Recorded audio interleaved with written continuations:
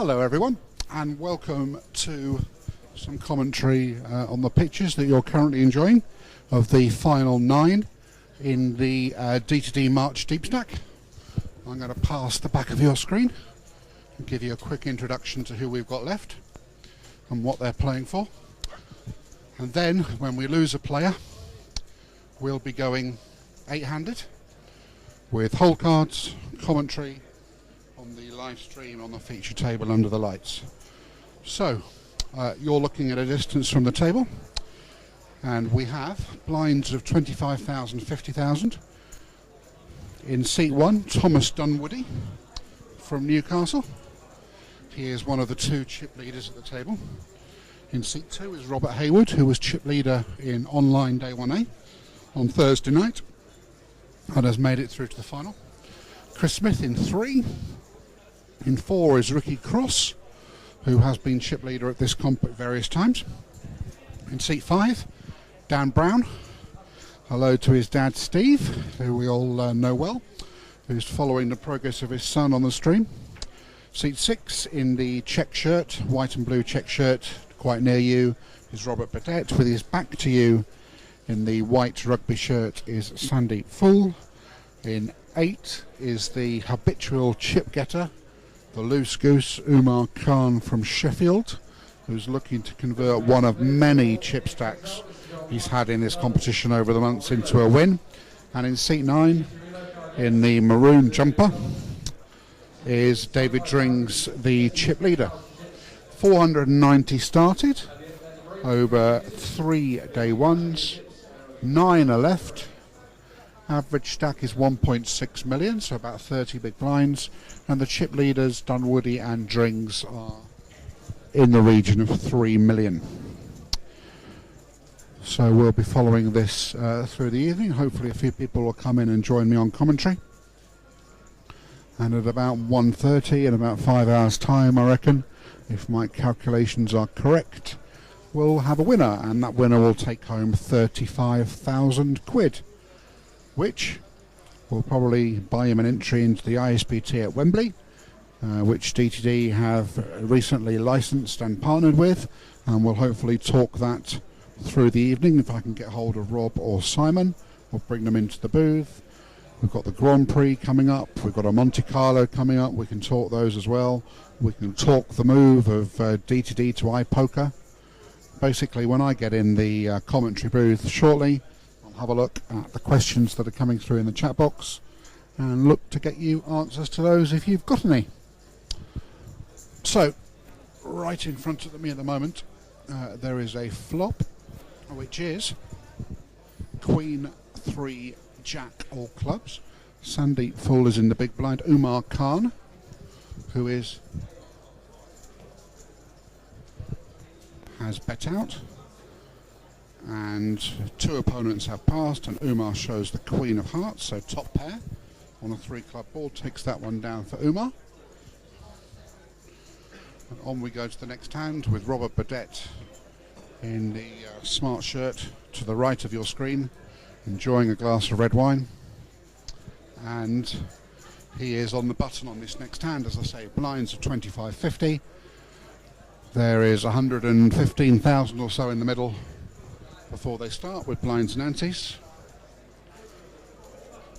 Busy atmosphere here in the club with the incredible 100 that started at 3 o'clock taking place in the background. There are currently 42 left in that on 5 tables, and the 25 freeze out tonight's got 191 runners, I believe. My eyesight's not what it was. Oh, it could just be that I'm tired. Ricky Cross has raised this hand, and it's come 5-6 Jack Rainbow. He is in hand against Umar in the big blind. Umar is checked. 130,000 from Ricky Cross. Umar has check raised to 300,000, and Ricky's gone all in for about 700,000, so the dealer's about to count that up. So the flop is 5-6 Jack. Ricky Cross has bet the flop, Umar Khan has check raised him, and Ricky has moved all in. And the decision's now back on Umar. So this is the first big confrontation I've seen nine-handed. 5-6 Jack. I'm going to ask Dan to wave to his dad. There we are.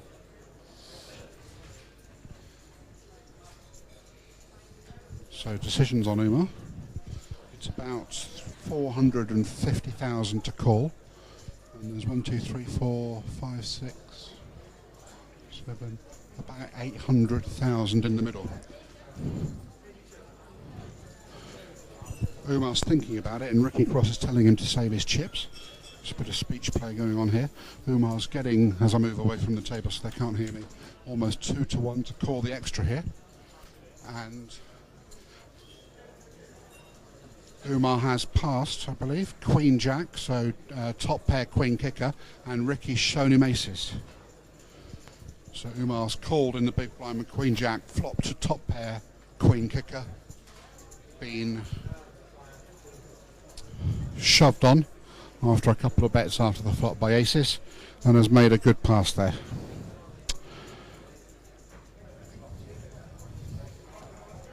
Ricky and Umar are now dissecting the hand together. On we go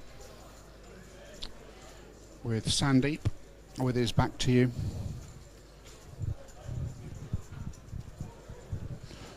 On the button, Umar in the small blind and David Drings in the big blind in seat 9 to the right of the dealer.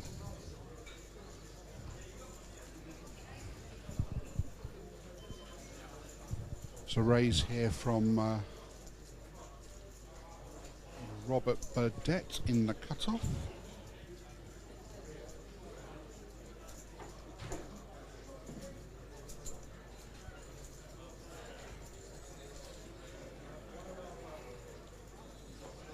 And he takes that one down uncontested. So on we go. Short stack at the table.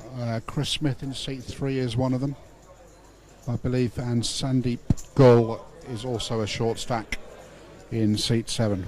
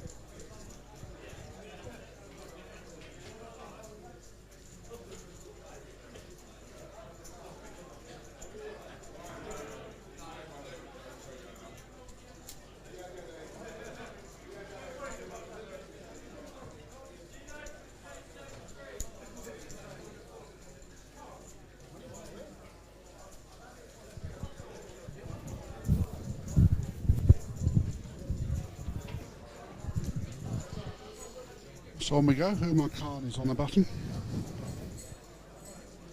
Blinds go up in 11 minutes time. 30 big blinds each on the final table. Reasonably short, nine-handed.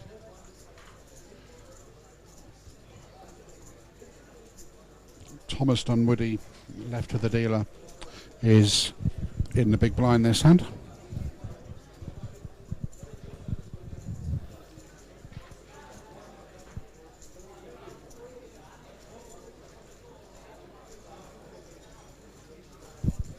Folded round to Sandeep in seat 7 in the cutoff. Looks like he's reaching for chips.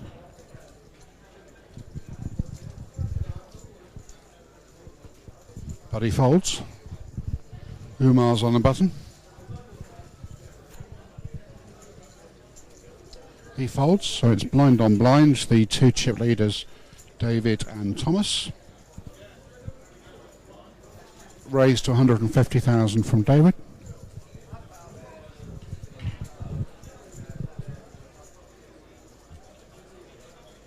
And Thomas passes. On to the next case.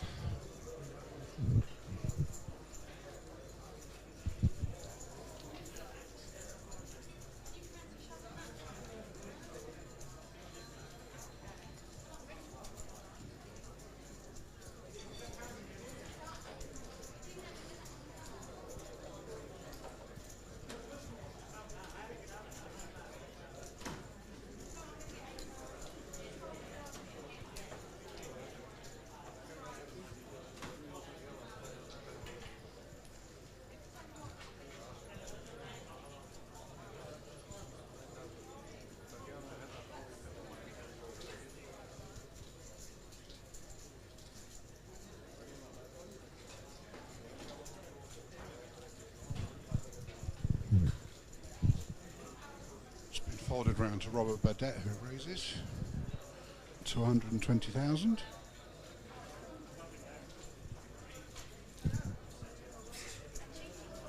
Folded to the blinds.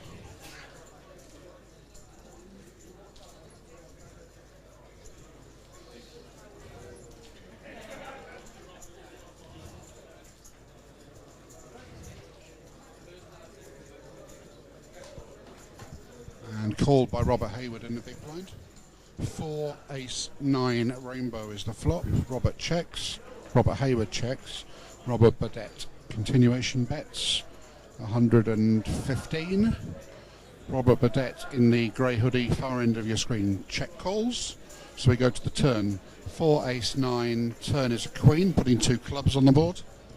Check, check. River is a red deuce. 4, ace, 9, queen, 2, check, check. Pair of 5s for Robert and a pair of 7s for Robert Burdett. Pair of 5s to the big blind, pair of 7s for the initial raiser. Takes that one down.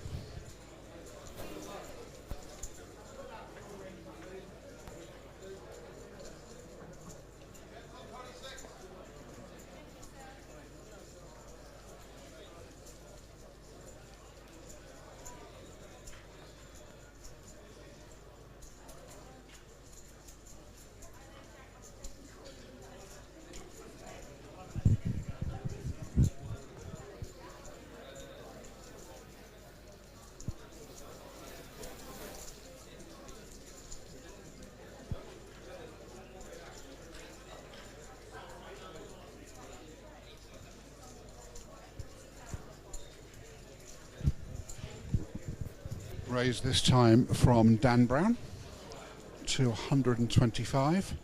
Umar has called.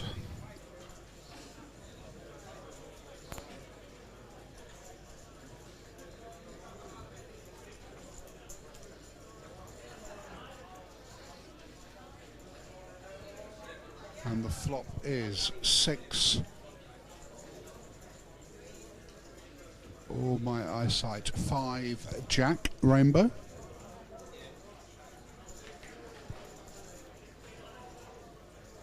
Daniel Brown reaching for chips.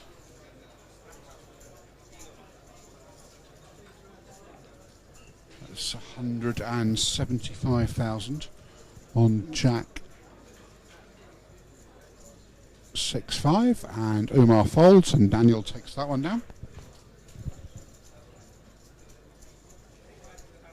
Although numbers down, once playing 1-1 hold, this makes both the chips to get to the start table for you.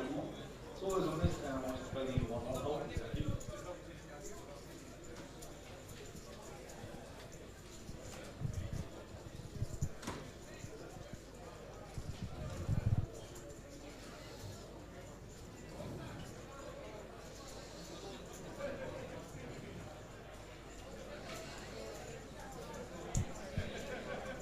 With Ricky Cross in the big blind for 50. 5 minutes away from a blind increase. It's been folded round to Umar. He folds, David Drinks folds, Thomas Dunwoody raises in the cutoff to 125, and he's called by Robert Hayward at the button, so the action's on the far end of your screen as we're looking.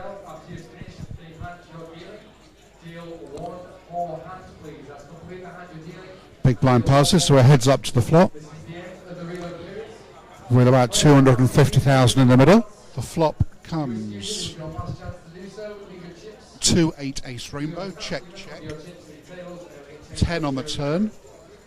Dunwoody bets, Hayward passes, Dunwoody takes the pot.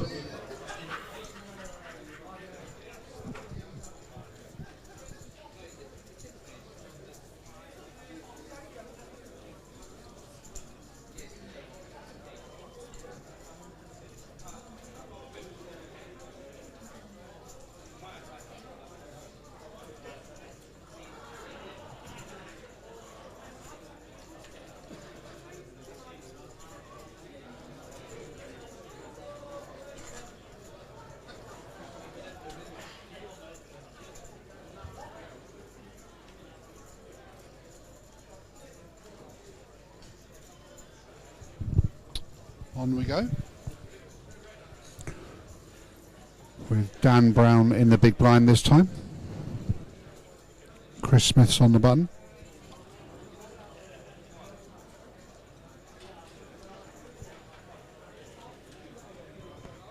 Umar Khan raises.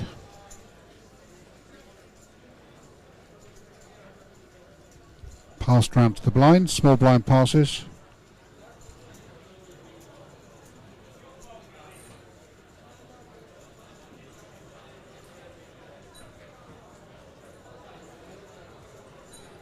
Big blind passes, Umar takes another one down.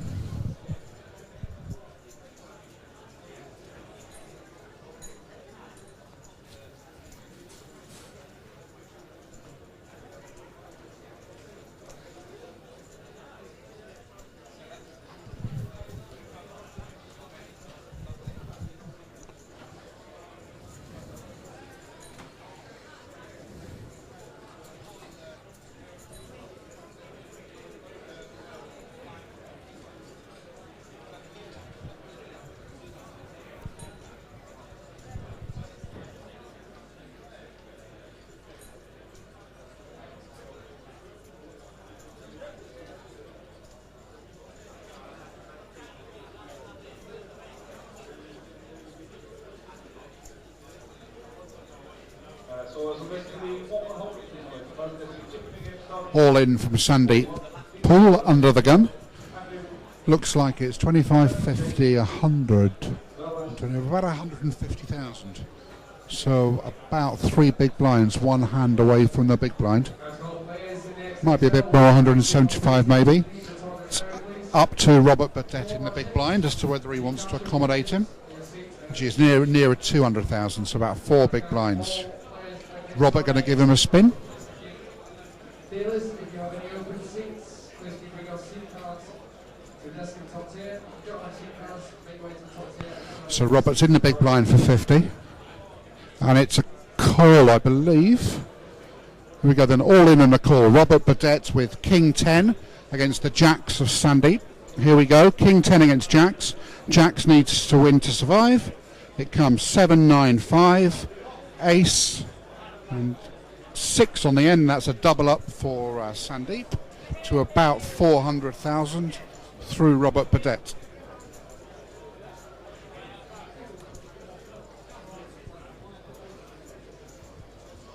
And suddenly, as one of the fields in the other comps goes on a break, the table is surrounded.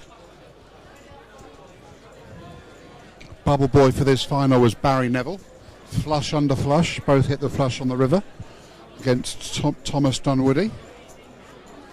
He wasn't very happy, but he obviously did fantastically well, 10th out of 490.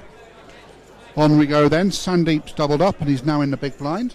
Jack's under the gun, down to 4 big blinds, very, very nice. We'll see when it holds up.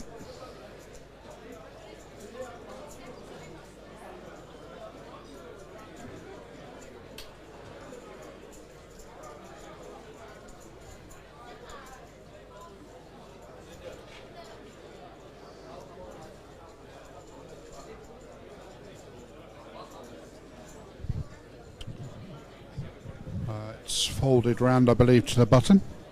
Who's Dan? Blinds are up next hand to 30,000, 60,000.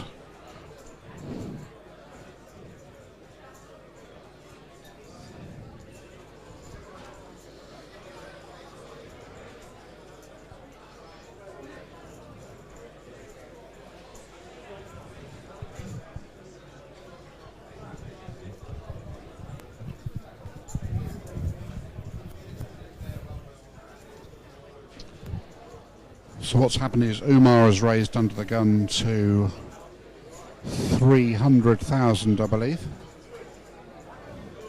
And the action is on Dan Brown on the button.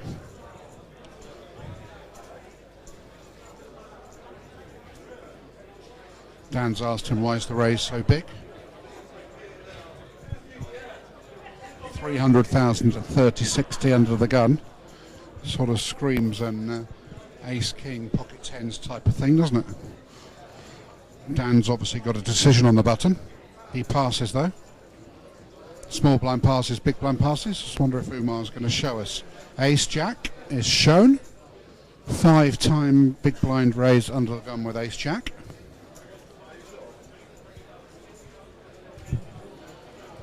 And on we go. 30,000, 60,000. Average is 1.6 million. So the average is 25 big blinds or so.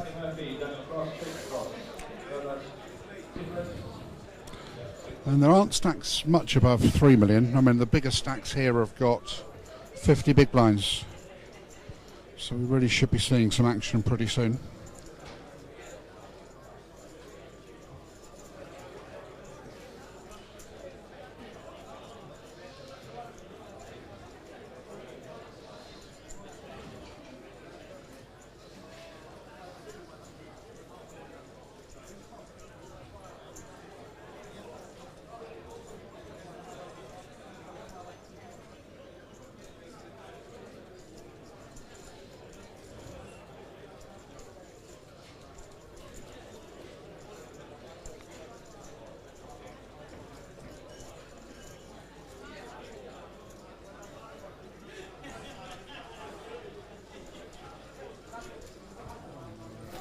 That was a raise from Rob Hayward at the far end, and he takes it down uncontested.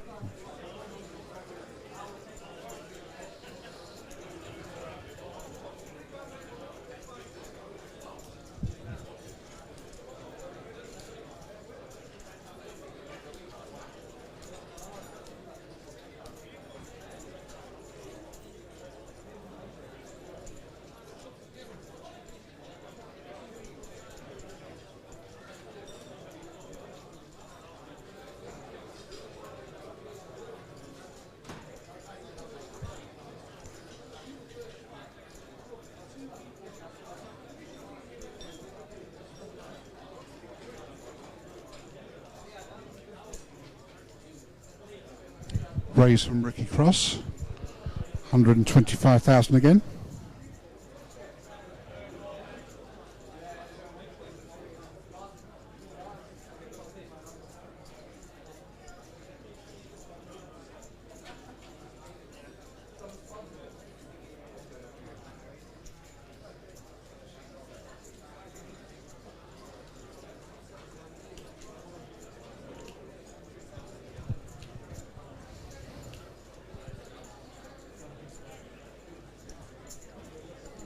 No action for Ricky with that raise. Another pot uncontested. 180,000 picked up every time he takes the blinds in the antes, which is 10% of the average stack. So well worth raising, stealing, being active.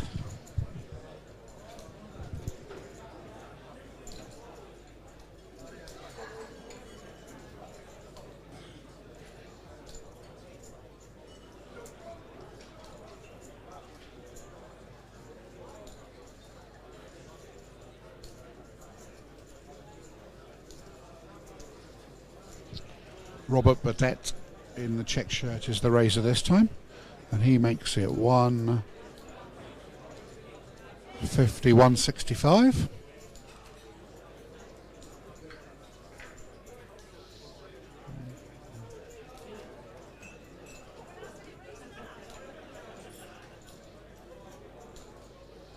Passed by Umar.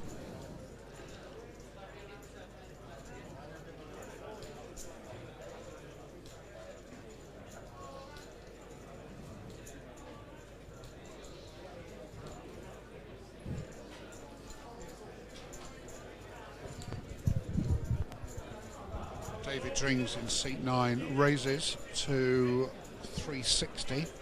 So 165 is the initial raise from the right of your screen. From the very left of your screen, 365 is the 3-bet. Action back on Robert Burdett. And he passes. And David takes that one down. And he's now on the button next hand.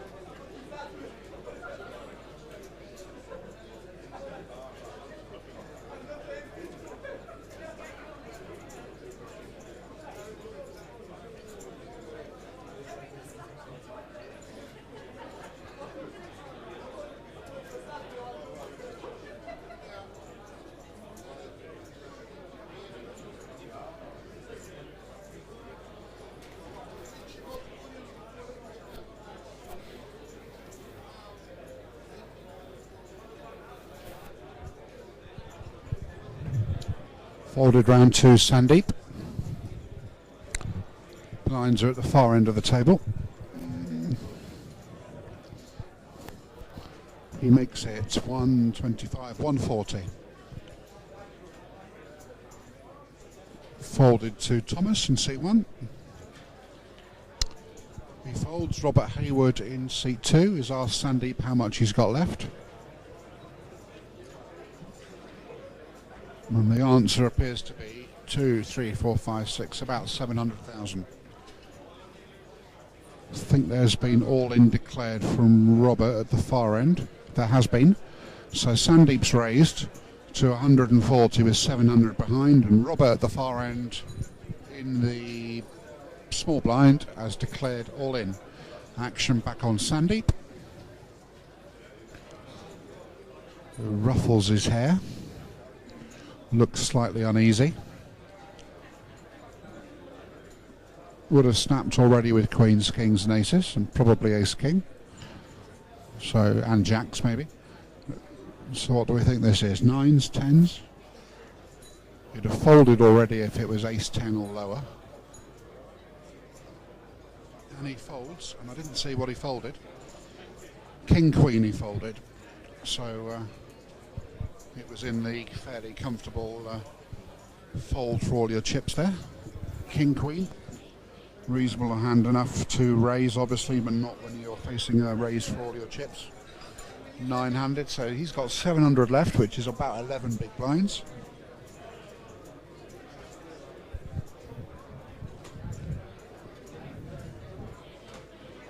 He remains stands alongside seat 3 as the two short stacks at the table, despite his recent double up. Ricky Cross is now in the big blind.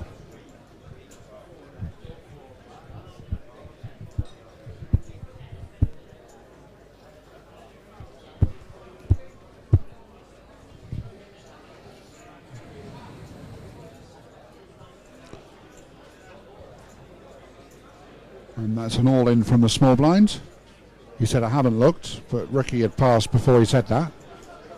So that was a shove blind, and I believe him, he didn't look. Ricky had passed before the shoving chips had hit the felt.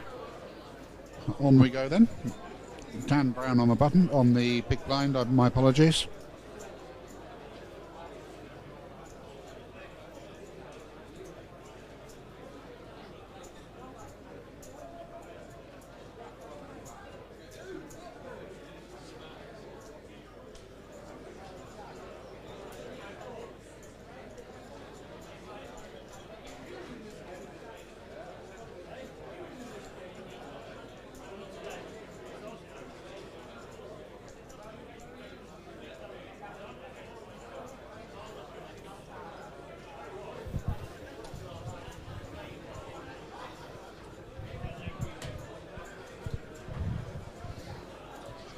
Umar takes that one down with a raise pre-flop, no action.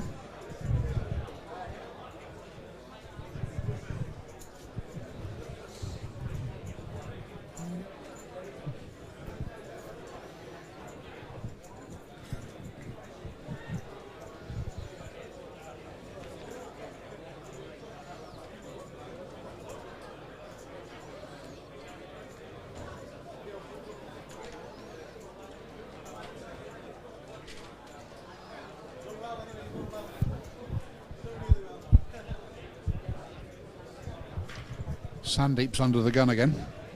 It's getting to that stage again. He can probably go through the blinds once, maybe twice more. Anyway, it's folded all the way round to the blinds. Daniel Brown's in the small blind.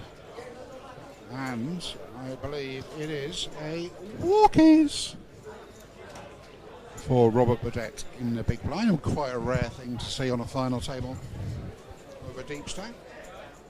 Not the most aggressive table that you'll ever see, I must admit.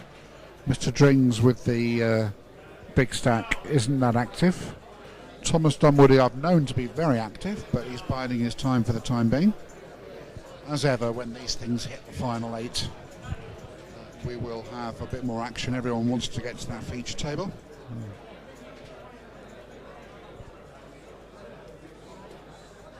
All those running in the XXL, we go back to your seats, please. Top break went 2 minutes. All those up till 25. Those been broken.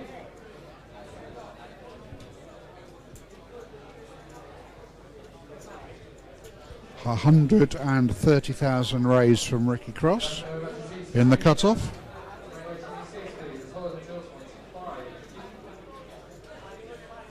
Daniel Brown raises 3 bets, all in, I believe. Yes, all in.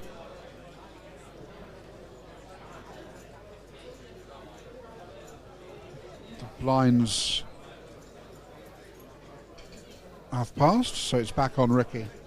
The all in is 3, 4, 5, 6, 7, 8, about 900,000. So the opens to 130, the button shove is for 900 from Daniel Brown, and Ricky is currently contemplating. He's asked for a count, I believe.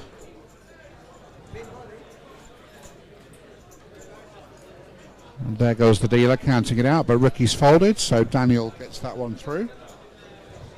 Much to the relief of the Brown family, somewhere in the Midlands as I speak, hunkered around their laptop, watching the progress of the prodigal.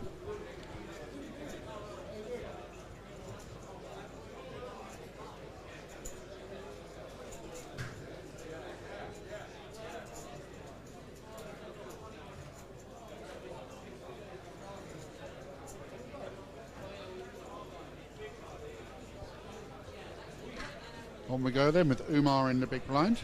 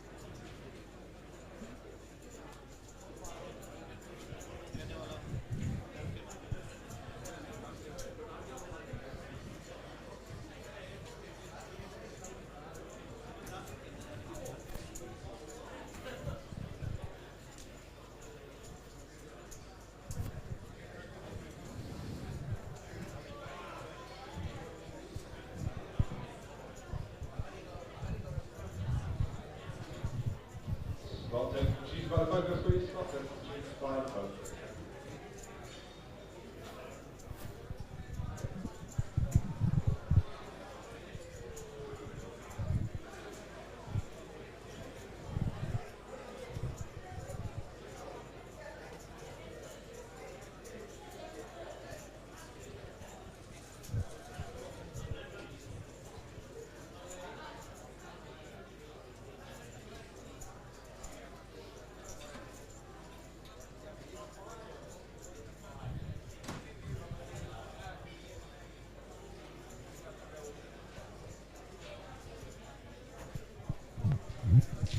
Umar Khan has raised in the small blind and David Drings in the big blind has called.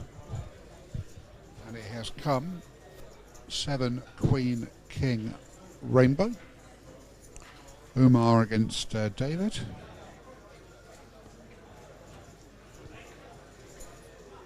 Umar leads for 225,000.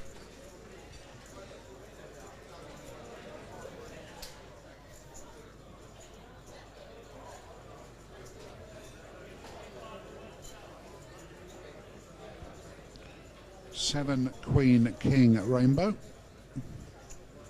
225,000, and that is a raise to 425. Umar passes, David takes that one down.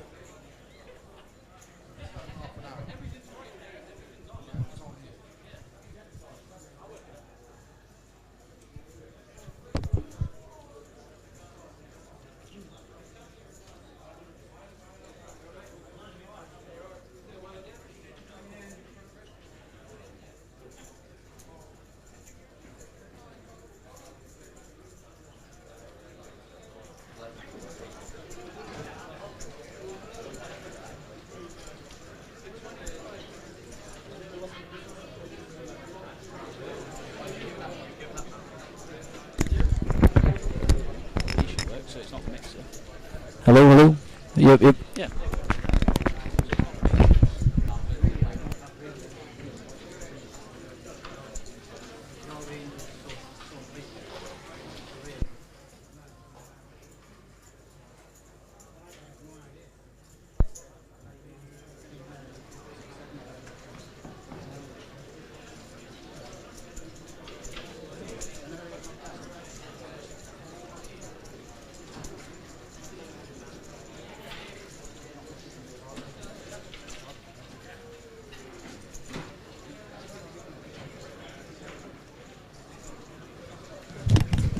Keep testing it in there.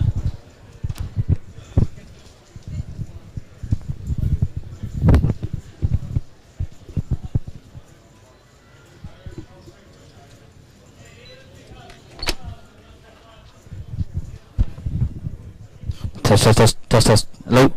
1 2 1 2.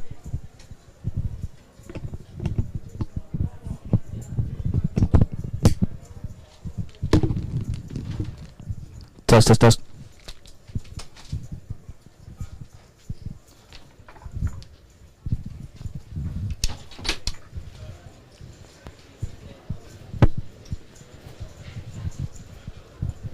Try it now. I can hear it all in there now. But I'd say try it out here and I'll tell you. Hello everyone. I think I've just been commentating for half an hour and you haven't been able to hear me. And fortunately someone pointed it out to the people here who've hopefully fixed it. It was all right at my end. Anyway, I don't know. We'll see.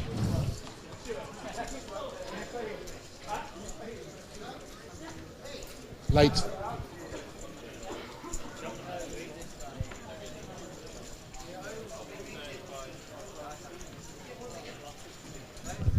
was going to interview for people. That's all I meant. So, we're still nine-handed, as you can tell. The short stacks are seat 3, Chris Smith, and seat 7, who's not currently at the table, Sandeep Full. Chip leaders are seat 9, David Drings, and seat 1, Thomas Dunwoody. Blinds are 30,000, 60,000. Average is about 20 to 25 big blinds. 35,000 for first. And we are the best part of an hour into nine-handed play. Sandeep's doubled up with jacks against King 10 when he was very short. Umar's been smashing around like a gun. Veteran of Sheffield rebuy tournaments is Umar. He likes to get them in. And we're waiting to see who we're going to lose before we reach the feature table. I do hope you can hear me now. That's very frustrating to be talking away on the way to a lost voice oblivion. And then to be told that none of you can hear me. Which I doubt you're complaining about, but obviously the camera is a bit far away at this stage, so it's nice to know what's going on. 180,000 in the middle in blinds and antes before we start every hand. I believe there's been a raise from Umar Khan. Indeed there has. And it's folded round to the big blind, who's Ricky Cross. Ricky won the biggest pot on this nine-handed final so far, with aces against top pair queen kicker, shoving after 2 bets on the flop. There are, I believe, 5 of these players still in contention for the Monte Carlo last longest, which was given to all those who won a seat in the online satellites for this event. They are seat 9, David Drings, seat 6, Robert Burdett, seat 3, Craig Smith, seat 5, Daniel Brown, and seat, if I can find him, 2, Robert Hayward. So 5 of these players can win a 1,100 quid entry into the Monte Carlo in the middle of April.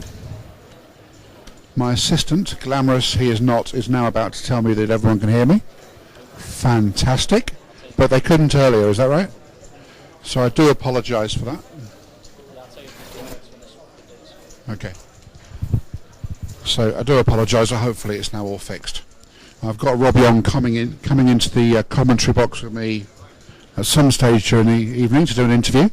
So get those chat box questions in on any subject you like. Grand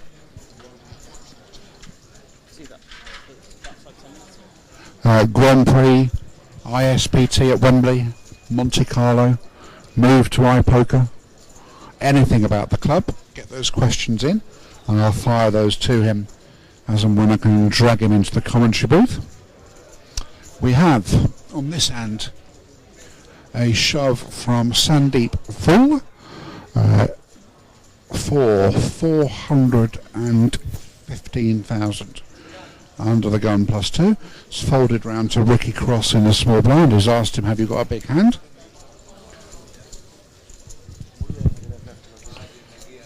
And Ricky's contemplating.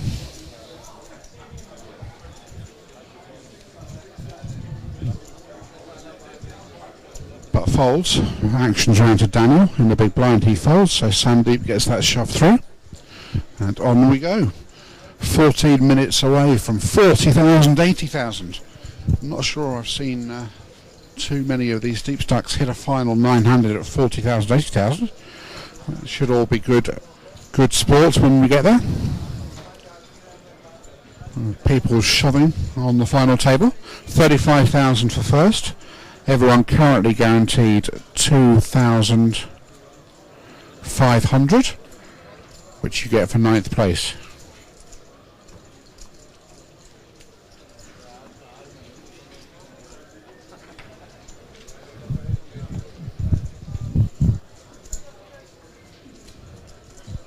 Sandeep passes. Umar, who's not the greatest fan of...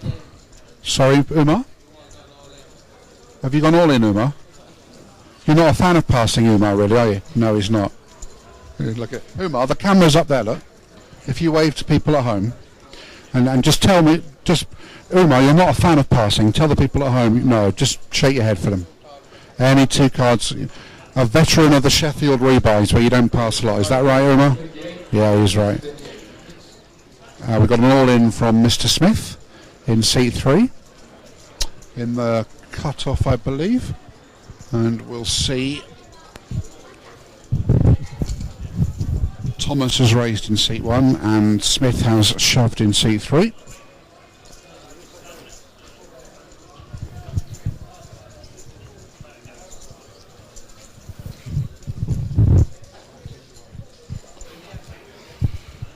So it's one for about 400,000 to call. And we can see that Thomas has got the chips to call in his hand. Thomas doesn't look particularly happy. And he's called though, so here we go.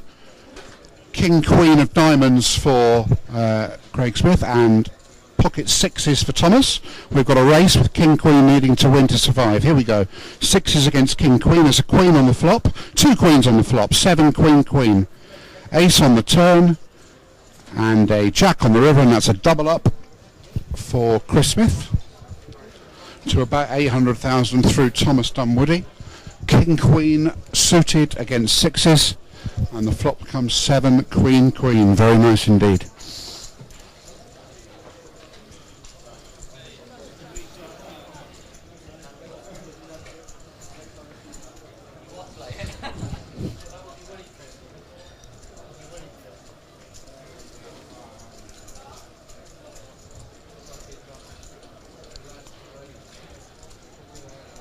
Well, I think this is officially the longest 9-handed I've seen on one of these finals as we wait for the feature table.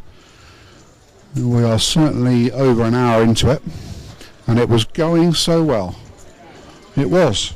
Early finish, I was thinking to myself. Back down the motorway for a busy day tomorrow.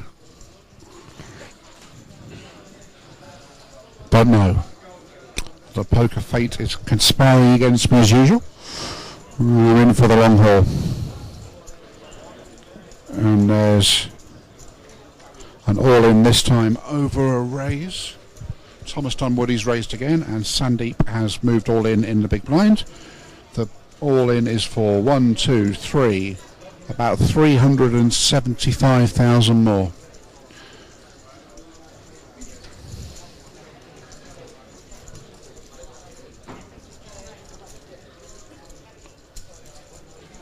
Thomas has just lost 400,000, doubling up one short stack. And these sort of things can have a impact on what you do the next time.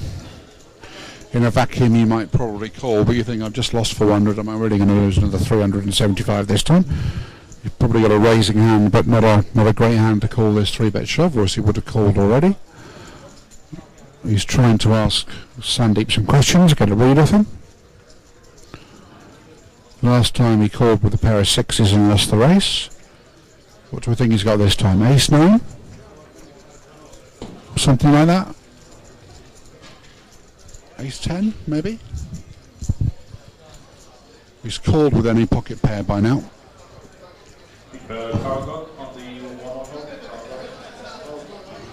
Dunwoody's from Newcastle. He's got a broad Geordie accent, and he calls, and here we go.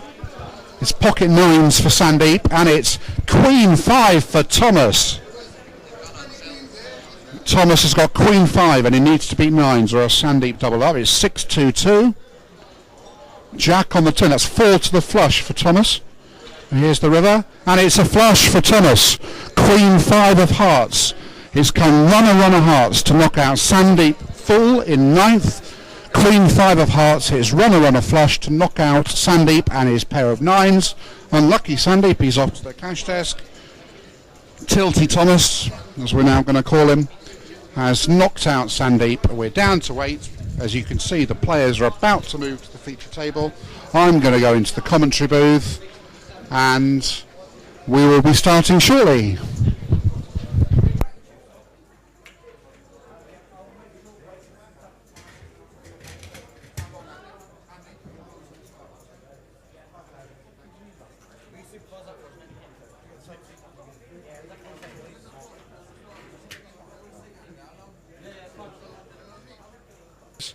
phones off.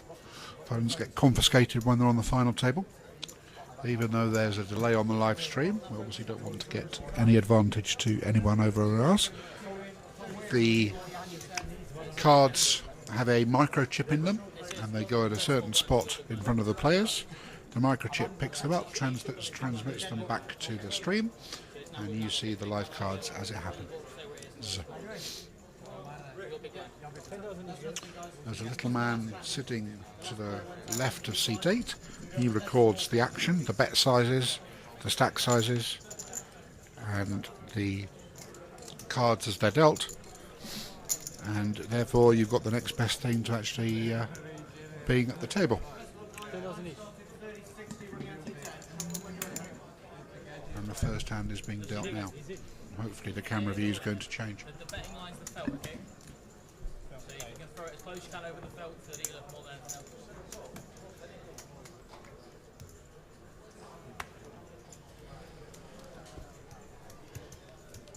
Here we go. So seat 8, David Dring in the plum jumper is under the gun this hand. Umar Khan is in the middle of your screen and Robert Burdett is on the left. So that's seats 6, 7 and 8. Immediately we can see Thomas Dunwoody there folds, and Rob Hayward from Warrington in Cheshire, I believe, home of the Wires, has jacks under the gun plus 2, raises to 155, so about 2.5 big blinds. Ricky Cross is playing a million and has got a pocket pair in the hijack. Could be forgiven for 3-bet shoving here. Depends how he wants to play it. Quite an aggressive player, has had a big stack most of the day, but is one of the 2 short stacks here. Decides against it on the first hand of the final.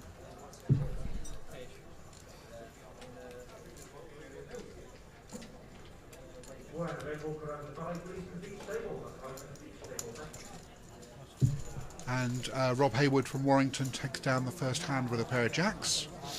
So who are the players at this feature? Thomas Dunwoody is the chip leader. He's got 4 million. He's in seat 1. He's from Newcastle. Rob Hayward, as we've already talked about, is from Warrington. He's in 2. Chris Smith in 3. He looks like he's a failed member of the band One Direction. He's from Clitheroe in Lancashire. Proper Lancashire accent, near Accrington, north of Manchester. He's in seat 3. Ricky Cross, we've just seen with a pair of 3s, is in 4. Daniel Brown, another Midlander, in seat 5, one of the short stacks, son of Steve Brown, who also plays here regularly. Seat 6 is Rob Burdett from Colchester in Essex. Previous best finish in a Deepstack, 53rd, comes every couple of months or so. Umar Khan, a Sheffield legend from the rebuy days, is in 7. Last passed a hand when Mrs. Thatcher was Prime Minister. And in seat 8 is David Dring there on the right hand side. Next hand, Burdett has got a suited ace on the button. And this is going to be popped up. 135, just over 2 times the big blind. This is the sort of hand that Umar likes to play. Well, he likes to play most hands. But Jack 8 suited in a small blind, lovely hand for Umar. But he's only got 1.1 million, 1.2 million here, so he hasn't really got the chips to be playing around as he did earlier. So that goes in the muck. Dring's got no hands, and Burdett takes that one down. On we go. No idea who's going to win this. Thomas Dunwoody, I know, is an experienced festival circuit player and has got the chip lead, so must be the favourite. Don't know too many of the others that well, I must admit. So let's see how they're going to be playing as the online numbers rise. 125 of you online. Thank you very much.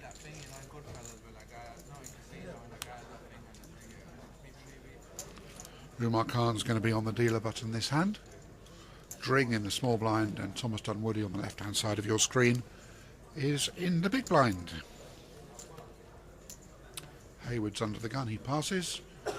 No hands on the rest of the table until we get to Umar on the button. King 9 of clubs on the button is where the action's going to be here. And obviously 2 very playable hands in the blinds, both from players that out-chip him. So Umar makes the perfectly understandable raise with a suited king to 210. Umar's raise sizes will tend to be bigger than many of the others at the table. Bit of an old school live pro is Umar. Makes it 210 at 30-60. That will probably get Mr. Dring to fold. And Thomas Dunwoody and his stack 150 to call into a pot of 380 against a loosey-goosey aggressive player. Minimum calling, possibly 3-betting.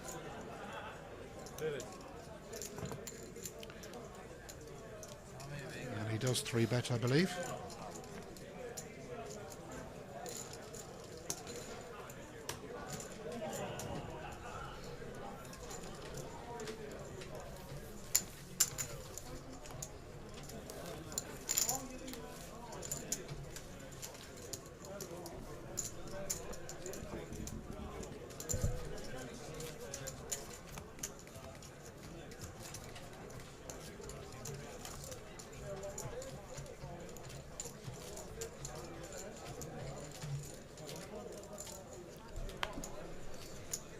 And I'm trying to follow the action and do the chat box, so it's all good sport.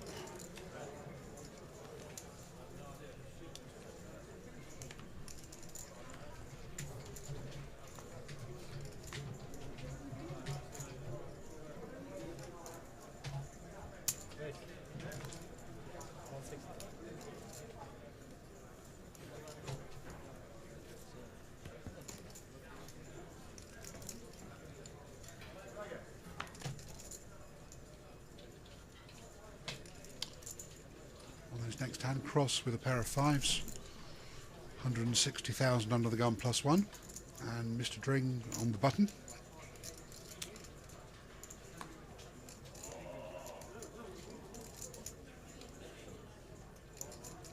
Dring is playing 2.2 million, and Cross has got 835 left. Dring calls in position with ace-10.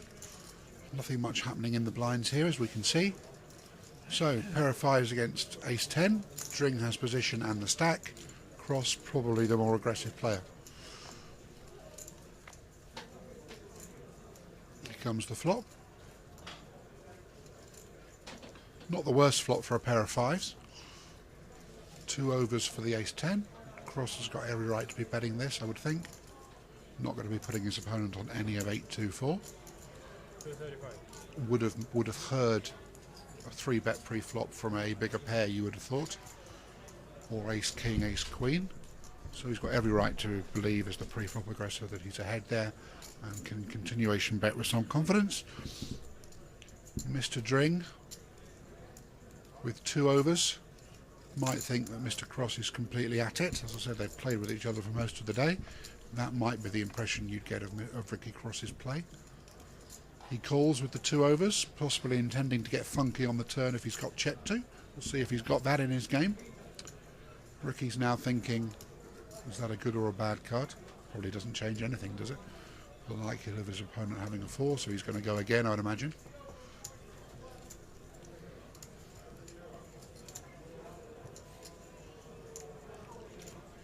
He's only got 600,000 behind, so he's got 2/3 of a pot bet behind. We can see that it's the right thing to be shoving here, but he's wondering what he's been called on the flop, isn't it? And indeed he checks. Now, is Dring calling with 2 overs on the flop and no plan, or is he calling to take it away on the turn? Well, here he goes. Doesn't think Mr. Cross has got any part of ace-2-4-4, and he has called on the flop to take the pot away on the turn. And that's a very suspicious looking 220,000 into 960. Cross is getting 4-1 to call, but it is 1/3 of his stack.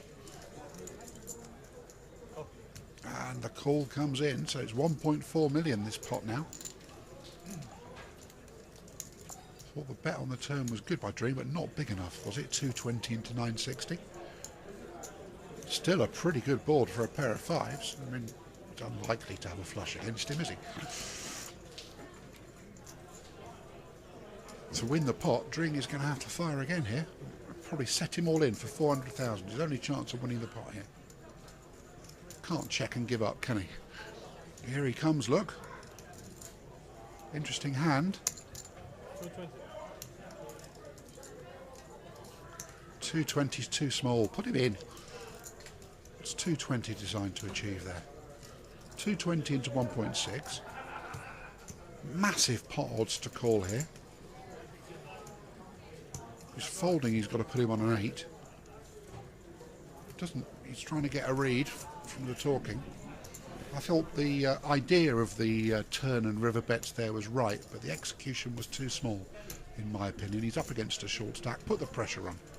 If you're going to call on that flop, you've got to try and win the pot down the turn in the river. 220's a bit small. Just put him in for 380. Now, Ricky, can you find the call? Would be a good call. Not the easiest call. In it goes, I believe. Fantastic. Good stuff, Ricky. He's got a virtual double up there, I believe. Yeah, he is. He's up to 1.8 million with that pair of 5s. Raised pre, bet 824, and check called turn and river. Whether he'd have check called the turn or river if he'd been set in is another question. Comments on the chat box. If you agree with me, if you disagree with me, who played the hand well, who played the hand badly. Let's get a discussion going. Well played, Ricky. 1.8 million pot with 2 pairs, 5s and 4s.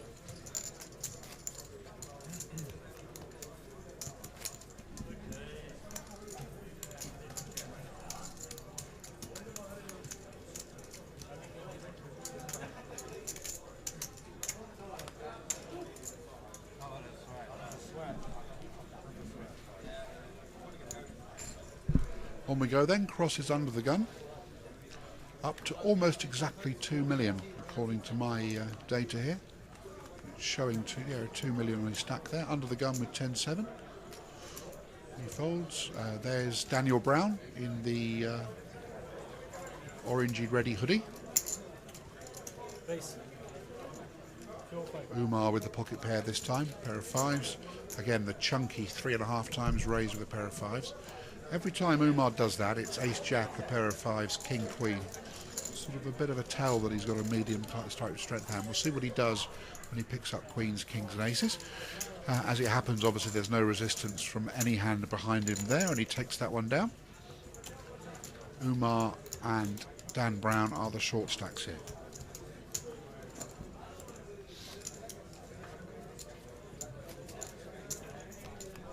Let's get this chat box going, huh?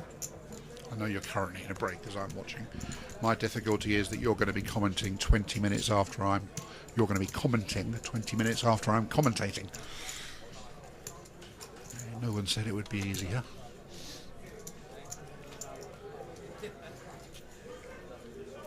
Just me, 5 screens, a microphone, 4 laptops, and a Diet Coke. Oh, and Gabby's back there. I didn't see her there. Just as well, isn't it? Oh, okay. So I do have company in here. Do you want to come and commentate with me, Gabby? Okay. She's declined the offer to sit next to me for 5 hours.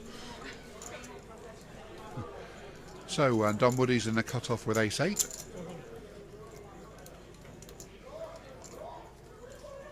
And he's made it 200,000.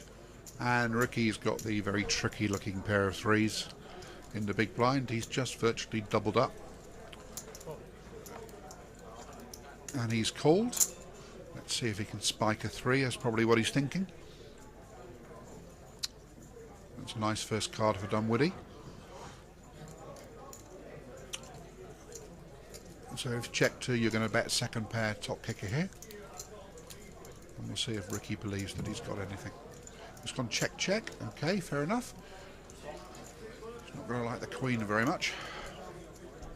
Obviously, we can see that Cross hasn't got any of it. Perhaps they both want to get down to showdown as cheaply as possible. Okay, I'm calling this hand completely wrong. I believe Dunwoody's bet. Yes, he has. So Cross has bet the turn. So he's been check 2, flop, flop. And Cross has bet the turn, and Dunwoody has called with third pair. That's a scary looking board for both of these hands, isn't it? Cross has had one go at winning the pot and has given up. Presumably Dunwoody will check this time as well. Got a bit of showdown value there, hasn't he, with a pair?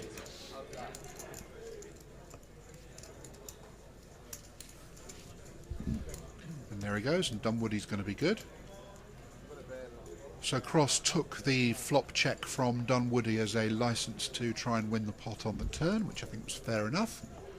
Every right to think you're ahead once you've been checked on the flop. Once he was called on the flop on the turn by what was then third pair, there was no action on the river. Cross didn't want to throw good money after bad, and Dunwoody takes that one down, consolidates his chip lead up to 4.7 million, as we can see. Blinds are up to 40,000, 80,000, and so the average stack of, sorry, the lowest stack at the table of Dan Brown at $1 million is about 12 big blinds.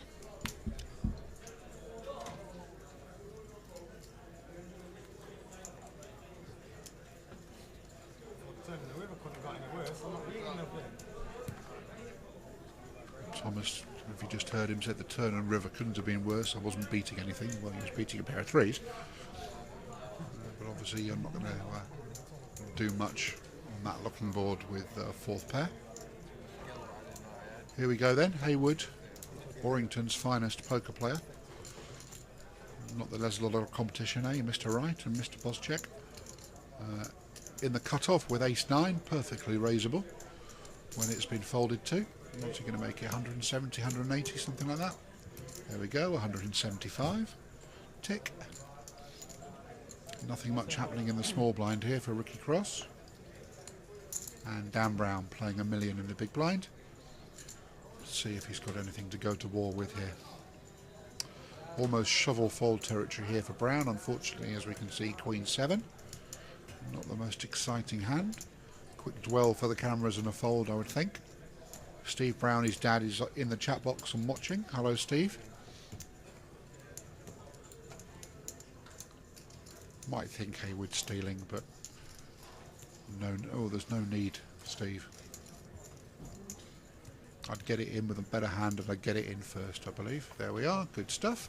Discretion is the better part of valor there for Daniel Brown.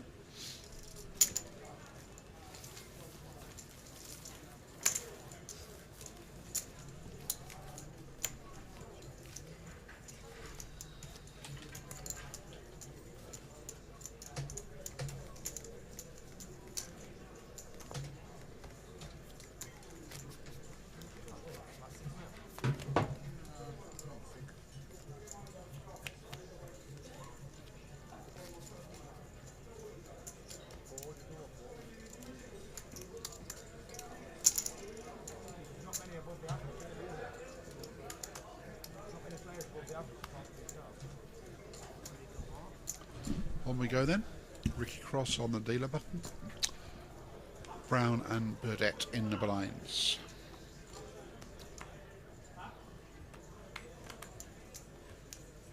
Square root of not a lot in any of these hands that we can see. Let's see if there's any aggression out there. Not so far, understandably.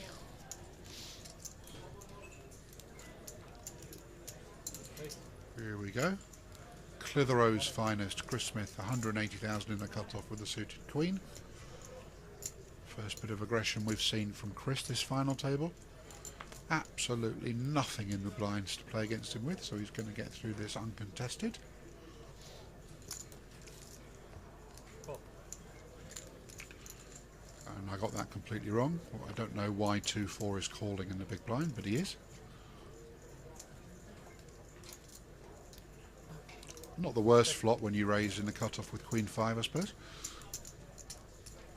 We'll see if Mr. Burdett's got a plan with 2-4. I'd mentally moved on to the next hand I had. Check, check, trap check from Queen 5. Unfortunately for him, his opponent hasn't caught up. It was quite difficult to catch up with 2-4 on 8-5-5. Burdett's given up on the hand, and Chris is going to bet small and hope his opponent's got enough of it to call. As we can see, don't understand why he's calling with 2-4 in the blinds. It's just losing a few more chips than you have to do.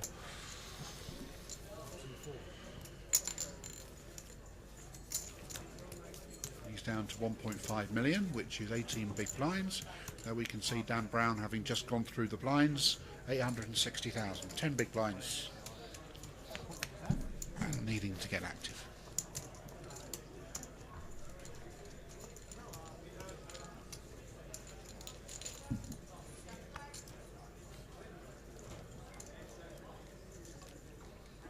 Five of these players are online qualifiers, and well, that's in the last longer for the Monte Carlo seat, the £1,000, $500,000 guaranteed event at Dusk Till Dawn in the middle of April. They are Mr. Drings on the right hand side of your screen, Mr. Burdett, who we just saw defending with 2-4, Mr. Smith, who just had the Queen 5 and flop trips, Daniel Brown, the short stack, and Rob Hayward, Warrington's finest. So one of those five will be playing the Monte Carlo on a last longer, so good luck to those five. Another pair of threes. King 9, reasonable enough, all in on the button for 860,000. Burdett, it's about half his stack to call. Not the easiest decision with a pair of threes. Probably thinks he's ahead, but almost certainly knows he's racing. You want to be first in with that pair of threes, not calling off half your stack with them. And indeed he decides against it. Umar hasn't got a hand. Dan Brown's got an awkward spot at the table because Umar is a fan of calling light in these spots and a fan of knocking out players. Relishes these type of situations. Umar would have called with a pair of threes. Hopefully we'll find that out if Umar ever gets a stack. But as we can see now, after the blinds and antes going into Daniel Brown's stack, Umar is the short stack.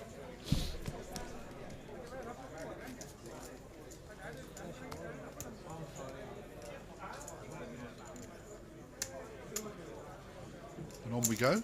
Rob Burdett on the dealer button. David Dring in the big blind. Thomas Dunwoody, 4.6 million, a big chip leader here, over twice as many as the rest of the nearest player to him.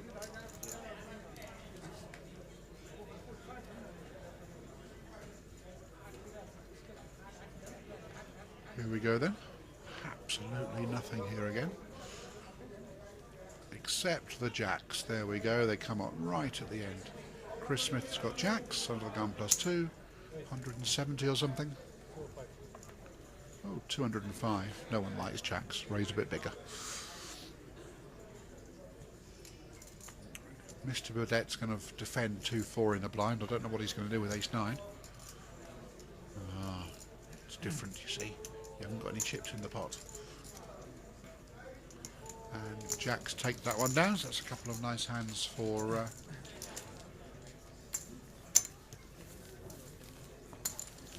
Chris Smith.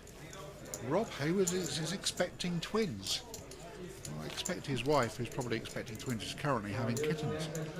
Watching him on the stream, going for 35,000. 35,000 would take care of the mother care bills for the first year for Rob, so good luck to him.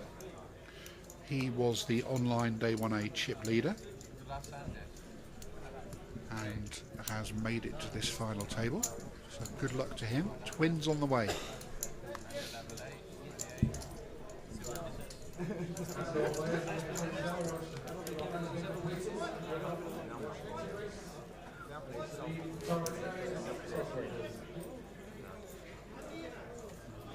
Let's see here. Another pocket pair for Ricky Cross with a pair of threes under the gun +2. It's 40-80 of the blinds, so what are we going to make it here? 170 or something? 205 again, okay. Daniel won't be getting involved with Jack 9. A couple of playable hands around the back, but King Jack passes. Ace 6 passes in the small blind. There's nothing there for Thomas either, so a pair of threes takes that one down.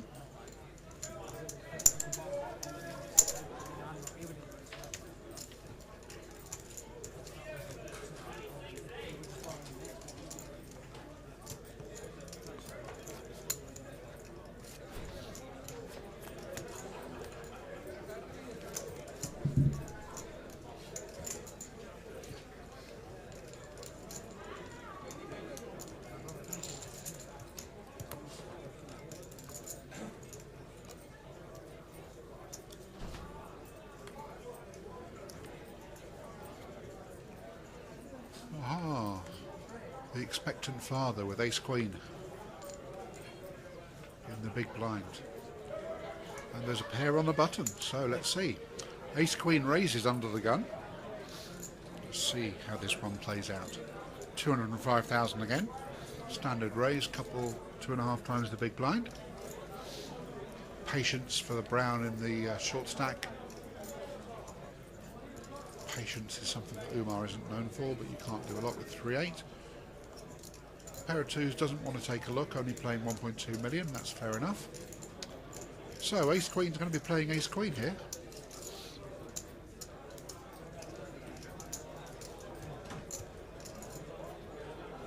Three bet. Here he comes.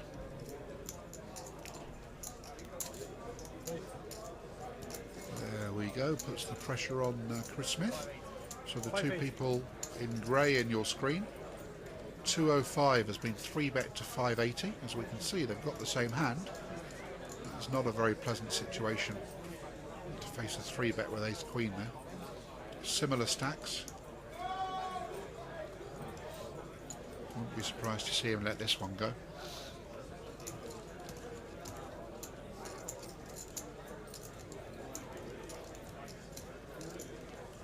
Got 20 big blinds behind.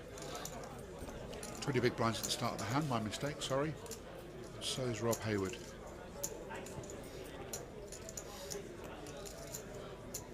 Mr. Twins against One Direction. Both with the same hand.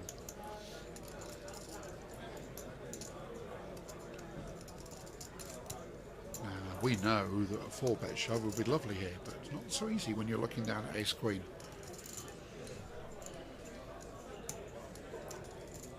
You're worried about ace king, worried about most pocket pairs. You know you can be dominated. I wouldn't be surprised to see him fold.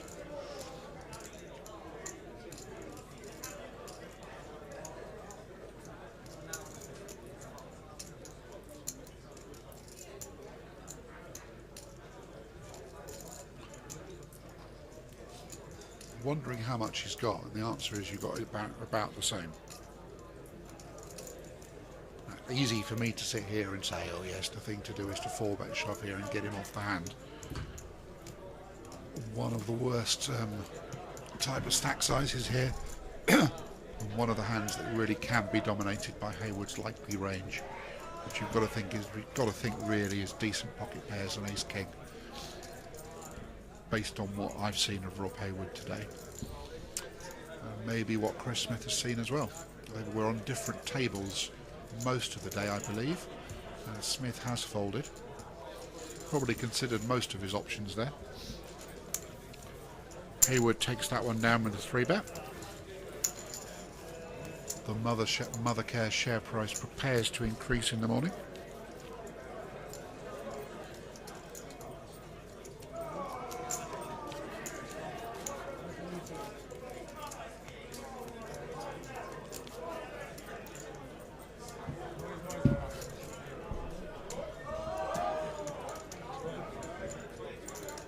So on we go then.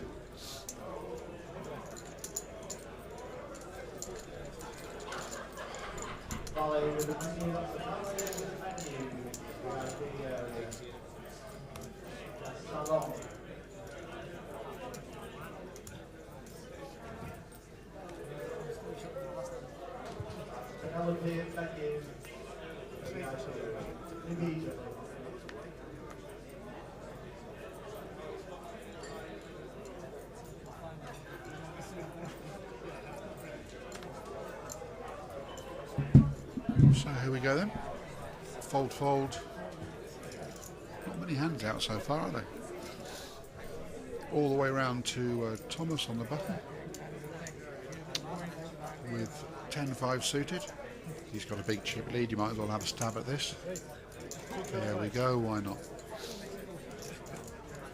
225, button steal. Hayward and Chris Smith are too busy chuntering to each other to get involved, and Dunwoody picks up the blinds and the antes.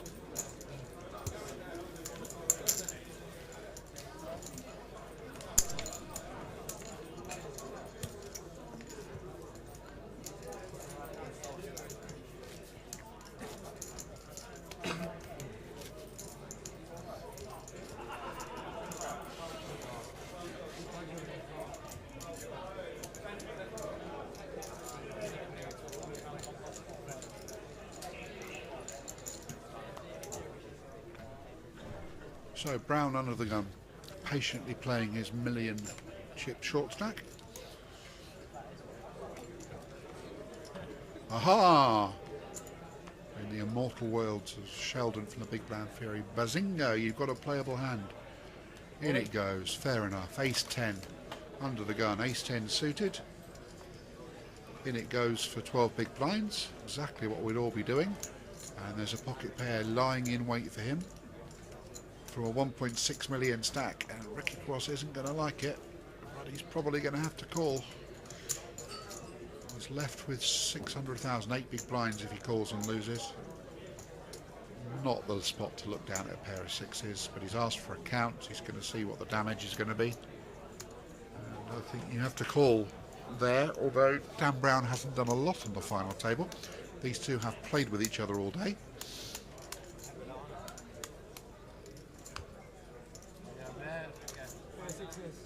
Is that all in and call? I believe it is. It's not, it's a fold, is it? Well, I'm waiting for the graphics to catch up. He folded a pair of sixes, interesting. I wonder what the range of where he's calling there is. He's calling with a pair of eights, do we think? Perhaps even calling with a pair of sevens. Perhaps six was a bit too low. I'm a bit surprised he's folded, really. What do you think about that one? Pair of sixes, an easy fold there? Worried he's dominated? Knows at worst he's racing, I suppose. But if you want to win tournaments, don't you have to call in those spots? Rhetorical questions for the 150 of you watching there. By all means tell me I'm wrong, but my instinct was that sixes had to call in that spot.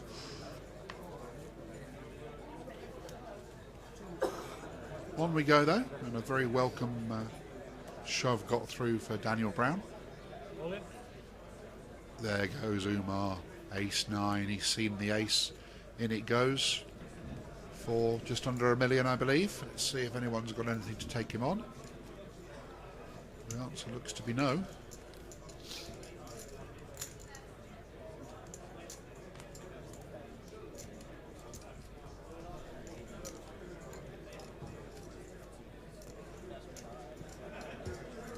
And indeed Umar gets that one through. So he's found enough to hold his ship steady through the next round of the blinds and antes that are coming up in a couple of hands for him.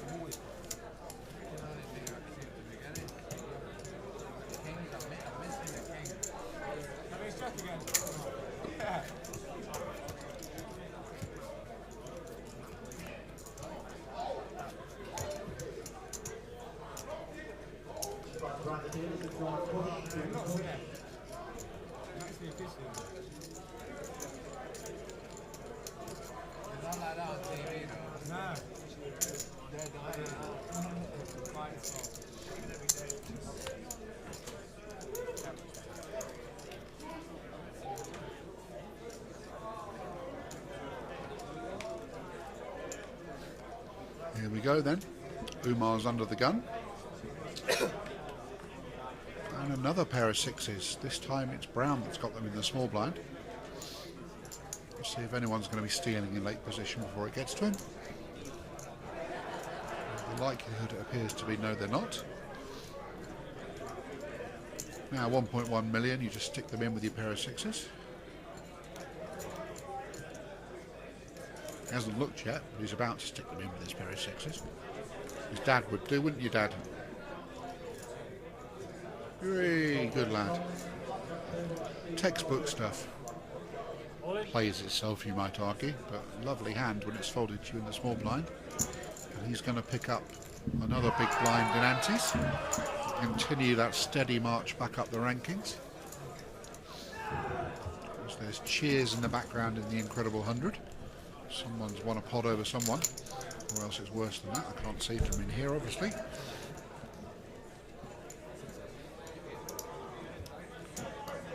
Get talking in the chat box, please. I'm in here on my own. You can talk to me.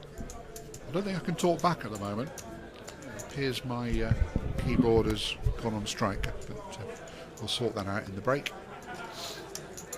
Who do you think's going to win then? Who do you want to win? What do you think of the plays so far? Not a lot. It's been pretty steady. There hasn't been a lot of confrontations because there haven't been big hands out. But pretty reasonable standards so far, I would say. Here we go then. Dunwoody is a card dead chip leader at the moment. Look at this. Absolutely nothing anywhere. That's live poker for you. Hand after hand when 8 people have got nothing. Now, you've picked up the blinds and antes a couple of times. Good lad. Suited king on the button. You're going again. Ooh, Umar. Wishes he had 5 million so we could call that, I think. So well done, Daniel Brown. On we go. He's up to 1.5 million now, so that's 50% added to his stack with 3 uncalled shoves.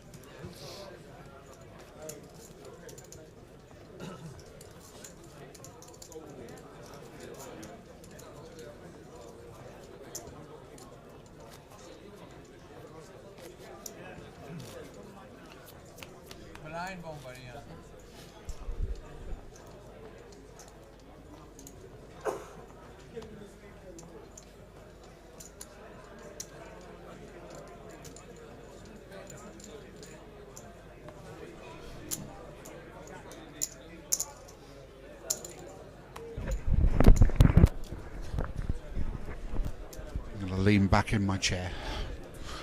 Take the microphone out of its holster. I think I might be here a while. It's 10 o'clock.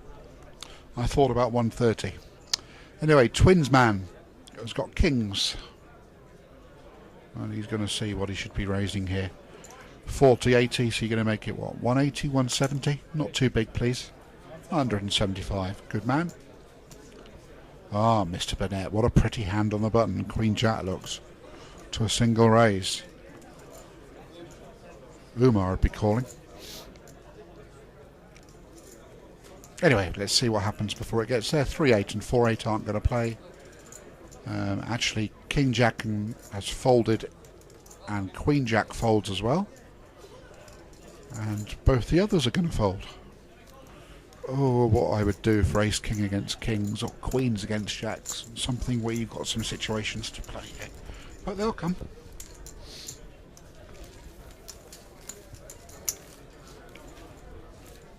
So 2.7 million for Mr. Hayward, who is second chip leader here. And hunting for the ivory and diamond encrusted double cot that he will be buying once he binks the 35 grand for winning this.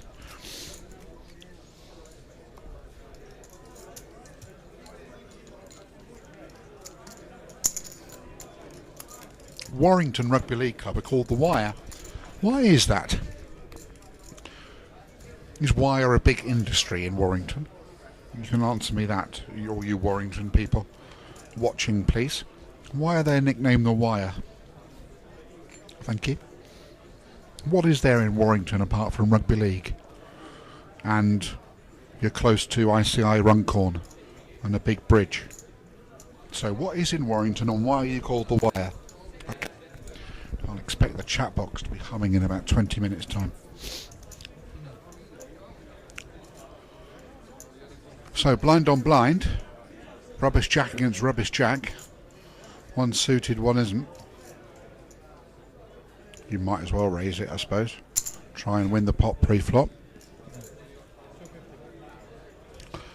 I think David has raised. He has indeed. Looks like two blues in there. The blues are 100,000 each. And he takes that one down, understandably.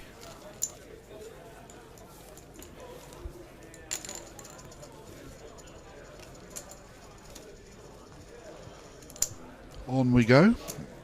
40-80. Next person out 3,400. The winner 35,000. And there are the chip counts. 11 big blinds for the short stack. Umar from Sheffield. And Mr. Dunwoody as yet unchallenged at the top of the rankings.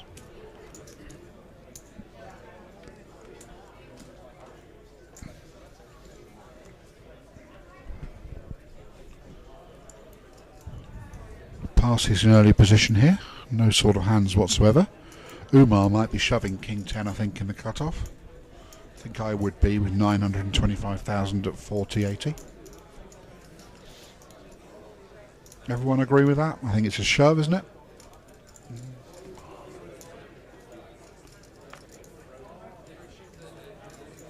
And indeed he has.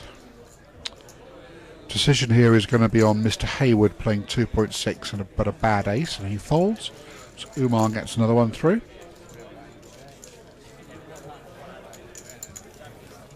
Up to 1.1 million.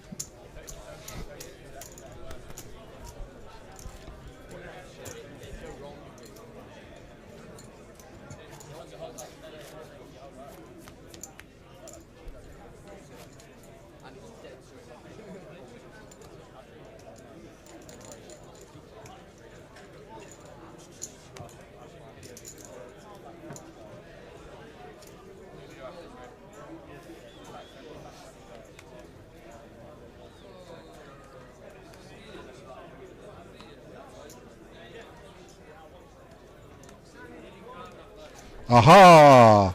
Eights, queens and tens. I'm fist pumping. Good luck, everyone.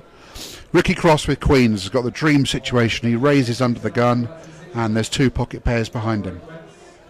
Now, Mr. Brown, you're playing 1.4 million. Good luck, sir. No one could forgive you, could say you're doing anything wrong. Wrong expression, sorry. If you shove tens in here. Good luck, sir. Unlucky to run into queens. Umar with the short stack and a pair of eights. He can pass. He's lucky that Brown's got a pair of tens there. So, Mr. Brown, Daniel Brown's going to have to get unlucky here against Ricky Cross, or else we're going to lose our first player. Good luck to both of them. Cross is basically all his stack to call, but you can't fold queens. And good luck both. Unlucky, Mr. Brown, to run into queens there. Unlucky. Good luck to them both. Two black tens against Queen Queen. Here we go.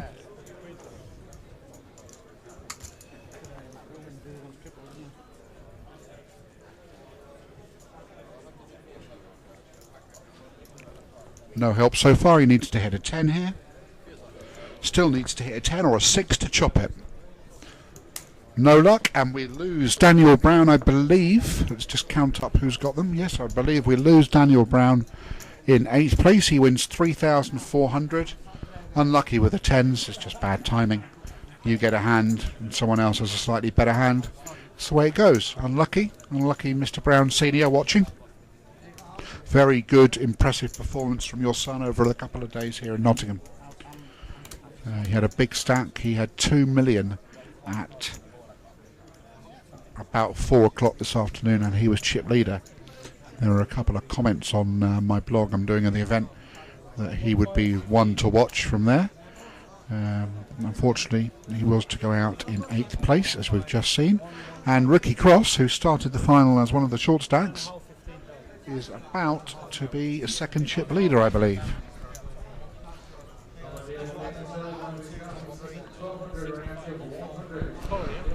And that's Mr. Brown, unfortunately, out of the last longest, so we're down to 4 of the 7 remaining for that.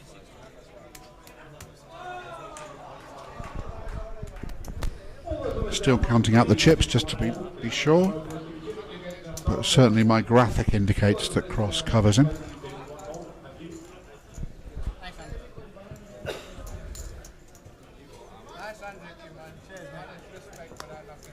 Cross up to 3 million then. First real challenger to Mr. Dunwoody. One good hand away from the chip lead maybe. So 7 left, and the money now jumps up to 4,200.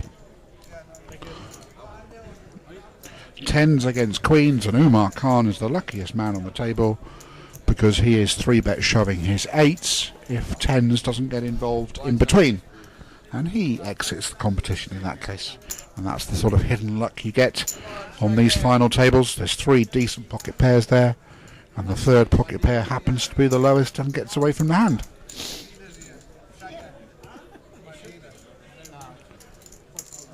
A bit chatty now that we've lost a player at the table. A bit of the tension is relieved.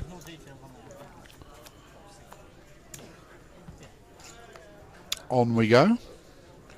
Ricky Cross is in the big blind this hand. Chip leader's got ace queen in the cutoff. And we'll see. King 10 is a fold, but whether 3 million makes him do something different. We're going to get a steal from Jack 9 in a hijack, it looks like, before we get there. 225. There he goes, and Mr. Dunwoody might be making it 550 or something. 700. 700. Wow, I'm a bit off with my sizes tonight, aren't I? King 10 obviously gets away, and Jack 9 is going to get away as well. Nice try, Mr. Dring. Bad timing.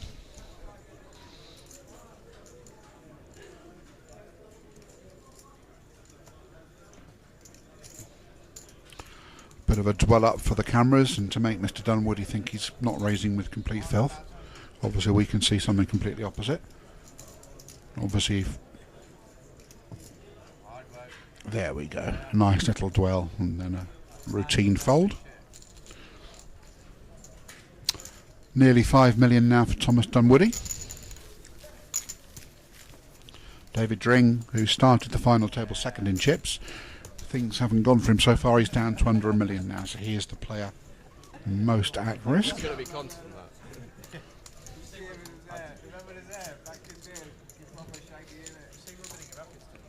that.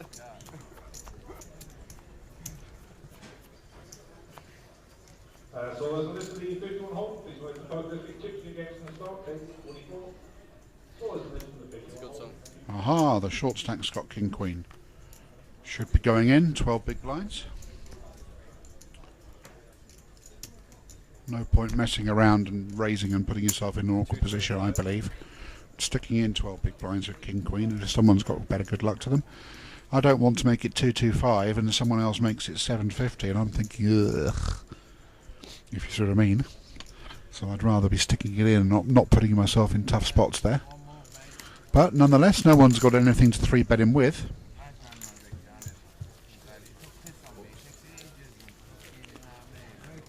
Chris Smith has a slight look of Beckham, is that right? I'll have a look at that. Thank you, Stephen. Where are the out of position floats? Well, it's not that sort of final table, is it? Wait for the Monte Carlo for those.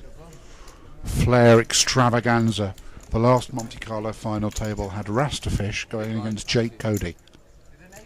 It couldn't have been a bigger clash of styles than, and I'll let you feel that one in at home, tremendous to watch it was. Rastafish got the better of him in circumstances that you might regard as fortunate, but you'll get all sorts on the Monte Carlo final table. You tend to get a bit less of the fruity stuff on a deep stack final table, but nonetheless. Umar Khan, King Queen suited in the big blind. The chances of him passing this are like the possibility of me winning Slimmer of the Year at Weight Watchers. But unfortunately for him, he got a walk in the blinds, and he shows King Queen in frustration. He wasn't passing that at any point in the hand. But a very welcome walk nonetheless. And the remaining 7 prepared to do battle again. Once the dealer has riffled and cut, and here he comes. You put your ante in, please. Separately. I'm going to change. Small blind, please. Well, the graphics are frozen, I'm afraid, as you can see, but hopefully they'll catch up in a minute. Yes, here we go. Thank you. Short stack's got a suited ace in the big blind. Let's see if someone tries to steal in front of him. So we can see not a lot's going to do it. Umar might be shoving. I think I might shove King 3 with 1.1 million.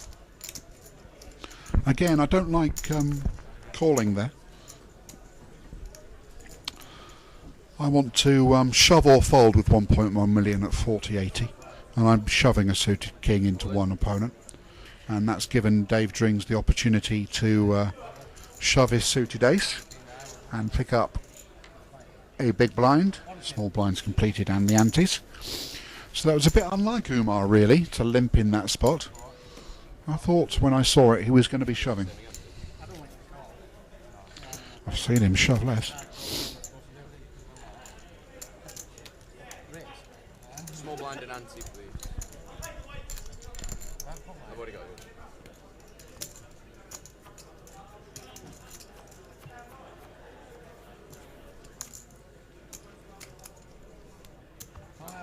dead honest. Fine, go Not ahead. reach. Who dares wins? Yeah, please. I'm all in. All in. Aha! Ace Jack suited on the button. Lovely hand to move all in with when you've got a million chips at 40-80. Nothing in the blinds to try and give him the double up. So Umar moves on. Love me as much as I love you. Blinds and antes. No, you tell me. You don't love me as much as I love you, eh?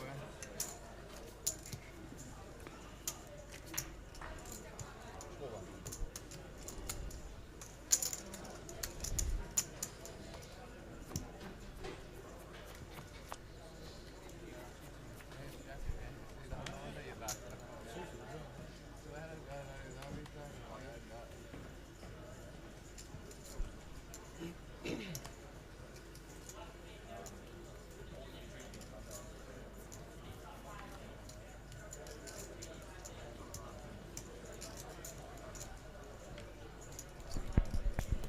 $1.2 million, so 12 big blinds, sorry, 15 big blinds.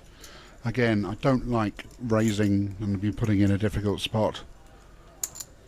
250. Shove or fold for me. I'm happy to shove. Tell me if I'm wrong. Nonetheless, no excitement in the blinds against him. If you make it 250 with ace-5 there, and someone makes it 750 in the blinds, you're absolutely hating life. I'd rather just stick it in. If someone's got enough to call, good luck to them. The chances are they won't. So, suddenly, the four at the bottom, Dring, Chris Smith, Umar Khan, Rob Burdett, are all between 1 and 1.5 million, which is 10 to 15 big blinds each. And presumably those four will be desperately hoping to ladder up a couple of places by not having to get knocked out ahead of the couple of the others who have to push. Mr. Dunwoody, who really hasn't done a lot apart from play his cards so far this final table, should be extracting a bit more pressure in my opinion. Not a lot you can do with 2-5 though, is there? 275. 275 with King Jack in the cutoff. Absolutely nothing to go to war with him in the blinds with, as we can see.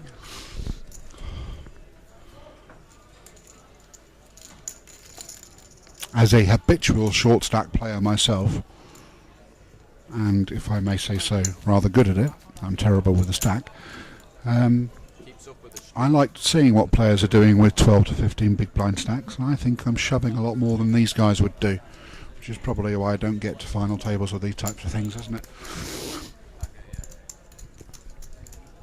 I don't like bleeding away chips, but then again, these guys can make it 250, they're not being 3-bet a lot either, so I suppose you keep doing it until you have to change strategy. 163 of you online. Marvellous. Couple of hands here then. Umar's playing 1.2 million with ace 10. All in! That much, he says. Again, I don't know why he hasn't moved all in there. He's giving King Queen every chance here. 270 at 40-80. So he has made it, if my maths is right, 3.5 times the big blind. Again, that's too much. If you're going to fold to a shove, then why not just min-raise it? Min-raise it to 160 if you're not going to call a shove, and then you do less chips than making it 270 and having to fold. So he's let King Queen in for the cost of one raise, and I just prefer the shove.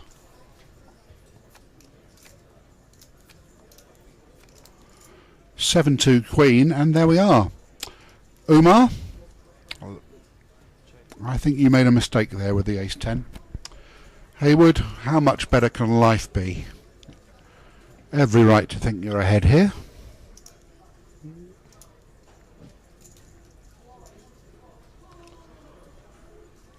Value bet, 400,000 or something. Put the pressure on, call a shove, for 355,000. And he passes. And Umar if he'd made it 160 and then folded on the flop, he's done 110,000 less chips than making it 270 and then folding. So that's where I say pass or shove on those stack sizes, rather than bleeding away a fifth of your chips by a slightly bigger than it needs to be raise pre-flop. As if he's going to listen to me.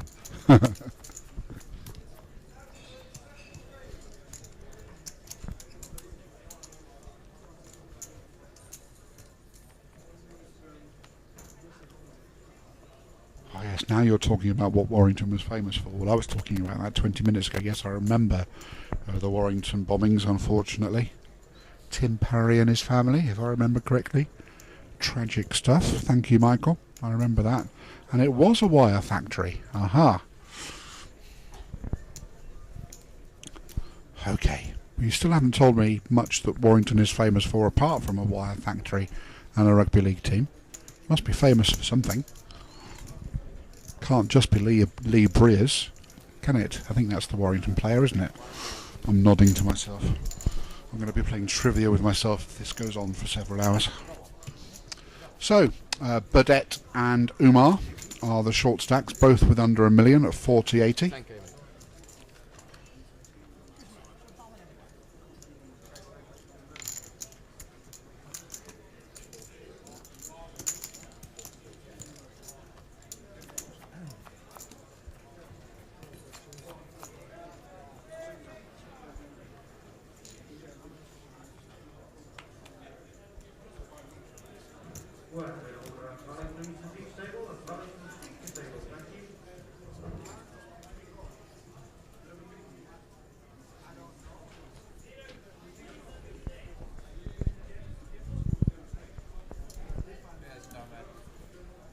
Poor old chip leader's completely card dead, isn't he?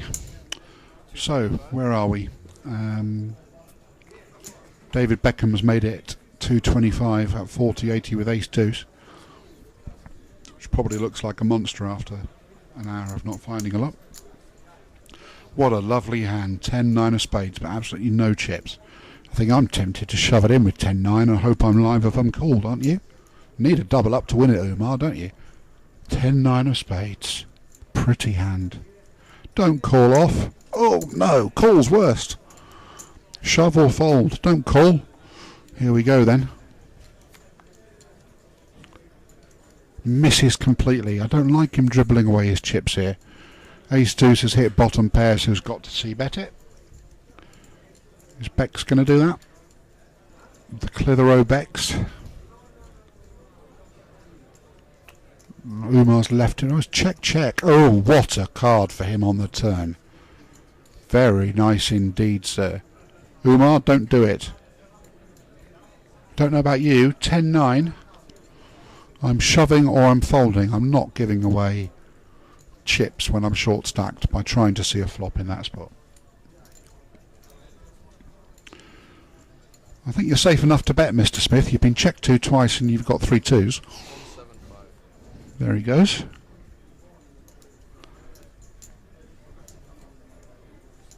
Oh, Umar folds. And he's down to 740,000, which is about 9 big blinds as a result of a couple of hands which I thought he could have played better. Just my opinion. I hope he wins it. And as you can see, those two guys at the bottom, Mr. Burdett, who hasn't found a single hand, I don't think, on the final table, has been completely blank of cards, really.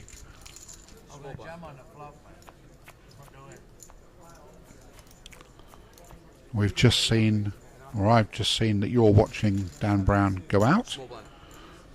Bit of support there for Ricky Cross from Mr. Lowton, or Loughton.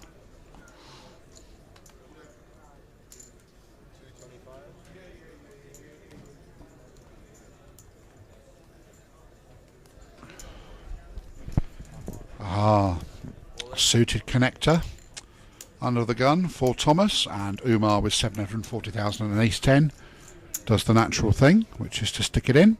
Now then, let's have a look at the pot odds here. It's 505,000 into a pot of 1.1. 2 to 1 to call with 8-7. It's a call. Just for pot odds, You've got 4.6 million stacks, so it's just over 10% of your chips. It's call and knock him out, I would think. You obviously hope you've got 2 live cards, you're suited and connected. We can see that is the case. We can see he is a 2-to-1 dog, so he's getting exactly the right price. And I think I'm calling here in the hope of that against Umar Khan, who's quite a loose player and his range. Getting 2-to-1, it's about my cut-off, I think. Only 10% of my chips. Got a tournament to win here, Mr. Dunwoody. Call and hope to get lucky.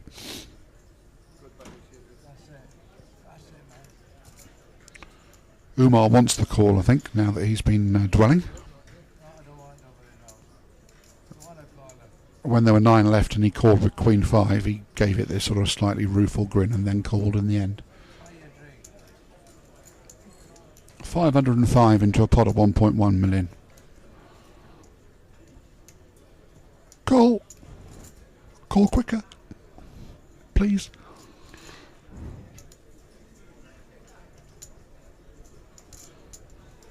Got to know when you're raising with 7-8 under the gun what you're going to do when the short stack shoves.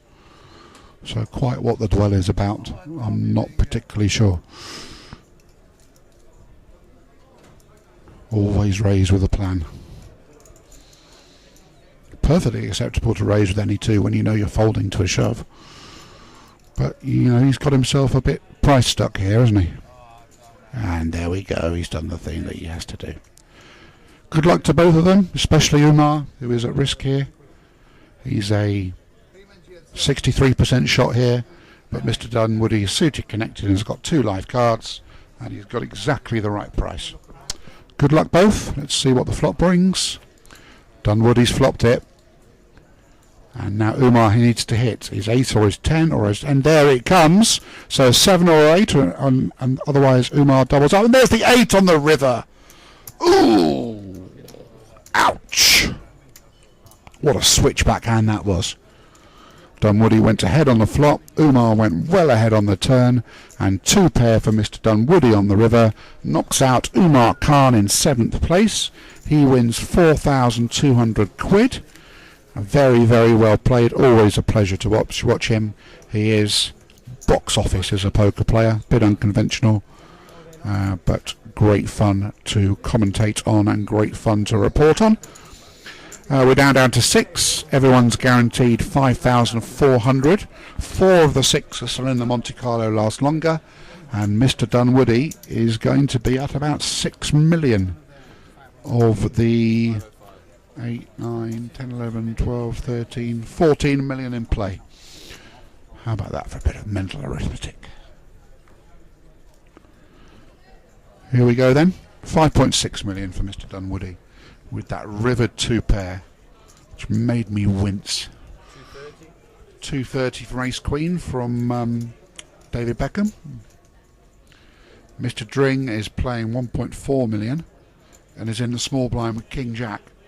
And is he going to start calling off his chips here, or is he going to do the 3-bet?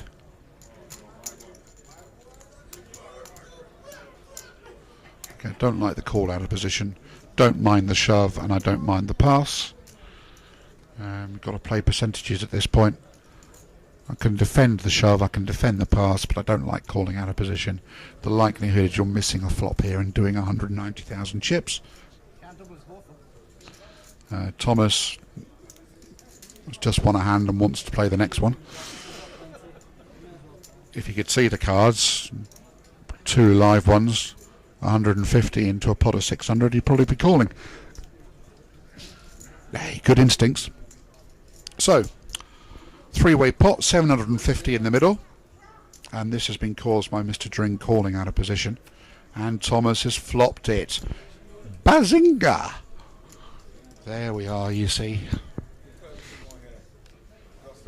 Mr. Dring is the architect of his own potential downfall here, and there's a sneaky little check from trip 10s there, and Mr. Smith did the right thing not to continuation bet. That was quite a nice play, that check on the flop, wasn't it? A lot of people try and win that then because the opponents aren't going to have any of 10, 5, 10.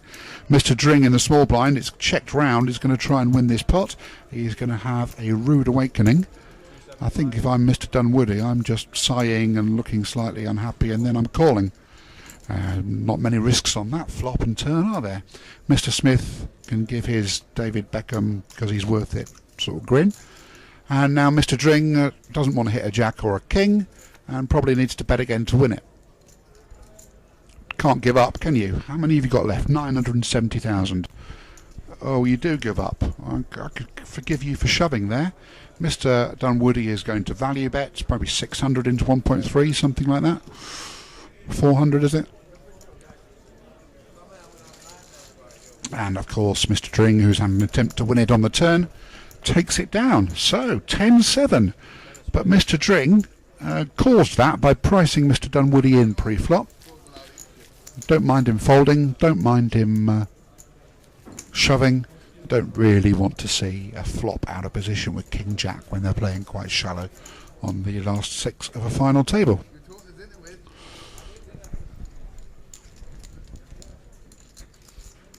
So Mr. Dring and Mr. Burdett with less than $1 million. David Beckham, Chris Smith with 1.2 million. Hayward and Cross with about 2.5 to 3 million each. Thomas Dunwoody now with 6.4 million. When it's going for you, it's going for you, huh? River 2 pair, and then flop trips with 10-7. Easy game. Still stacking his chips. Another pretty little hand. Nice cash game hand. 5-7 of diamonds.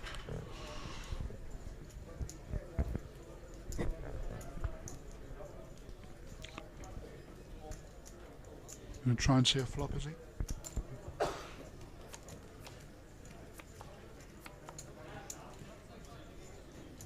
So Jack 9-6 of spades.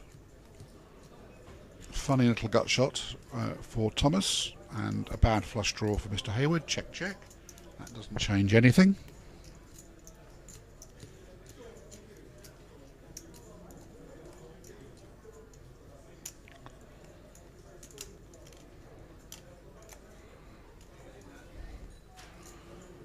Check. And I suppose if I've been checked to twice from a limper blind on blind, I'm trying to take this one a little bet on the turn and see if I can win it, but it hasn't gone that way, and he's got his 4-high flush on the river, and he's been checked, so you've got to probably think your flush is ahead. But he takes it down anyway. It's gone check. More checks than a Prague High Street, and he takes it down. I think I could have found a little value bet with a flush there. You would have heard if Dunwoody had got a flush on the river, because he'd have been bet into and faced a nasty little call with a 4 flush, wouldn't you? But anyway, he's decided, with his twins in mind, to just take down what's in the middle. 35,000 up top, 5,400 for 6th. So we're getting to the business end of a weekend here at Dusk Till Dawn. The Grand Prix is starting next week with the online day ones, I believe, ahead of the final in a fortnight. And then it gets really busy for Dusk Till Dawn. There's the Deepstack and the APAC World Championships at the beginning of April, over the 2 weekends at the beginning of April. The Monte Carlo £1,000 buy-in in the middle of April. And then the extravaganza that's going to be the build-up of day 1 qualification for the ISPT at Wembley at the end of May, beginning of June, where Rob, ever the ambitious casino club owner, has taken on the ISPT for what promises is to be a remarkable event. And you can see all the details of that on the Blonde Poker Forum, where Rob and Simon are announcing what their plans are for that event. There are pictures up there today of the press conference, which are quite interesting to see. And yours truly will be there updating it with a team on the pitch at Wembley. It's funny, the twists and turns that life takes, isn't it? So, pair of fives has called a under the gun raise, I believe. That's correct, yeah, on the button. And sensing weakness, Mr. Twins has made it 455,000 in the small blind. Now Ricky's going to pass, I'd imagine, and we'll see what Thomas's plan was when he was calling with 5s on the button. He has position, he has the chip stack. Does he still fancy it in response to the 3-bet?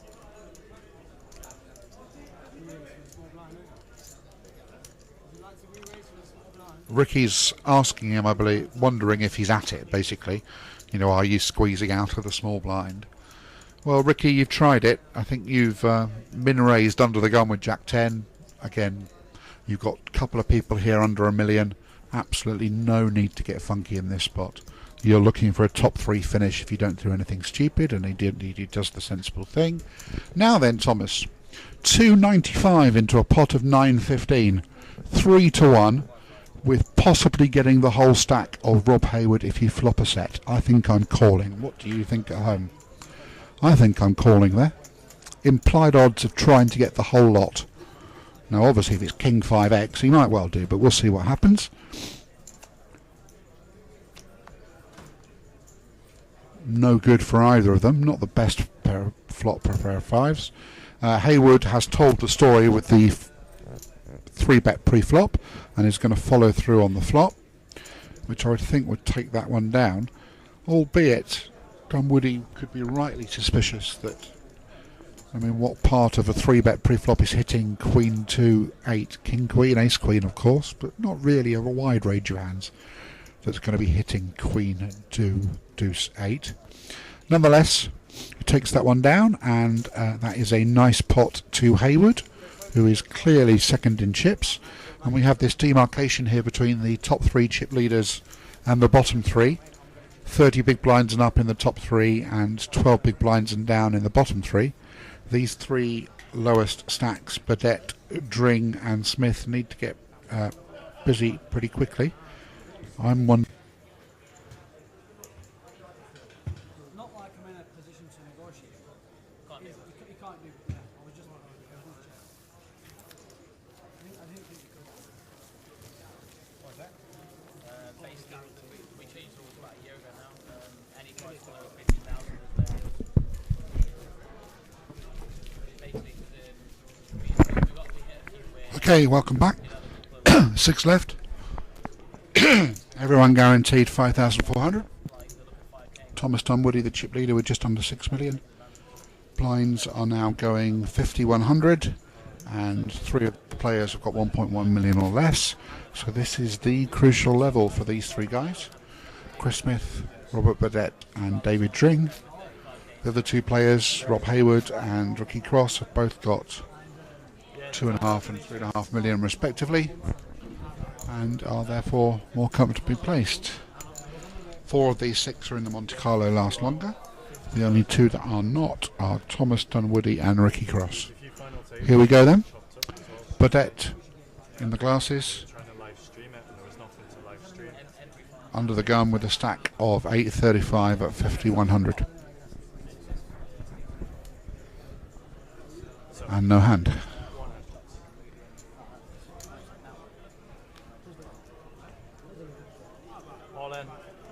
But moves all in, and he's going to get a rude shock in the big blind, I'll imagine.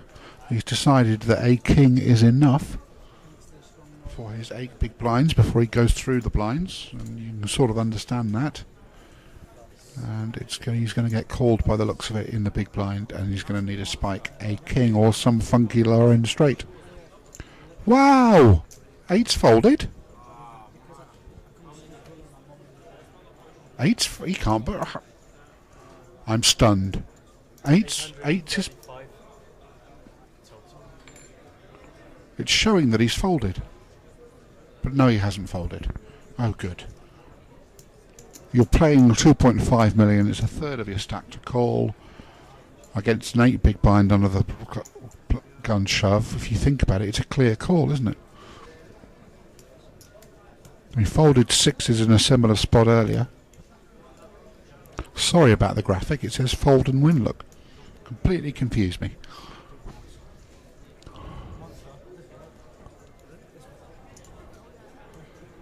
Well, you can sort of understand we're playing for big money, you can understand the having to think about it. Not the most pleasant thing to look down at 6s, 7s and 8s in this spot. You sort of know you have to call, but you're worried you're against a bigger pair or racing ace-king or something like that. But I believe he has to call in this spot.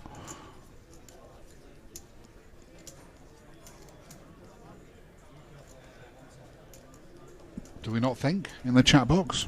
Has to call with 8s for 700 more.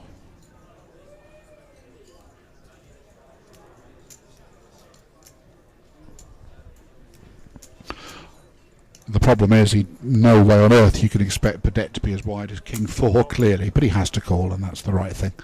So good luck to Mr. Burdett, good luck to Mr. Cross. Cross is a firm favourite here. And let's see if Mr. Burdett can get lucky. Here we go.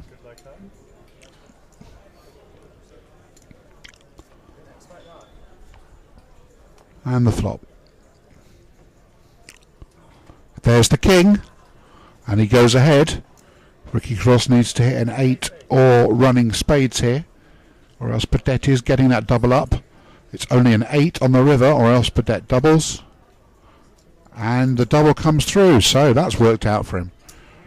Ricky Cross has done absolutely nothing wrong. Had a huge edge in the hand as they went on their backs. But that's poker, so Burdett doubles up. And Cross is down to 1.7 million.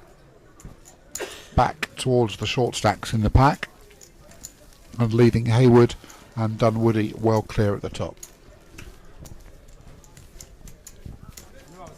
I think the duel was in part to make sure he was making the right decision, and in part because Burdett's probably been the tightest player at the table. And as you could tell by the more than hint of surprise at my voice, King 4 off is not going to be the sort of wide range you're expecting him to shove there. First hand he's played, someone has just said at the table. That might have been Ricky, and he's almost right as well. So they won't quite be giving him a credit for the hand next time he plays one, having seen King 4 off on its backs there.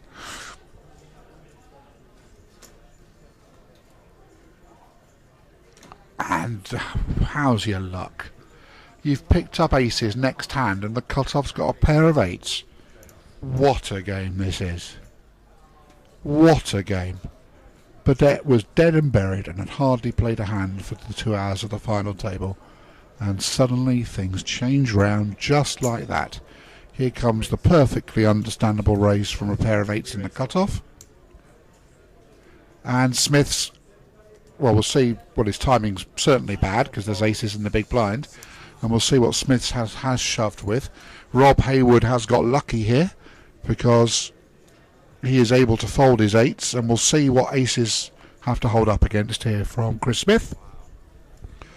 Queen Jack, fair enough on the shove. He's just unlucky to find Burdett with aces, and Rob Hayward can get away from his 8s, and life's pretty good for him really. That's good going.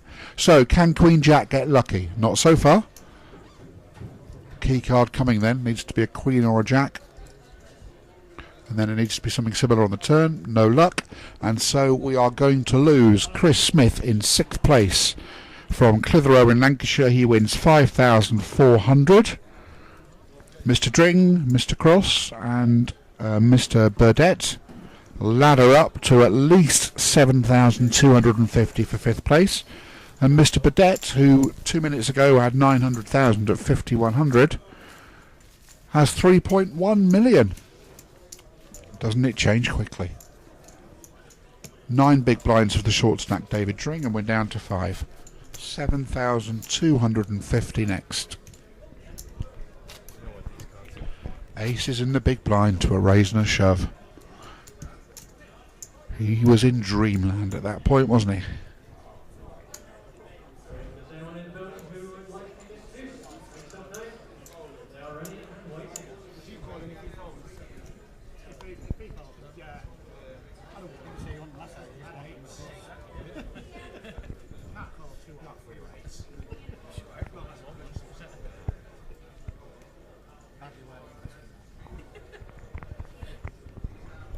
So on we go then, after that excitement, back to the mundanity. Ricky Cross with the very pretty Jack 10 suited on the button. You're raising there, I'm raising there, and he's raising there to 230,000. And David Drink's playing the short stack in the big blind with 8 big blinds behind, with a hand that really doesn't play very well down the streets. King 7 off, and quite rightly folds. You need to be next into the pot, first into the pot in this next orbit with 5 left. Obviously with 5 left you are doing 150, you're doing 200,000 an orbit, and you're only playing 820, so you've got an M of 4. You need to be shoving it in while you still can. You've got some fold equity here, I believe. He has to get busy. You can't blind down much further than 8 big blinds at 50,100. You're guaranteed 7,250. Let's go for the spin up, Mr. Tring, I'd imagine.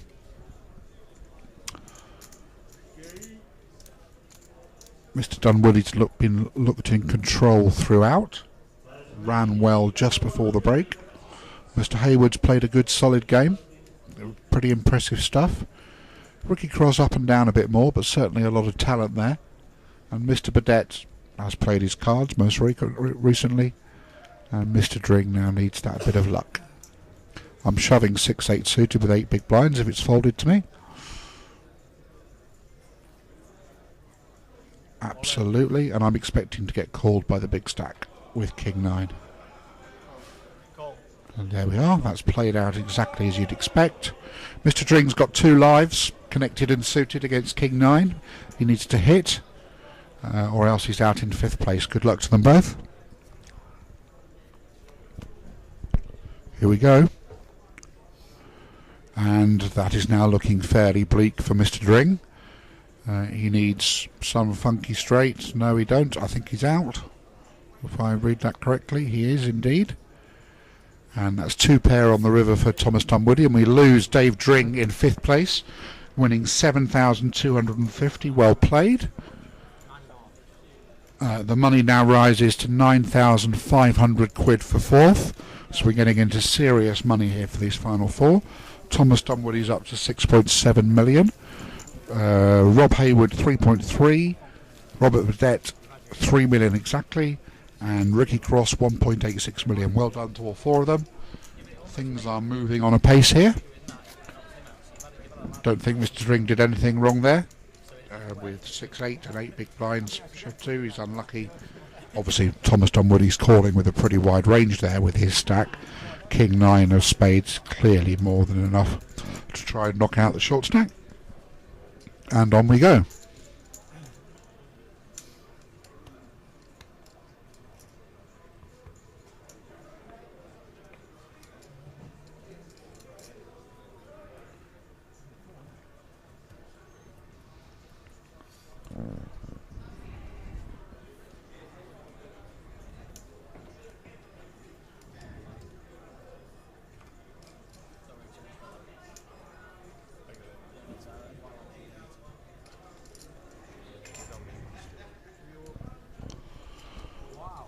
Mr. Hayward, walkies! Walkies 4-handed in the big blind from the chip leader. What a life. Expecting twins and you get a walk. The downside is you come from Warrington. Only joking. Biggest RAF base in Europe, wasn't it? Wire factories. And Michael Wright had Kerry Katona as his babysitter in Warrington. I could probably imagine more reliable babysitters than Kerry Katona. Presumably this was pre-Atomic Kitten. I'll leave that thought hanging in the air. I don't know if you've been watching the reunion programme. I think it's been on ITV2, where they put together pop groups from the early 90s. They put together Bewitched again, 5, and Atomic Kitten was one of those. And the 3 Atomic Kitten girls hate each other with an absolute passion. It's a very entertaining television programme. Weeknights, 10:30ish, ITV 2, 3 or 4, whatever channel it is. Try and catch the Atomic Kitten one. Good grief. Anyway, Ace 7 suited on the button for Thomas Dunwoody against an under-the-gun race from Ace 5. And he's called. A lot of people 4-handed to 3-betting there with that chip lead, I'm sure. Chances are that both of them miss here, and Thomas has position. Indeed, they have missed. Now, Thomas shouldn't really be checking. If checked to, let's fire out and put the pressure on. Oh, but it's showing more than he did recently, and that's obviously because he's got a stack. So there we go. And he takes that one down. Well played there. I wanted to see a 3-bet from ace-7 on the button there. I don't even mind a 3-bet and a fold if you get shoved on. Apply that pressure, in words Maximo Park. A band from Newcastle, Gosforth, which is of course close to where Mr. Dunwoody comes from. Yeah, 3-bet, apply the pressure. You're playing 7 million, there's whatever there is, 12 million in play. I don't want to be calling my way into pots here. I want to be raising or folding, and I want to be raising probably 2 to 3 hands out of the 4 here. Let's try and get this thing won would be my approach in this spot, I think. In practice, I'd be folding my way to try and ladder, but you can pretend with me if you like.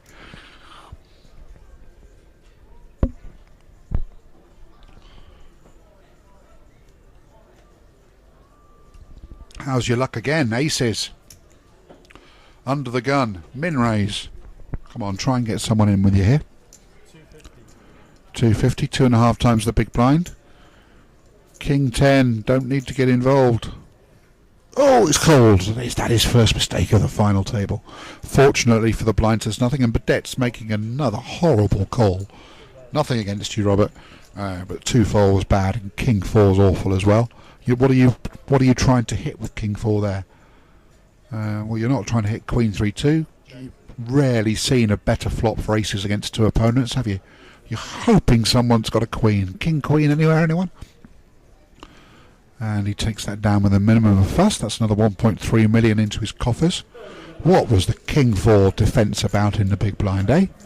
You don't want to hit a king, do you? If you hit a 4, it's dreadful as well. Not quite sure what King 10 was about four-handed either. Four-handed. 3-bet or fold. Let's not call and play flops, please. Thank you very much.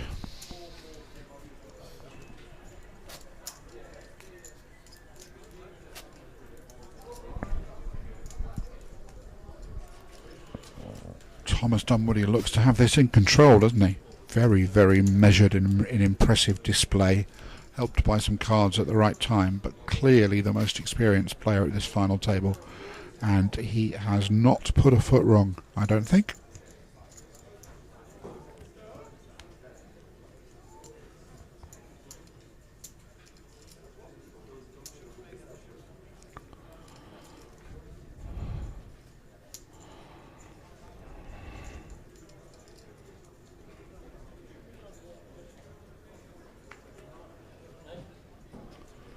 On we go then. Lovely hand. Ace Queen four-handed, playing 16 big blinds. Raise with a view to calling any shove on the button. Thomas won't defend here, I don't think. He doesn't need to make mistakes, I don't think.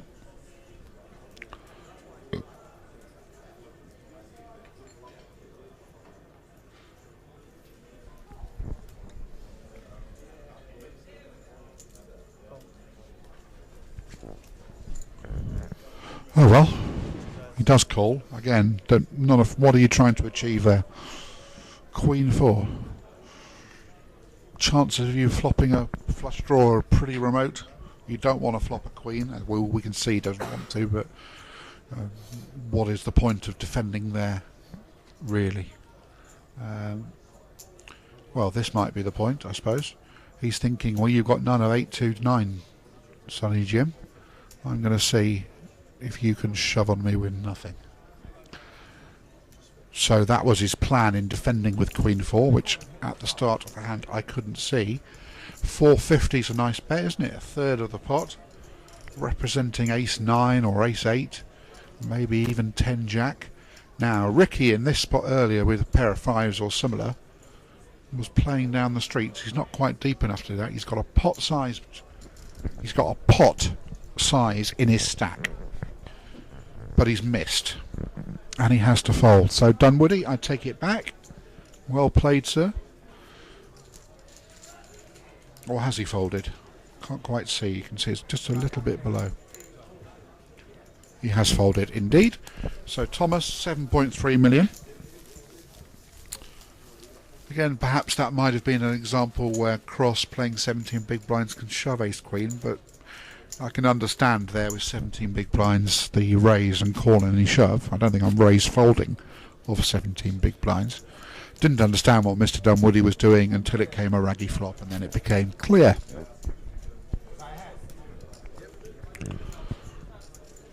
Rookie Cross down to 1.3 million at 50-100. Playing four-handed, so he is playing 150, 190 around here. So again, he needs that double up pretty quickly.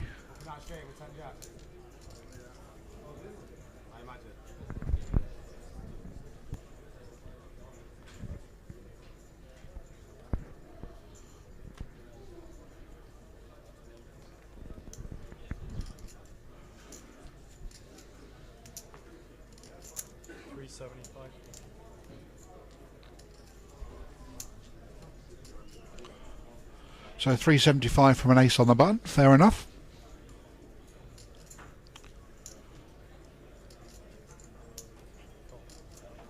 Now, Thomas, why are we calling in spots out of position with weakish hands? It worked for you last time. This just isn't what you've been doing for several hours, Thomas. I'm a little bit perplexed. We'll see what happens. Well, I suppose you can outflop him. Oh, you haven't outflopped him, my apologies. So, you flopped two pair against a better two pair, and this might be a misstep from Mr. Dunwoody. What is the 5-6? I can understand a 3-bet with 5-6 against a button raise. I can understand a fold. And now you've flopped part of it, and I would think could do some.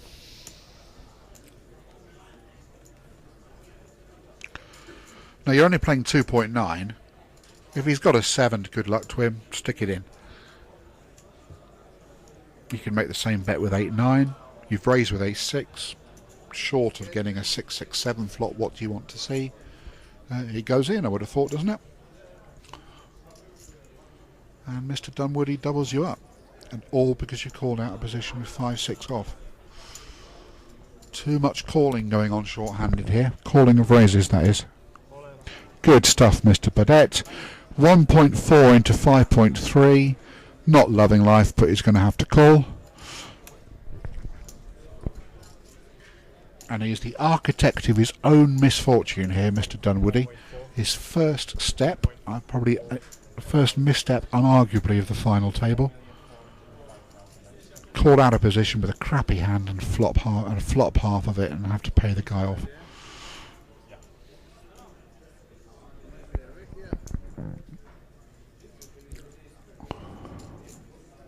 There he goes. He has to call for the price he's getting. And he is a 11% shot, a 9-1 dog to take us three-handed here. And Mr. Burdett is running like Scooby-Doo on speed. Raiser with a6, gets a call with 6-5, and they go hit a 6. Must be nice. Queen on the turn. River comes a jack. And that is a double up for Mr. Burdett. And you can tell me in the chat box, I'll just tell it as it is. They've all done fantastically well to get here. They're all terrific players. But some things you just sit here and scratch your head, and 5-6 out of position was one of those. To me, do you agree? Do you disagree? I don't mind you disagreeing at all. But that looked a bit out of character to Thomas Dunwoody to me, and he's down to 4 million. And we have a new chip leader, Mr. Burdett, with 6.7 million. The damage of 5-6 off.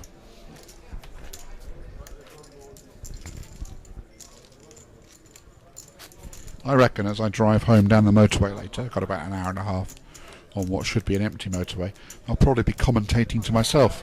So this is now junction 22, which you turn off for at Colville and Ashby de la Douce, and 21 is Leicester Forest East. It takes me a couple of hours to wind down from the Coventry, usually in a car on my own. So don't allow me to give you a lift anywhere, folks. It's not the most scintillating experience. So 4 left, 5100.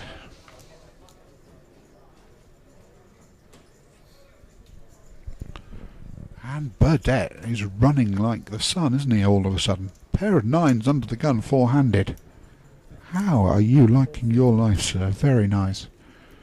What was that raise? 450? Oh dear, 250, please, sir.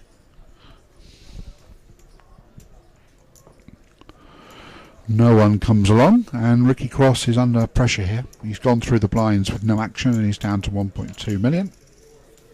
154 of you still online. Fantastic stuff. Hopefully you've all downloaded the new DTD iPoker software and are enjoying that. Go on to dtdpoker.com and get ready for those ISPT satellites, and it could be you holding up €1 million in short change on the Wembley Stadium pitch on the 5th of June. Something to look forward to, isn't it? Being paid out in cash on the day, I think. Be something to carry back on the tube and up the Midland line from St Pancras, wouldn't it? Don't fall asleep with your carrier bag.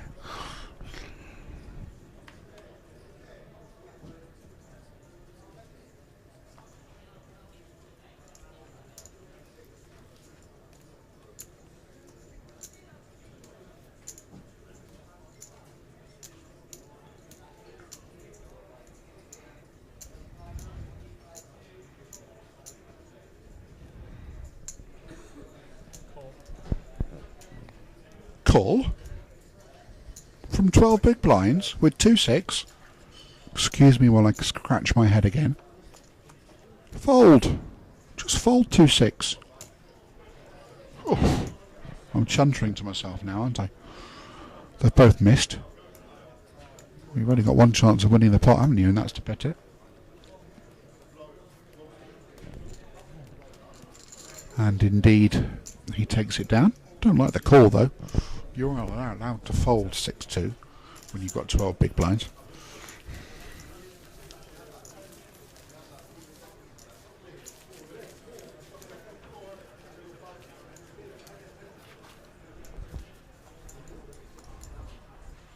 So there we are, 6.8 million for 2.9 and 1.3. Ricky Cross done fantastically, guaranteed 9,500. Wants that double up to get in contention. He is the player that can do a lot of damage with chips. He's got a lot of cojones, to say the least, in his play earlier. Hasn't ever really had the chips on this final table to show that style, to be fair.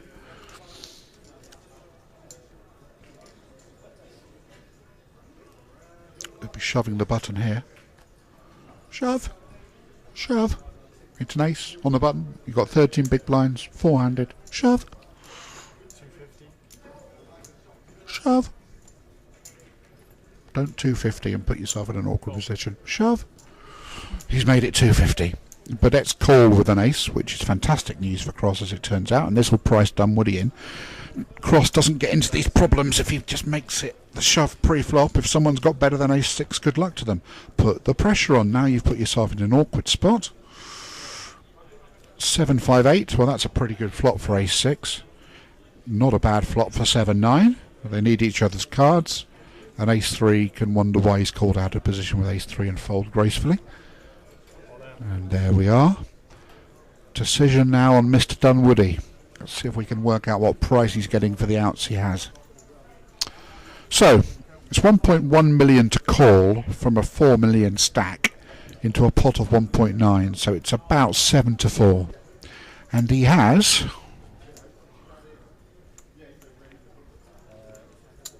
well, he's ahead, for starters, but let's assume that he thinks he's behind. What outs does he think he has? He thinks he has 4 6s.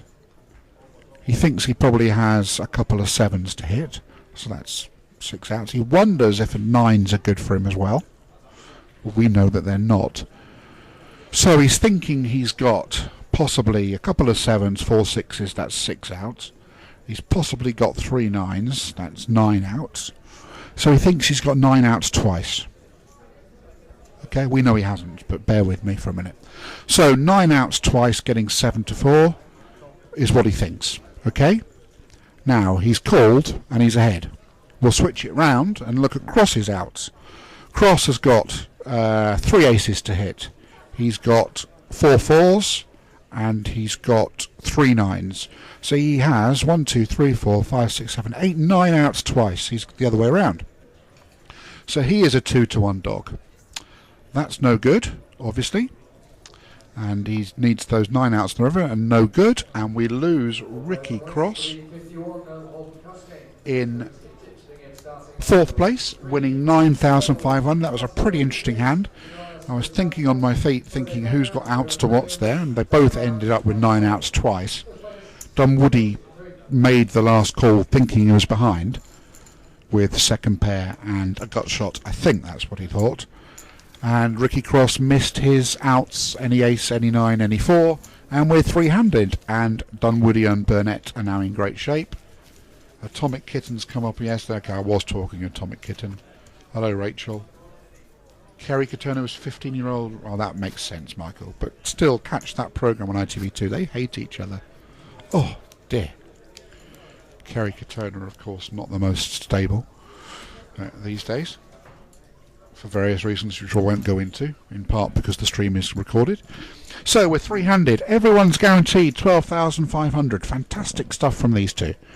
Mr. Impending Twins, Rob Hayward, 12,500 is going to do quite a lot of damage. Or his wife is, probably. And congratulations to him. Great news ahead of an impending birth. He needs to double up here to get him the chance of winning it. Burdett getting all funky since the break, isn't he? And Hayward will be shoving here, I would think.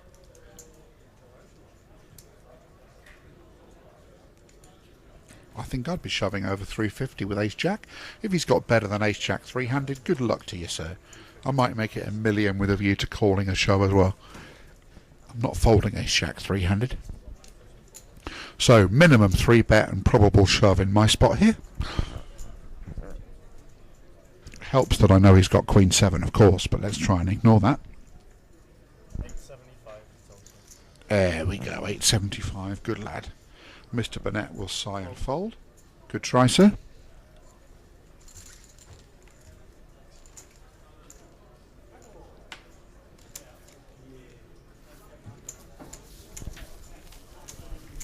So, who do we think is going to win this then?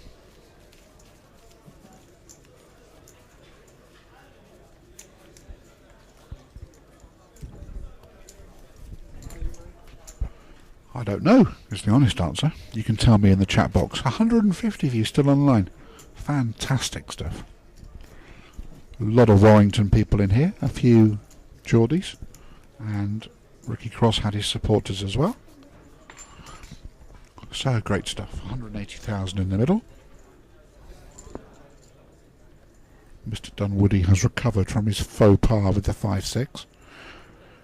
Upon which I will be having words with him later. Not like him at all. Far too experienced to make a mistake like that. Nothing, nothing and nothing. 3-handed, I'm still trying to put the pressure on, I think, with a chip lead.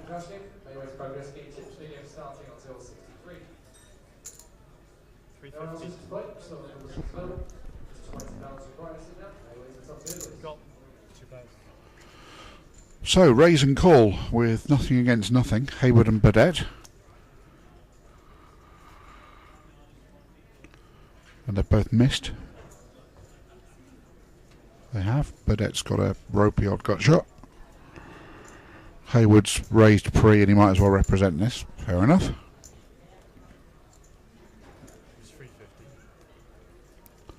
And he takes it down, so well played, Rob.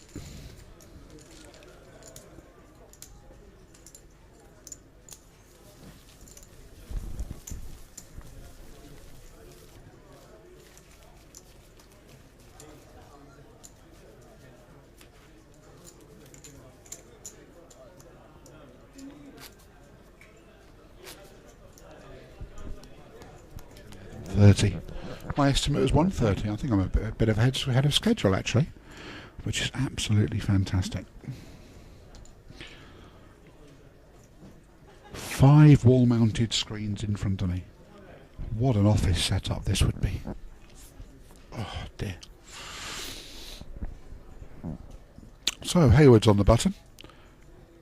It's about this time of the night where I quite like to play a hand where we don't know what the guy has had, and put them on ranges, as you perhaps get on an EPT commentary that you see on Channel 4 on the telly. I quite like the challenge of doing that and trying to work out from betting patterns, bet sizes and player styles what hands they've got before we see them. Might see if I can ask for that for an hour or so next time. You can let me know what you think about that.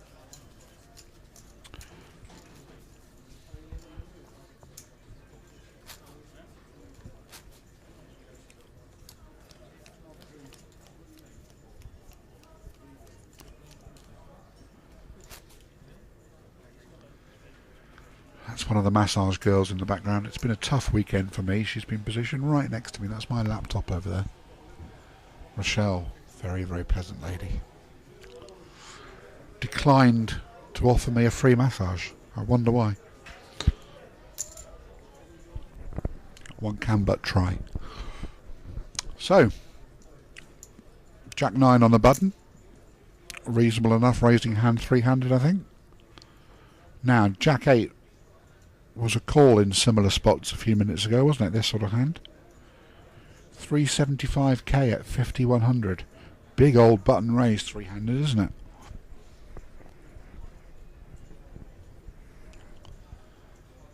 Three bet or fold. Don't call. Thank you. Fair enough. And Burdett gets that one through.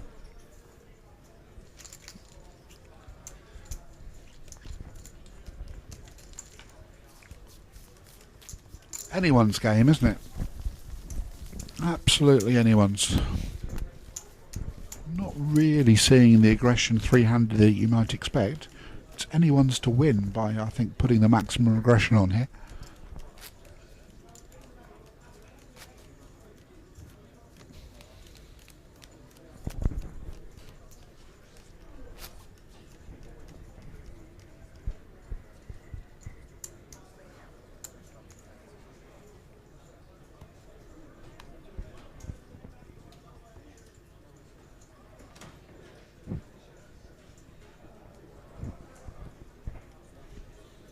So here we go. Thomas is on a button with Queen 7. Again, no problem with raising this here either. 10-9 suited. The stuff of dreams, blind on blind. Last time Hayward raised in this spot with a far worse hand than Jack 8. And I'm playing 10-9 suited to one raise, aren't you? Yeah, why not? So there we go. 7:30 in the middle, and let's see if it flops them both happy.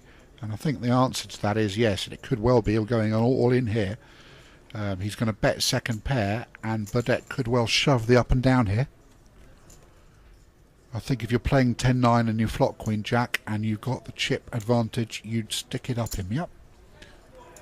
I want to stick it up him, and with the view that if I just call here and I miss on the turn, which he's done, you don't really fancy calling a second time if he does it again. I fancy putting him all in on the flop there, and if you get called, you've got lots of outs. Yep. Try and win the tournament. Again, you can let me know what you think. I think 10-9 when you flop Queen Jack deuce, just to call on the flop's too passive there, three-handed. Hayward's going to think, well, has he got hearts? The likelihood is, well, let's see, what do you think? He might have hearts, he might have a queen, he might have a jack, better or worse. 10-9's obviously in the range, so's 10-8, so's king 10. All these sort of hands, I think I bet again as well. And now, of course, Burdett's put himself in a nasty spot here. Desperately wants to see a river, but by only calling on the flop, he possibly has to fold. Whereas, if he sticks it in on the flop, if you are called, you see both cards, and if he does pass, you're happy as well. So you're playing it each way, aren't you? So, my humble submission is that the flop was a mistake by Mr. Burdett. And there we go. Stick him all in on the flop. You're happy if he folds, and you've got plenty of equity if he calls. Mr. Hayward's up to 4.3 million, moving into contention. Nice turn bet that. Albeit often you don't quite get the ranges accurate when you're in game. Looking at that flop texture and the likely range of hands you're being called by in the big blind, the likelihood is that the jack was still ahead. He ascertained that, whether through instinct or judgment, followed through on the turn and got the guy off a hand that was a danger to him if he'd seen a river. So well played.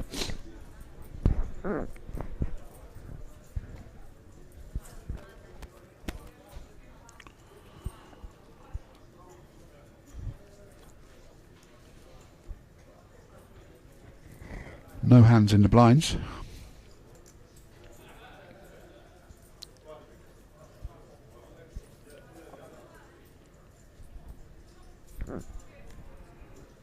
I'm raising a suited king on the button. 75. Excellent stuff. Good player, Rob Hayward, isn't he? Hasn't made many mistakes that I can think back to. I think Mr. Dunwoody's only made one. Mr. Burdett has called a bit with in the blinds more than I'd like. Possibly a bit less strong than the other two, but that's splitting hairs when you're in the final three, guaranteed 12,500. Hopefully he'll be back more than his current bi-monthly visit here to Nottingham, all the way from Colchester. That's a journey, isn't it, tonight? What do you reckon Colchester is from Nottingham? Couple 100 miles, maybe 3.5, 4 hours, something like that. Nasty old journey, especially if you've got work on Monday morning.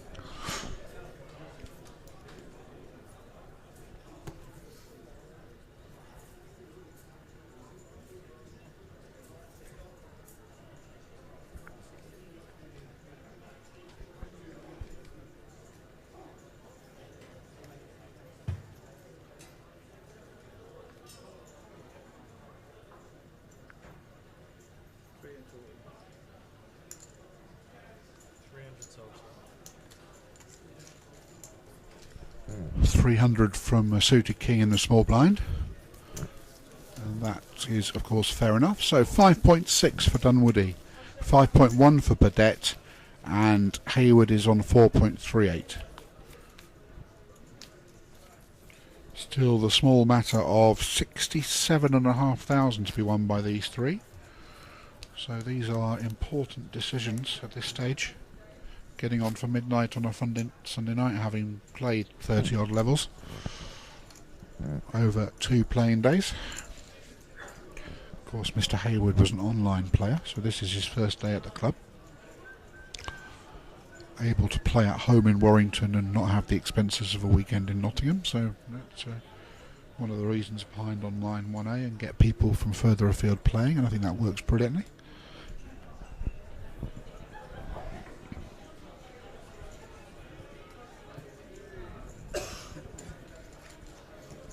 That was a walk for Mr. Burdett. I don't think I'd be giving Mr. Burdett a walk at any stage, because I think he's more likely to make a mistake than the other two are, which might just be a function of lack of experience in these type of spots in big competitions. I think Mr. Dunwoody is the most experienced player left at the table, and Mr. Hayward looks to have a lot of ability to me. So if I'm on the button, Thomas raising and playing against Mr. Burdett, I'm putting him under pressure every hand, hoping he calls. Of course, what he hasn't seen is what we've seen, which is calls with 2-4 in the big blind, etc., etc. The only hand they've seen of Burdett that might betray a slightly unorthodox style is the king-4 shove under the gun. Absolutely nothing going on here as well, except that the ace in the small blind should be raising. Last time it was 4 big blinds, I believe. And again, it's nearly 4 this time. 2-6 can wait to fight another battle.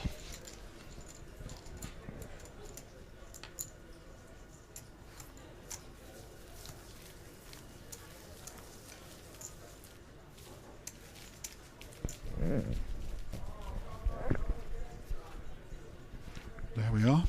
It is anyone, doesn't it?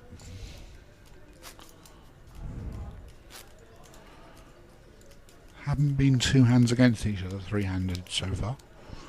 Could well be at 50 big blinds each. We're waiting for some sort of confrontation like that.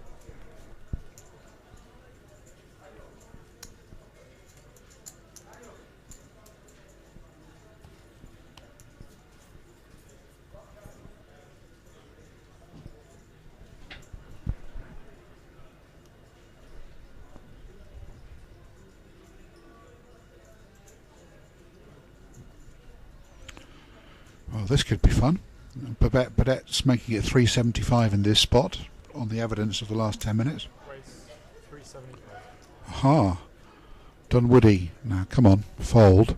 And Haywood, three-handed with a pair, made it 875 with ace-jack in this spot last time. Come on, Thomas, you don't need to do this out of position. Thank you. Excellent. So 875 would be consistent with last time. I'm certainly three-betting it. And I'm not loving it if I'm shoved on, but I'm trying to win the pot here, I think. I don't want to play a pot out of position with a low pocket pair three-handed. I'm going to lose the pot more often, far more often than I win it. 875. Hey, I'm learning. Just from tendencies and bet sizes here. God, I'd be a risk if I ever played. So, Burdett, hating life, folds. I hope. Again, what are you calling with ace-3 in this spot? Just a horrible hand. Perfectly understandable raise three-handed. Once you're three-bet, he can have any... Ooh, what did I hear? Hello, Doctor. The 4-bet to 1.9. All in 5-bet from Haywood. Love it. Poker, ladies and gentlemen. And look at that rueful smile. He's had his hand well and truly caught in the cookie jar. If I was Haywood and I was facing the 1.9 million 4-bet, I'd have been absolutely hating it. And all credit to him for the immediate 5-bet shove there. Absolutely love it. Well played, sir. Excuse me while I tap the table. Both of them. Excellent stuff. Love it. I was doing so well with my race sizes and then it went a bit ballistic.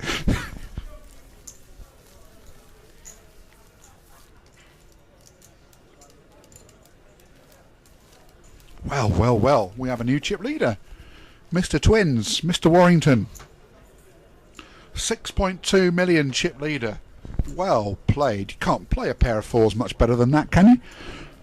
Whew, dear. My heart's racing.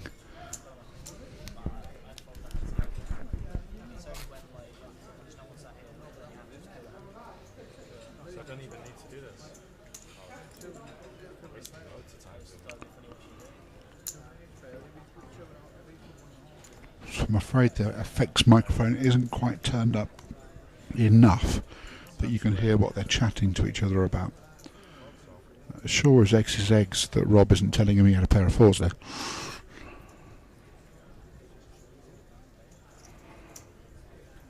Ace deuce is a raise on the button, 250-ish from Tom. 300, okay. Fold. Mr. Burdette's down to 3.3. Got to admire the 1.9 million 4-bet. Good stuff. Reasonably conservative player, and then he has these flights of absolute brilliant stroke madness, depending on how it works out, if you're results orientated or not, where he goes absolutely bananas. It's tremendous to watch.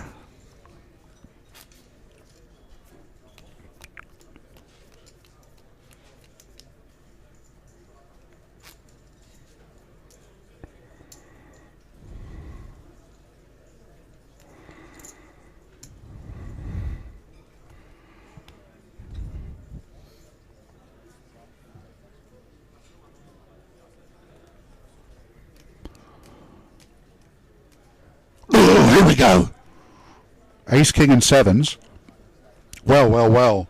It's going to come down to a race to see whether we're heads up or not. We didn't see what Haywood had, but it's folded. And it should be going an all in here, I would have thought. However it happens. Dunwoody will make it 1.5 with the intention of calling. Burdett will shove, yeah. Yeah, 475. 1.2. Yeah, all in straight away. All in call. Goal! Here we go. Where's your luck? Ace King against sevens. Pocket Good seven. luck to both of them. Burdett needs to win or else we're heads up. Here's the confrontation we were waiting for. Played absolutely textbook by both of them. It plays itself. Three-handed, blind on blind. Good luck, Thomas. Good luck, Robert. Sevens still ahead. Another paired board puts Ace King ahead. That's an 8. There's no diamonds anywhere. Ace King or 9, or else it's a double up. And there we are. Queens and sevens with a jack. The double up for Robert Burnett to 6 something million. And Thomas Dunwoody unluckily loses a key flip in the competition. Three-handed. He needed any ace, any king, or any 9 on the river to win that. 8.9 million, and Burdett back in the chip lead. We'll see what Thomas Dunwoody is down to. 3,305,000. Says it's 8.9 million, but I'm not convinced. We'll see what the numbers come up as in a minute. Unlucky Thomas. Often going to come down to these situations at the end of the tournament, isn't it?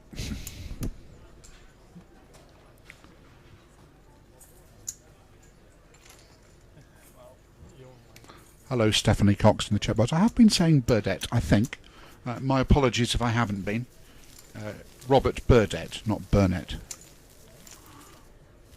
And possibly I'm getting tired. If I've called him Burnett, I apologise to him via you. So, 6.6 million. It wasn't 8.9. 6.6 million to Robert Burdett. 6.1 to Hayward. And Dunwoody is now the short stack with 2.2 million.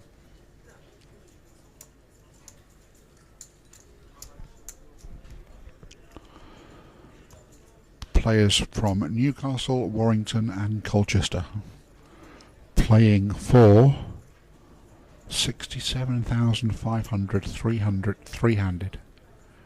Good luck to them all. So let's see how Thomas reacts to that setback, and immediately we've got very playable hands in both of the blinds here. King 9 playing 22 big blinds can be forgiven for raising or shoving, really. Lovely hand for Rob Hayward, heads up, three-handed here. I think I set him in with King Queen, don't you? If he's got better than King Queen, good luck to him. Even if I've got King Queen suited, I can beat Ace X, Ace Jack, Ace 10, whatever he might have. Try and win the competition. And indeed he does raise, I believe, 900,000. Thomas will have to fold, unluckily. Rob's done exactly the right thing there. We know, we can see that he's well ahead, but I'm happy to get it in against the short stack with King Queen. You know, on a 40, 60, 45, 55, if he's got Ace Jack, Ace 10, something like that. I'm trying to win the competition here. I can't fold King Queen suited three-handed to a short stack. Well played, Rob. And Thomas, again, perfectly raisable hand, came up against a better hand. And he's now down to under 2 million, just under 20 big blinds.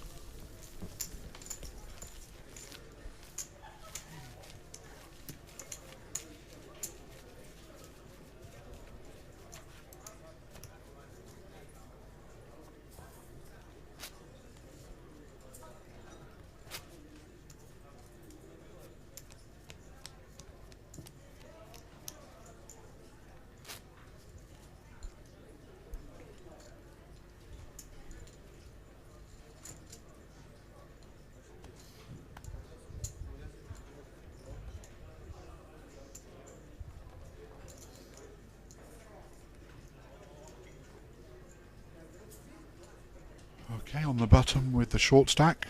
Aha, lovely. 19 big blinds, I think I'll stick it in. Don't really want to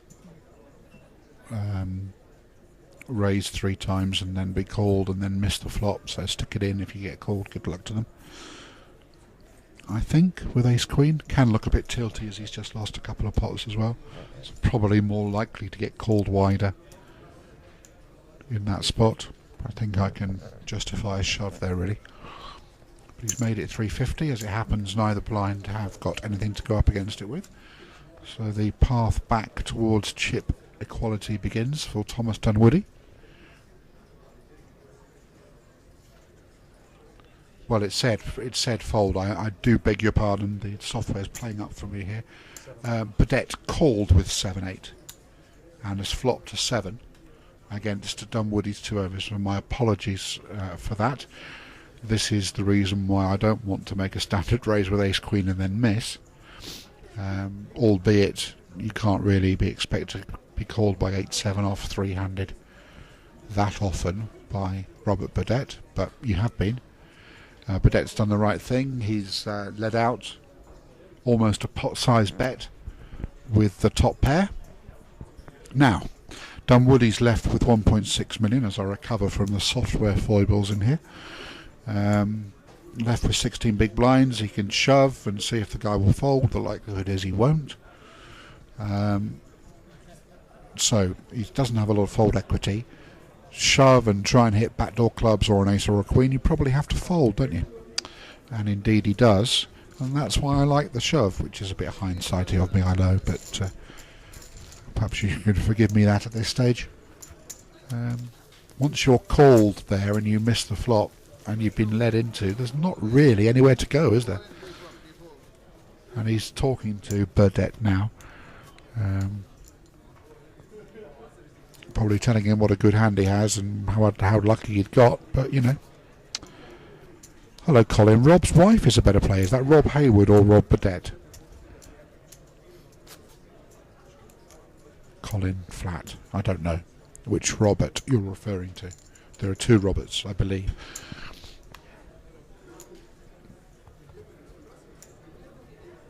I think Robert Hayward thinks he's going to win this from his demeanour. Looks very comfortable, doesn't he? Button raise with 10-8's probably in order.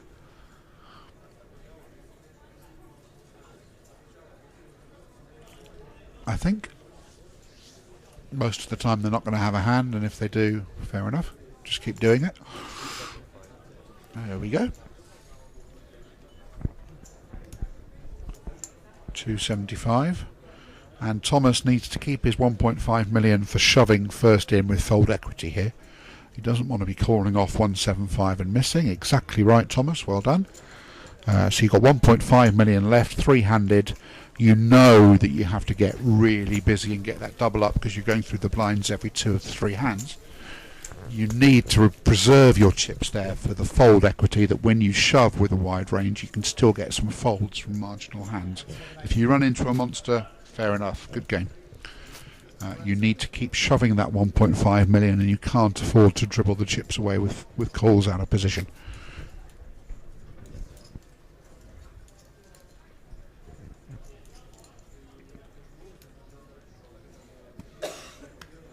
What a performance this is from Robert Burdett. He spoke to me on the way in. I said, "Where are you from?" "Colchester," he said. And he said, "I come every couple of months. My previous best finish in the Deepstack, I don't know how many events, is 53rd. And here he is, guaranteed 12,500. Fantastic stuff."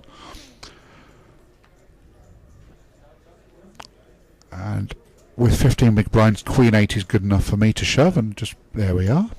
I didn't need to say it, did I? And he can pick up a big blind and the antes and move on to the next hand. I'm shoving the top 50% of hands in this spot, and trying to do it 2 hands out of 3, and then I'm in the lap of the poker gods if I do get called at any point. But I'm literally 2 hands out of every 3 with about top 50, maybe top 60% of hands. I'm shoving here, and I'm shoving and shoving and shoving until I'm called, and I'm interested in winning the competition, knowing I've got 12.5 grand if I don't. Thomas will know that, and let's see if he has that sort of strategy. Queen 8 was more than enough. I'm doing it with obviously any pair, any ace, any Broadway cards, any suited king, queens and jacks. I'm doing it with suited connectors 7, 8 and above. I'm definitely doing it with Jack 10. Ignore that there's Ace Jack in the blinds. I'm definitely shoving 16 big blinds with Jack 10. And of course, Rob Hayward's going to call. So Thomas looks like he's getting unlucky there, but Jack 10 is obviously shovable, three-handed there as the short stack. He's asked for a count. Of course he's calling. 1.5 of his 6.5 million stack.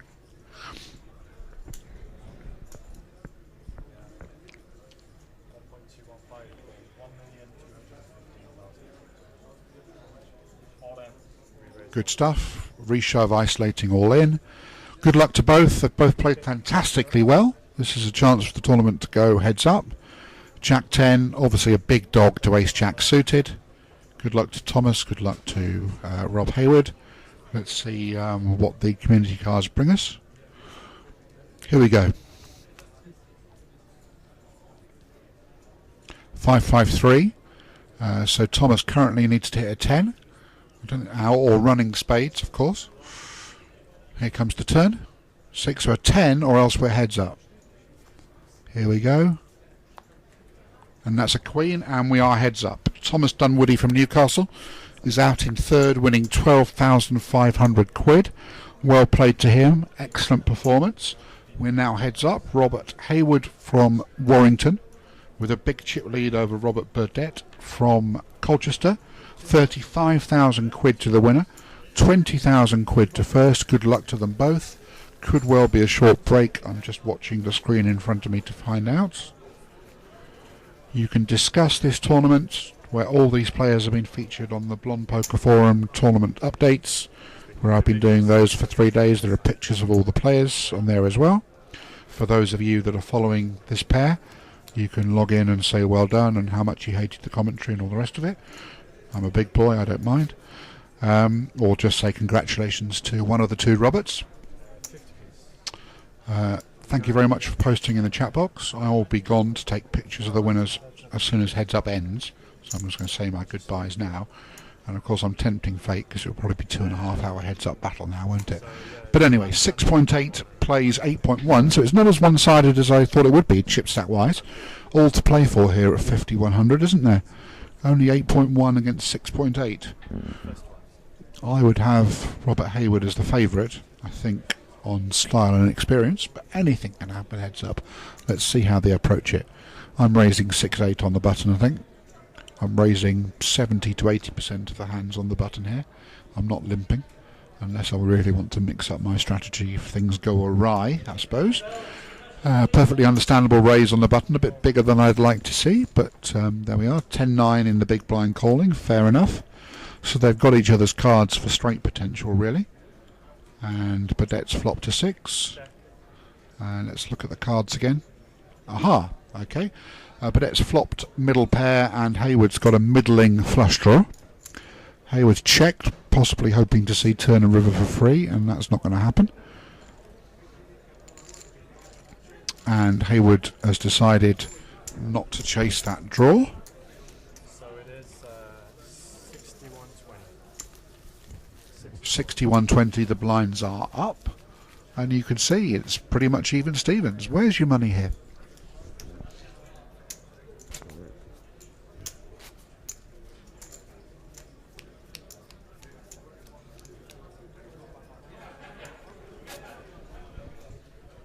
$150 of you still online. Many of you supporting the Warrington Warrior.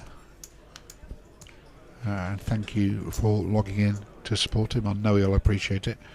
You will be able to, or he will be able to, if any of you are in contact with him, watch the stream again, if not from tomorrow, from Tuesday, in the past stream section of the DTD website. So he'll be able to watch himself in all his glory, look for his own tells and where he's played hands well and where he's played hands wrong and where he thinks I've made commentary errors. That's perfectly fine.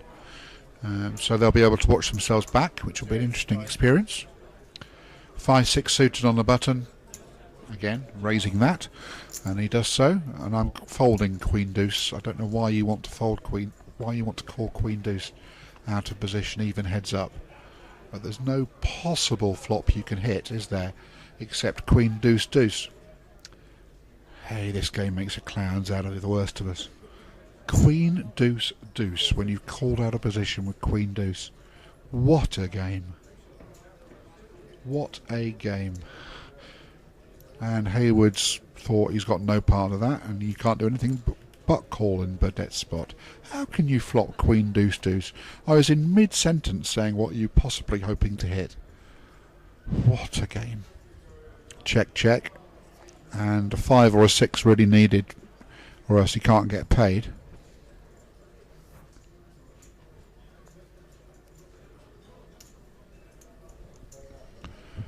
And what are you betting here? 500,000 or so, 400, 300. Just try and tickle it in. 1 million. Oh, that's a big bet. Was that 1.1 million, did I hear?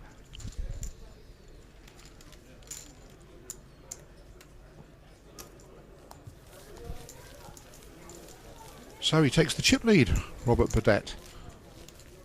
What a flop. But of course, to win the tournament, you need to hit the flop, and you need someone to hit a bit less of it, or have a massive draw to hit it, or something similar.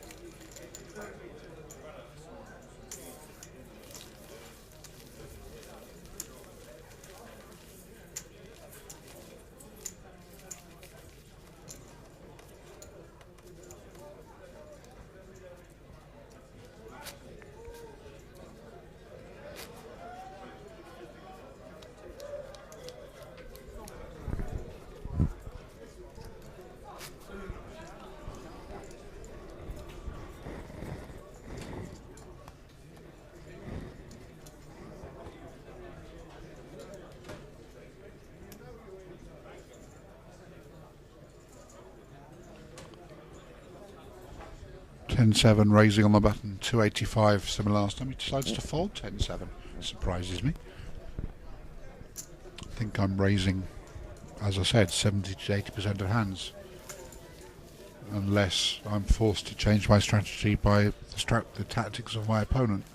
10-7's more than good enough, but mixing it up there.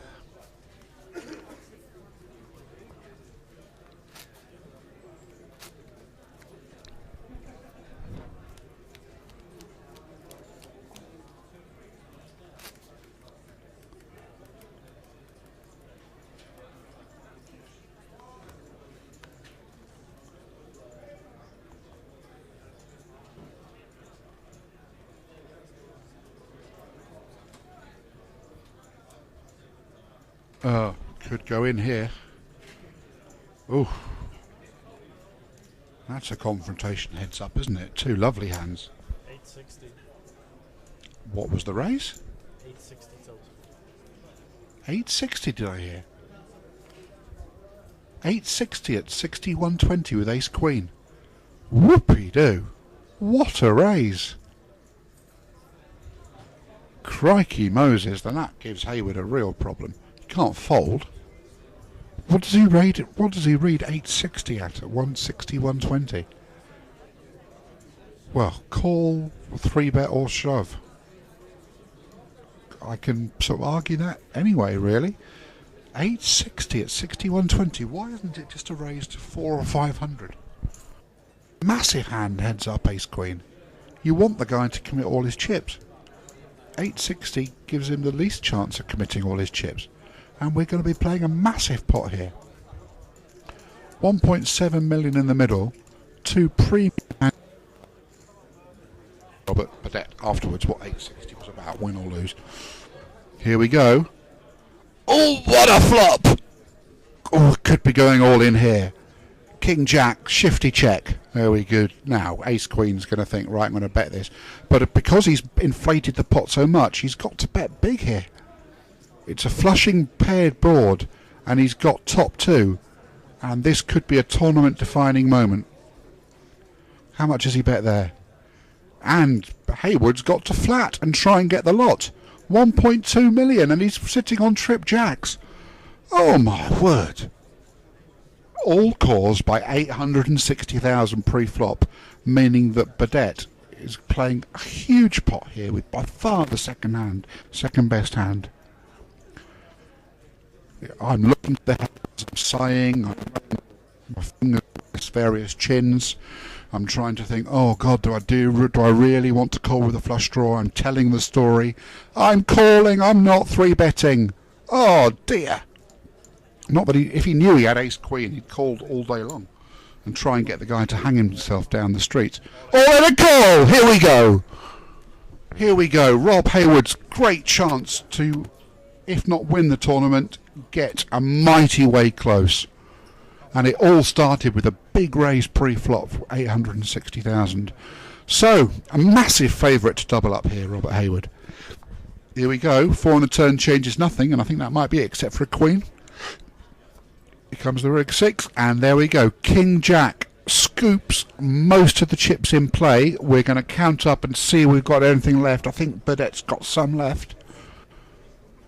You could see the look on Robert Hayward's face when Burdett moved all in. It was like a light bulb moment, eyebrows in the air, sit back, call, and in it went.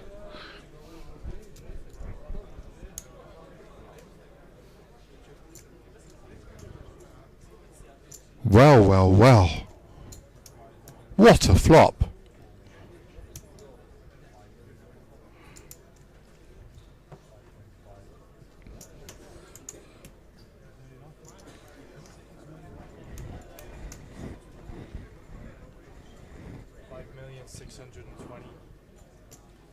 Five, six twice. So that's 10, 11, about 12 million Hayward's going to have. It's going to be a commanding chip leader. It's not over. Burdett's going to have a couple of million, I believe. We'll see how the figures shake out in a minute. What a flop, and the guy 4-bet shoves on you. Whew. Well, those twins are going to be lucky to have a father that runs well, eh?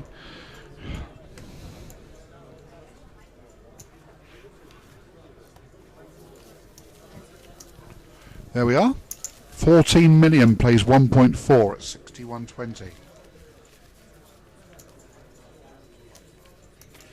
And if Burdett had made it half a million pre, he bets less on the flop. He still might do the lot. I accept that. But he has a few more options, doesn't he?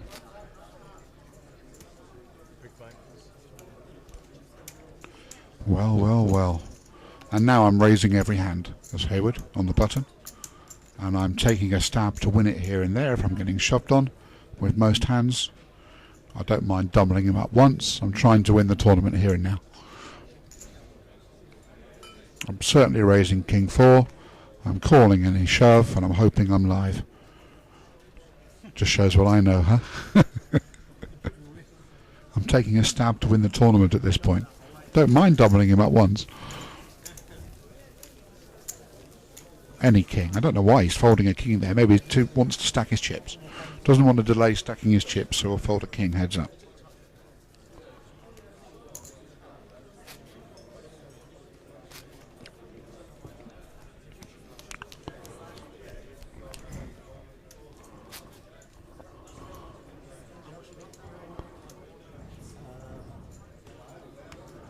I asked him how many he's got there. The answer is 1.4 million. Which he's now going to work out for himself.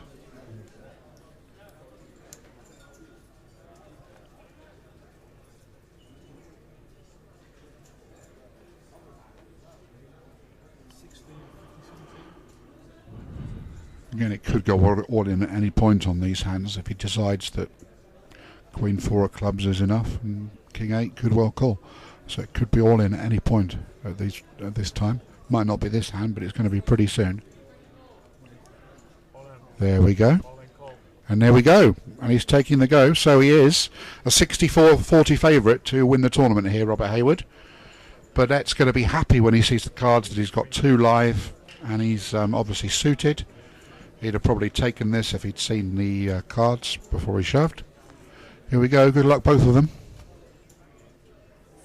It comes 9 ace 4, so Burdett takes the lead. King or an 8 or running spades to win the tournament for Hayward. Another spade, a king or an 8 for Hayward. And it's not to be, so that's a double up for Burdett. To about 3 million. 12 now plays 3. A long way to go still for Burdett.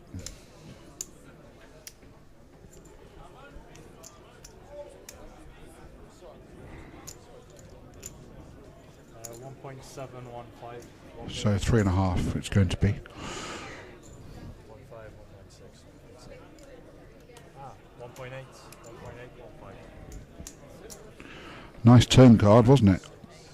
All the spades, any king, any 8. Complete brick on the river.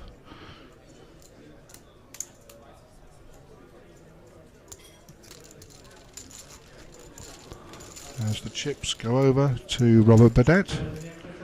And on we go.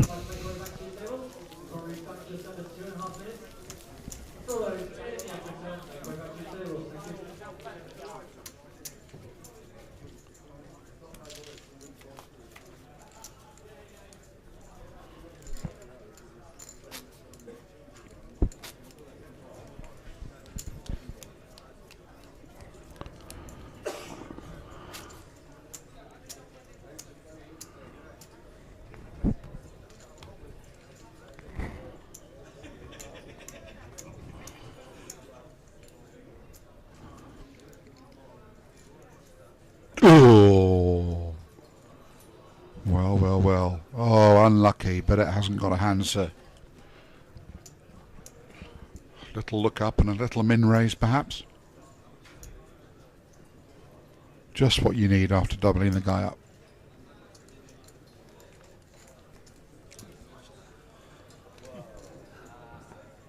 And shows him.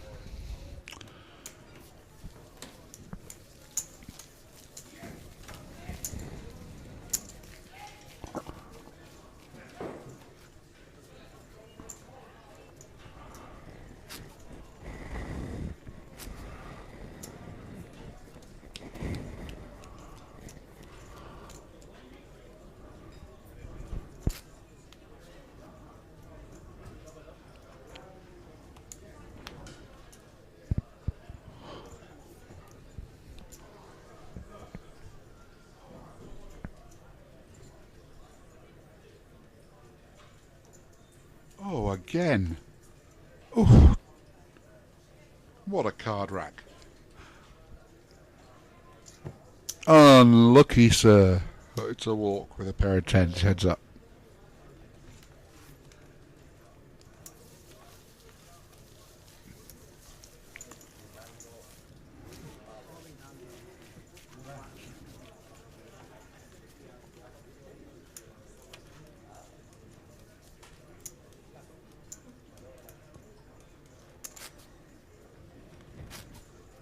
The XXL, line 3 start, 3,000, 6,000, 1,000 anti. That's 3,000, 6,000, 1,000 anti. Shuffle on the deal, thank you. Second prize.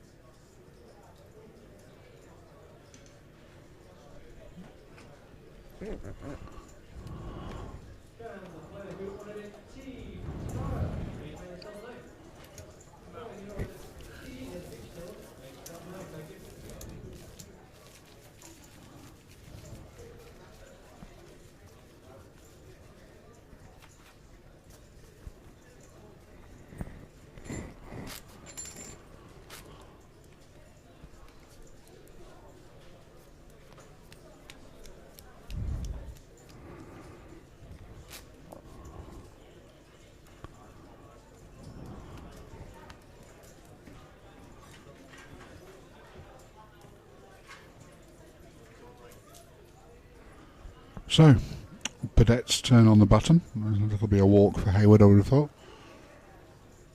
Yeah, it's a shake. A lovely hand in the big blind for Hayward as well.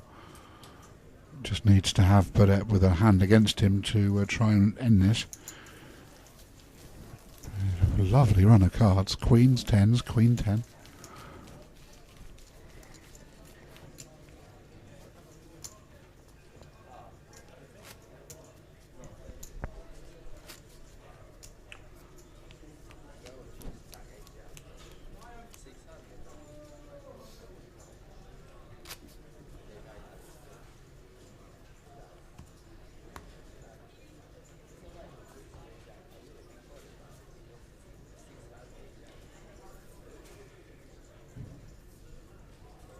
Aha. Boo. He's folded king 4 and stuff like that, and now he wants to play queen 4. Aha. 410. The raise is too big. 120. 3 and a bit times the big blind. Just make it 250. The raise is too big. Badette is going to make this about 1.5. And we'll get it through. Interested to see how much he did make it. 1.1, smaller. So that's over 3 million again. I wonder why Rob Hayward's making it 410. If you've got queen 4, make it 250. So if you have to fold to the shove, you're losing 160,000 lower than if you make it 410. And then make it consistently just over the minimum raise, so they can't tell whether you've got a hand or not. I don't understand why the raise needs to be as big as 410. But that's my weakness. I'm quizzical. I certainly didn't understand the 860 earlier with ace queen. That's even less understandable than the 450.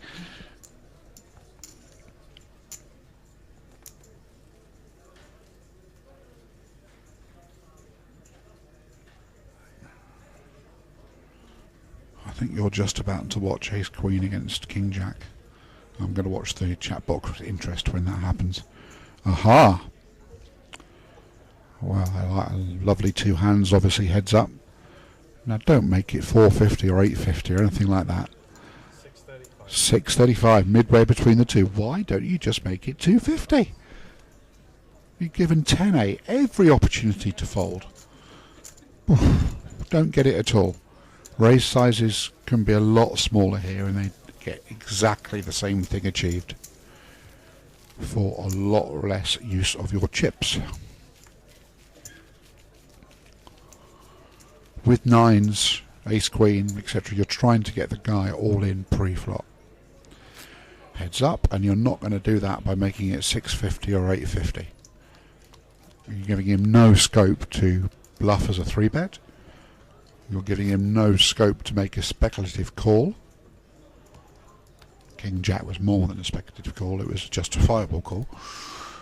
And 10-8 suited, which is a nice hand heads up, is folded because the raise size is so big. And again, ace queen here should be 250. Don't make it 450. Whatever it was last time. 410 this time. 410 it was last time. Just make it 250, and 9-7 shouldn't be calling 410. But does. Can you tell I'm getting tetchy? They've both missed.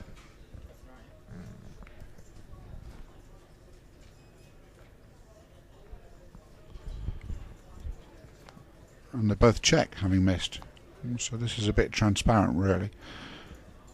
Someone in the chat box, there's 130 of you, explain these raise sizes to me. What are they thinking when they make it so big? Don't understand. Do not compute.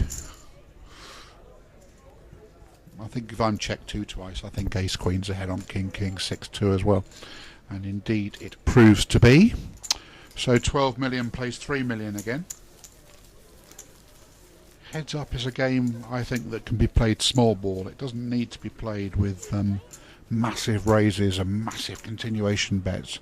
If you've got a hand, you're trying to play consistently enough that he can't tell you've got a hand, and it can induce him to do all sorts of other things.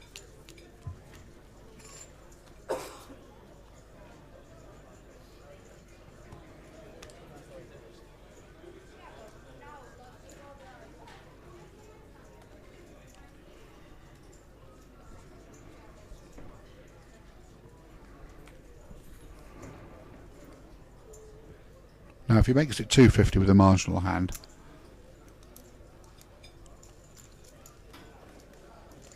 he's made it 500 this time with 10-9. So the raise sizes have gone from 860 to 630 to 510. Now if I was less tired, I would be spotting some patterns in that as his opponent, I believe.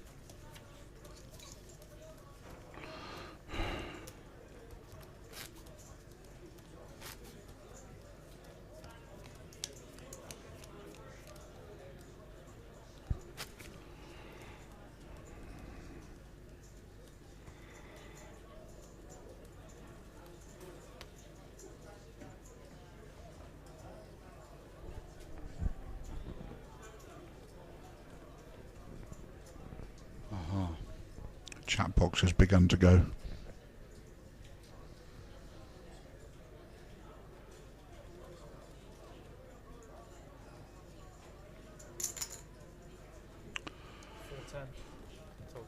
$410. Too big. Why isn't it 250? Padette's going to call, is he? A lot of people would 3-bet here with a view to getting it in. Fair enough. 1 million with a view to getting it in, and he claws back a bit of ground. But again, that was 410, and it could have been 160,000 lower going to the other side. I'm a broken record. I'll shut up. Just accept it.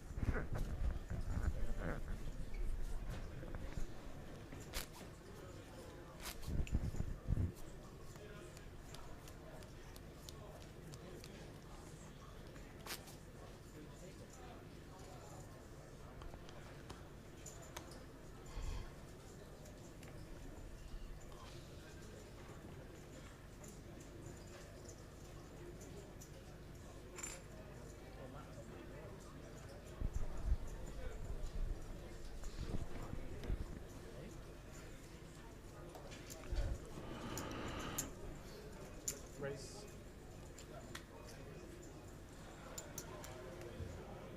635. Oh, back to 635 again. Putting Queen 10 in a bit of a spot, to say the least.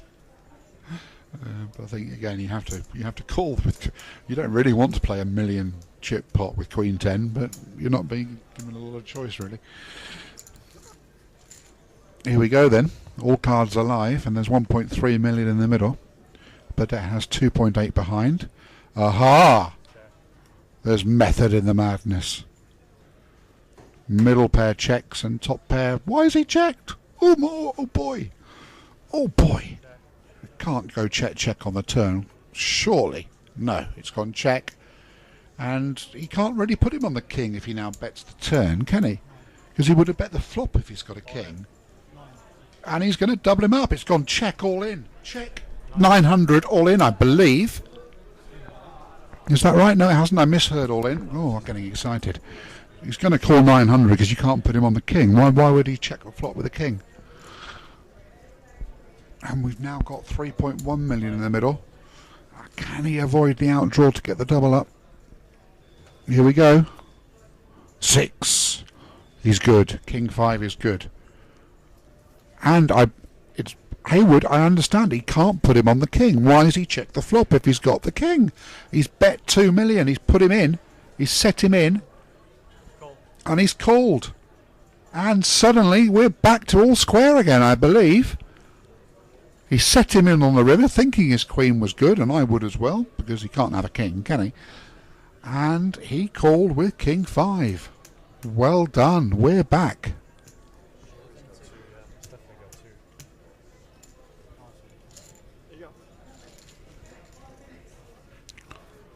We'll see what the new chip counts are. I think it's 8.1 plays 6.9 again.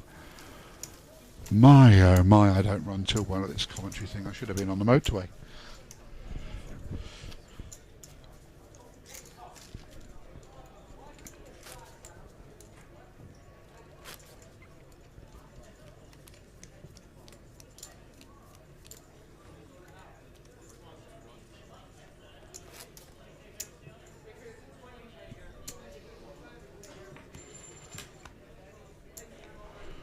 Well, well, well. Someone bring me a cup of Horlicks and a sleeping bag. My, oh my. 10 minutes ago I wouldn't have said we'd be back at 6.6, but it's 8.2, would you? It was all over, bar the shouting. And now Padette's picking up the hands. 129 of you are online. I'm going to have a shot when you're still listening to this in 20 minutes' time. My, oh my. Someone pass me the Red Bull.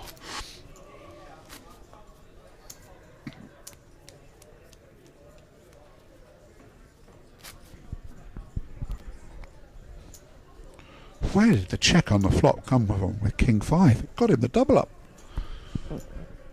Got him the double up.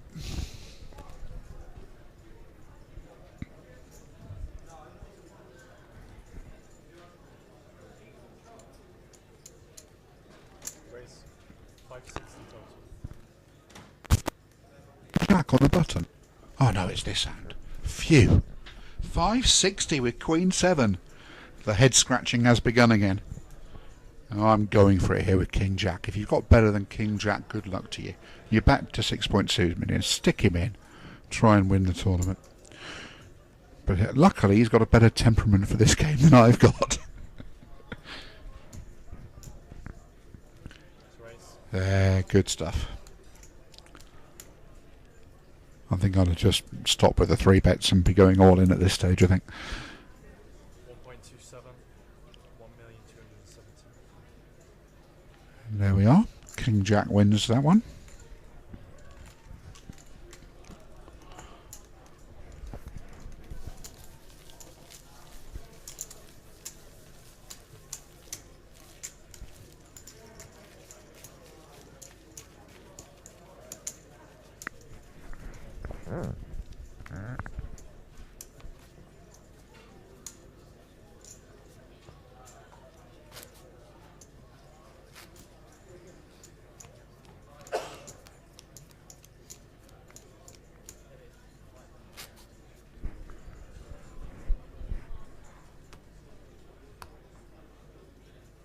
Come on, graphics, catch up.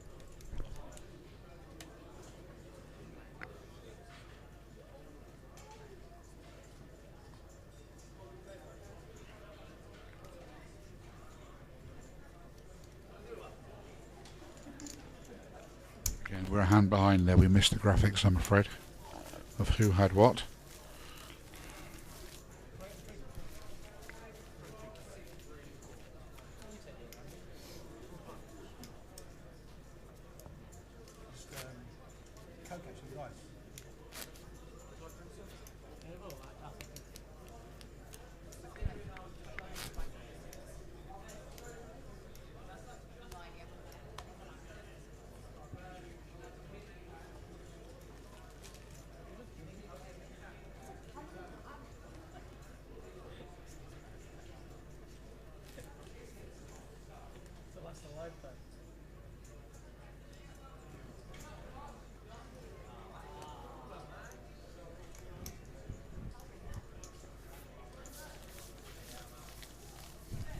Hayward picks that one up, gets a walk, and has the very playable ace-9.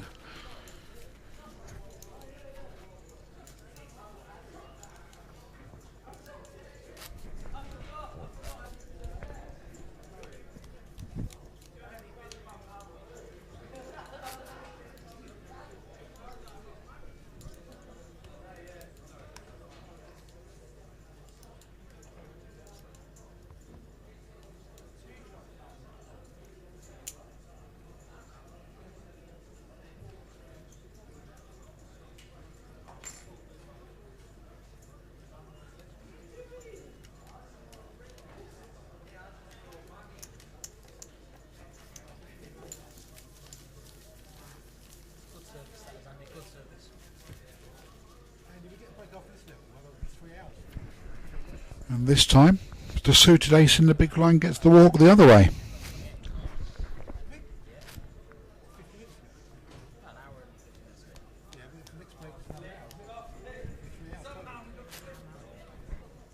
Are they 1 hour levels? Yeah, that's right.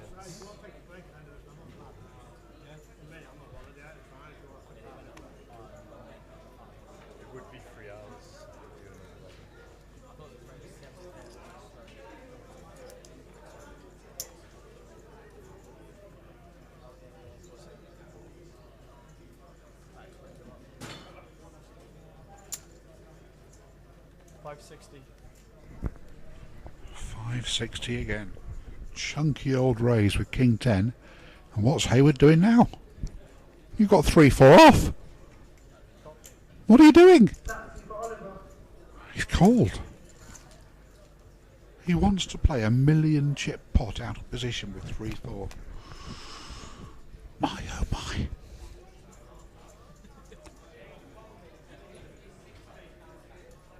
Flopped the best of it. Going to try and win it here and now.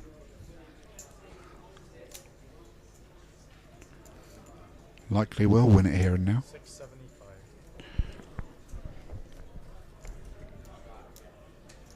What's King 10 thinking here? No pair, no draw. Going to try and win it on the turn, is he?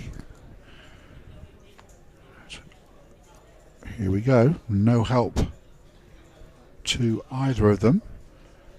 3-4 suddenly doesn't feel too happy about life. He's not going to do it again, is he? Wow. It's the old bet 6-7-5 and hope he's on the heart draw bet. And it takes it down. Well, well, well.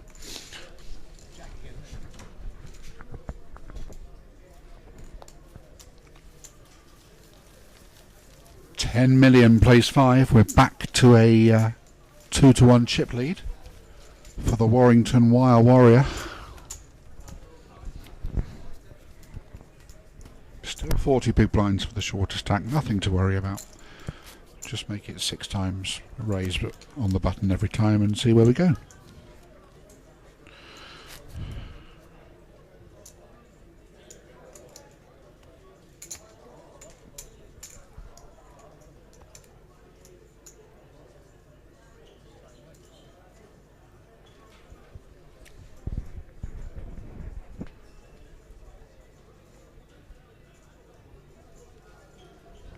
Dum dum dum dum dum dum. King's in the big blind and you're the short stack and he's raised into you. Now, he's not. He's just limped. I'd love a check here and just go for the double up. Just yeah, we love it. Check and go for the double up. Absolutely love it. I hope he flops part of it and go for the double up. Ooh, that's the risk you take. But I think once you've got to be prepared to go for it. The guy's not got an ace. He hasn't raised you. You know your kings are ahead. Sell the story. Excellent. He's not going to have an ace, is he? He hasn't raised the button. If he's got a 10, good luck to him. It's been a great tournament. Call again. Sell the story. Be consistent. Call again. No, you've got to call again there. Oh dear. What's the likelihood of him having an ace or a 10? Pretty low. So the bluff frequency is high. You've got to call again and hope he bets again on the turn. Got to be consistent with the story you tell. If you take the risk with kings pre-flop, I think you've got to go all out and commit to it. Play it down the streets and go for the full double up. Granted, you couldn't have had many worse flops, but what's the likelihood of him having an ace? Pretty low. He hasn't let you know pre-flop about it. So modest progress for the Colchester Robert. Didn't like the check raise on the flop there.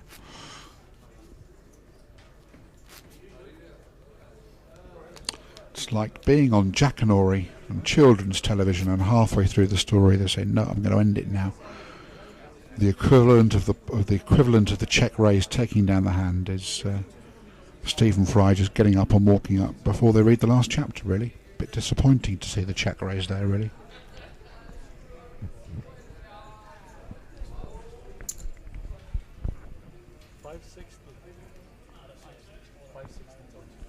It's 560 this time with King 7 and Ace Queen, which is going to be a 3-bet, but good grief.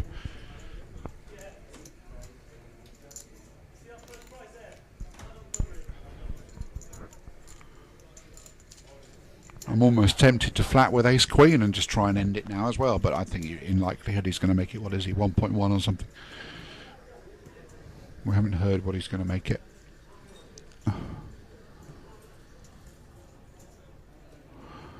Unless there's a lag in the graphics again, which I think there might be. There was. He did flat call. Good on him. And he's flopped the ace and he's bet 675, and unfortunately for him, Mr. Burdett hasn't got any of it. So we're back to 10 plays 5. I'm being told I'm exactly right about race sizes, but I know there's no need for me to say it 20 times. It's there, I get the message.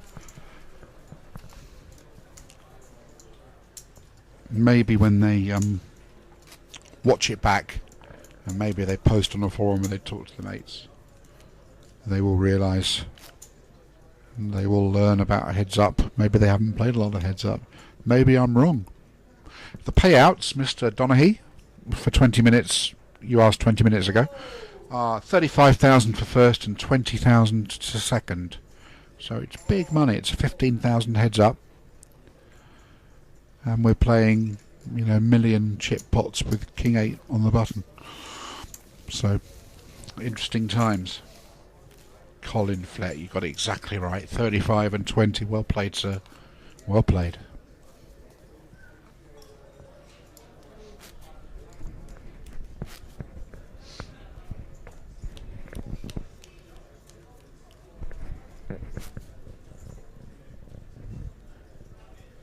.2 plays 4.8.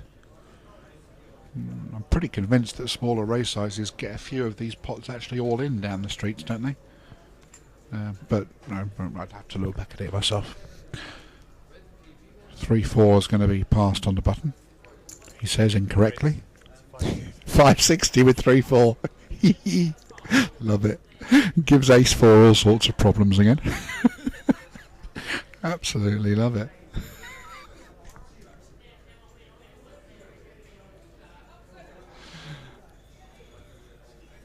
Ooh.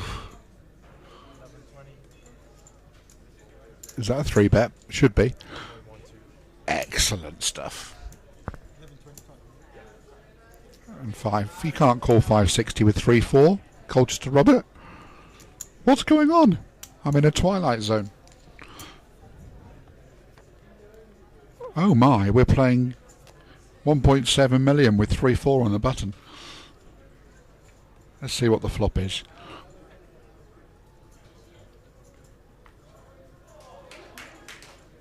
Flop cam? Calling the flop cam. Oh, he's flopped it. He's flopped a pair. Against a very bad spade draw. He's been checked to. And I think my 3 was ahead at this point, I think.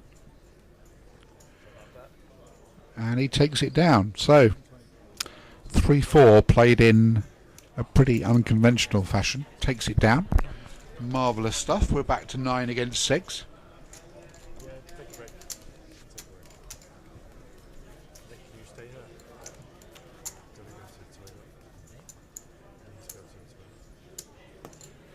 Should stop predicting what I expect, really, because it's not happening quite as I expect. Yes, it's 1 hour levels on the final table. Really enjoying that at 1 o'clock in the morning. They've both got long journeys home. I'm just saying.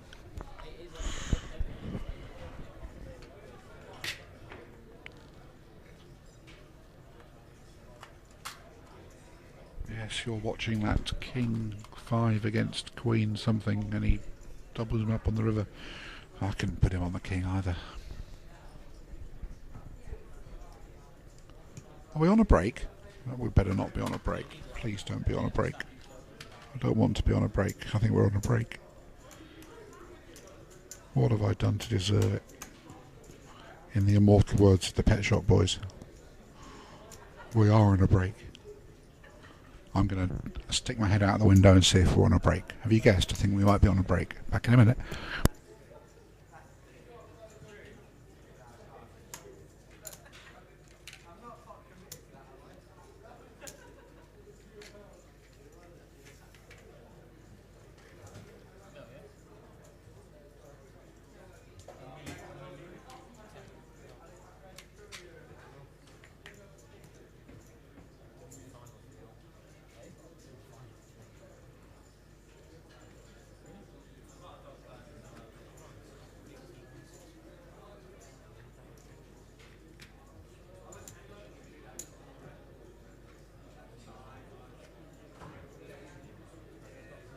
We're on a break. Back in 10 minutes. I'm off for some fresh air and to try and make sense of the world in which we live.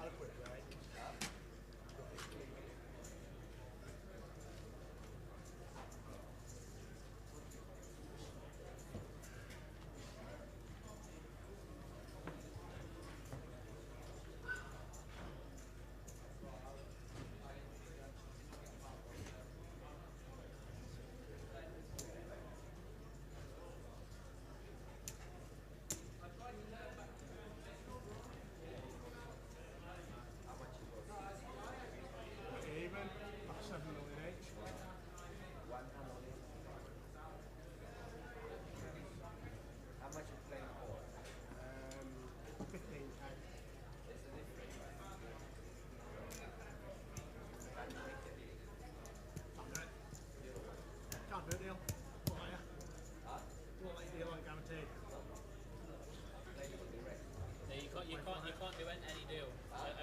Over a price pool of 50k, you can't do any deal.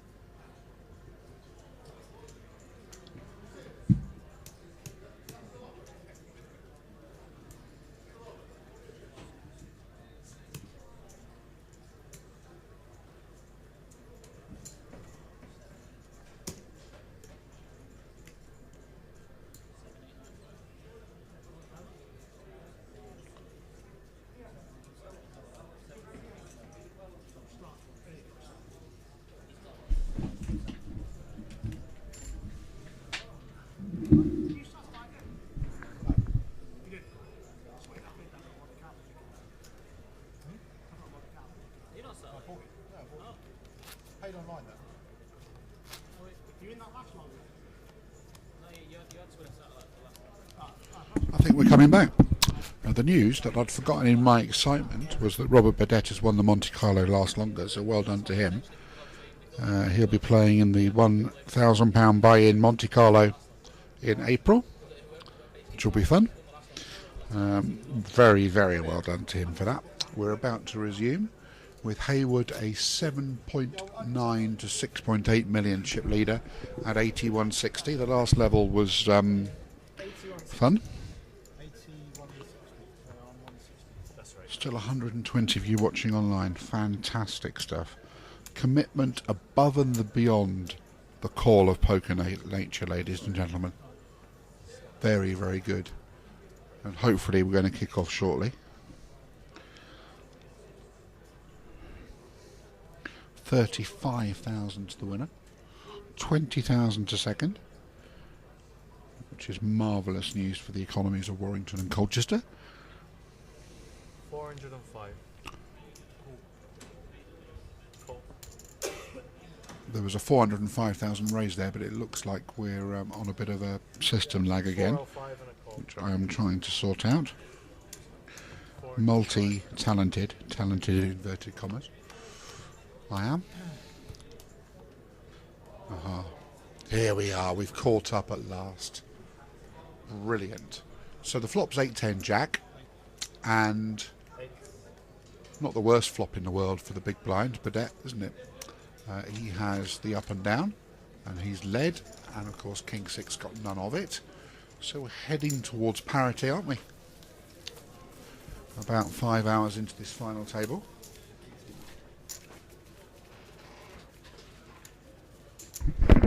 I'm going to set the chair to recline and settle back for the duration.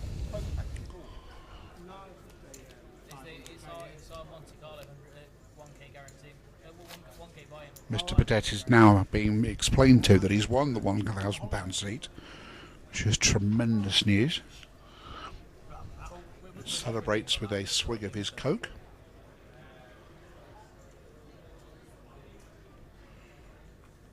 And let's see what we want to make it with Jack 7.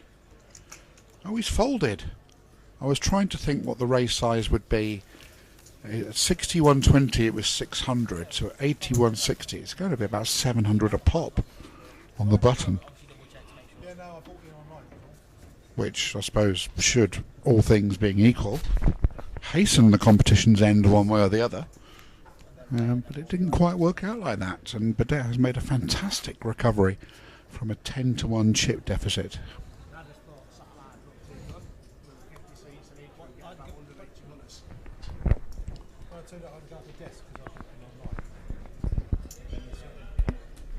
Very convivial atmosphere at the table, as you can see. Meanwhile, I'm being convivial with myself in the commentary booth, staring at four walls after 5 hours. And that is a walk, understandably. 3-8 decided not to pursue things on the button.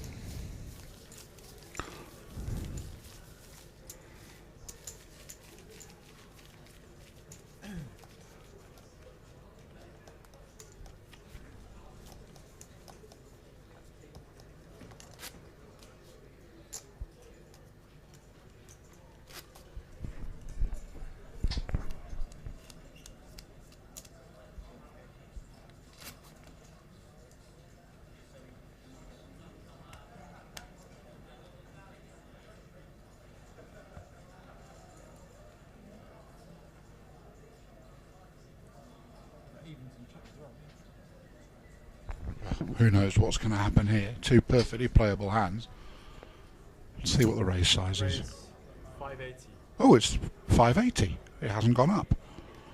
And Hayward's got another of these tricky decisions with Queen 9 in the big blind. A bit too good to fold, but what are you meant to do to a raise of that size? And he calls, which I suppose is the default option, really. Try and play it down the streets. They've got each other's cards. Let's see if we can all get around this, shall we? Aha. So, second pair and a gut shot for Hayward. This is a nice hand heads up, I believe. Is second pair and a gut shot? Almost second pair and a gut shot. Boy, oh boy, my eyesight. Check, check. So Hayward's going to think he's ahead now. Not the greatest card for him, clearly. The ace on the turn.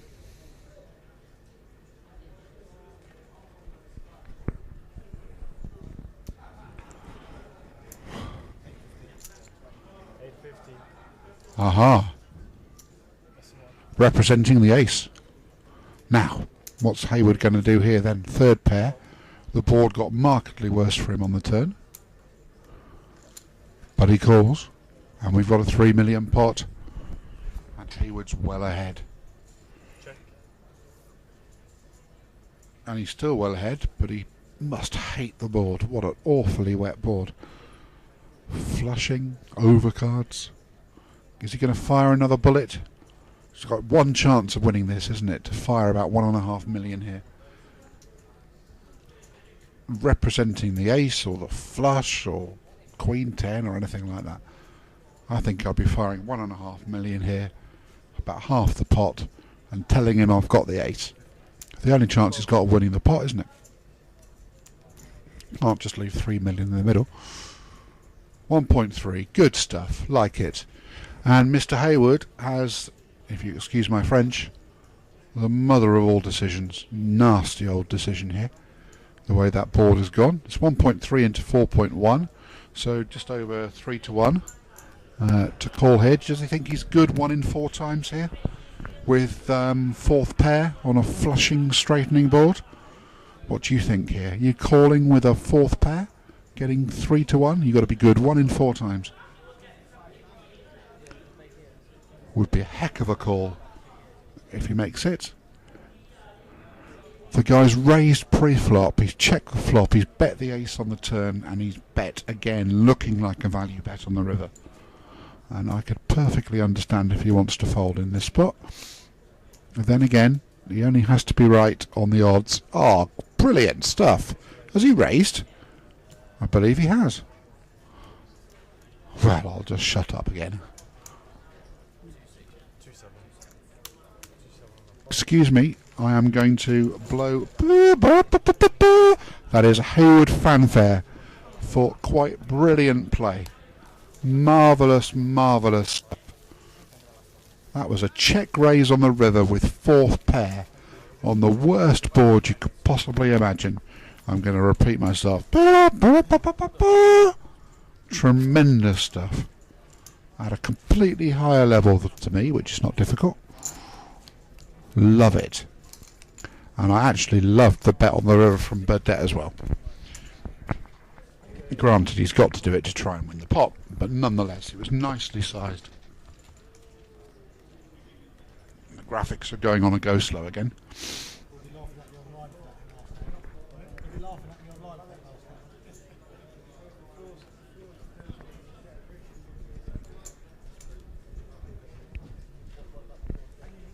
Aha!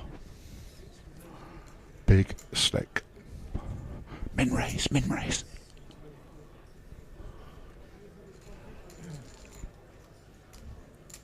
Min raise is 360, but he made it 500. I want a min raise and I want him to put his chips in.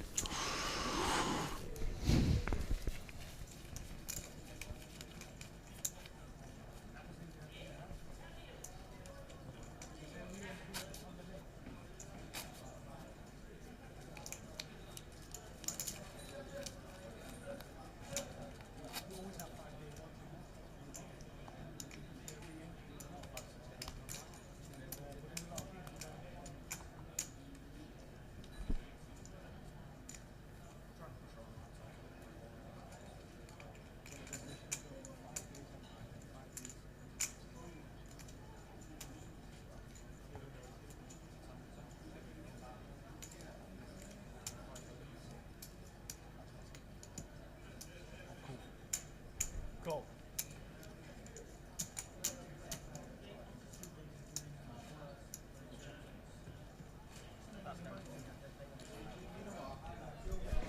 So it's a limp on the button this time with 9-7, and Queen Deuce gets a free flop and misses it about as wide as you can possibly miss it. Mr. Burdett only flopped Queen Deuce Deuce when that happened. 9 on the turn, Burdett hits second pair, and Hayward 5. checks again. 500,000 I believe was the bet on the turn, and that will take that one down.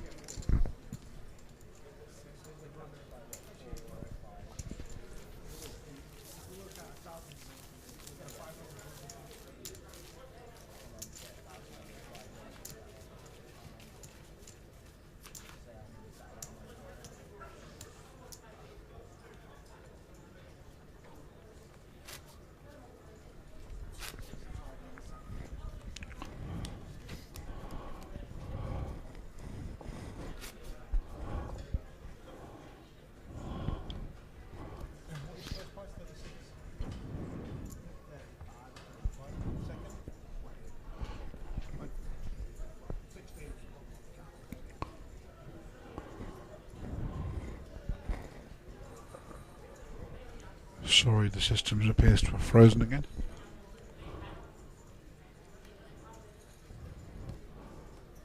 Here we go. Thank you. King's on the bun. I might limp. 5. I wouldn't be making it 505. I can limit, I can min raise, but I want him in. 10-7, and here we go then.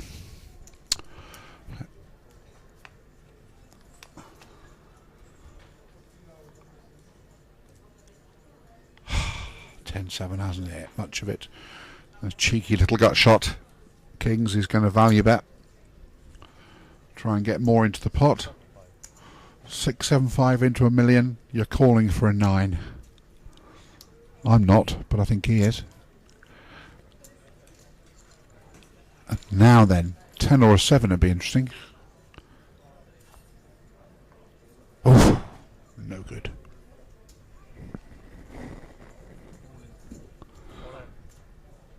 Whoa! But it's moved all in with 10-7. The gut shot. Rush of blood to the head. Hayward calls with kings. He needs to avoid a 9. Only a 9.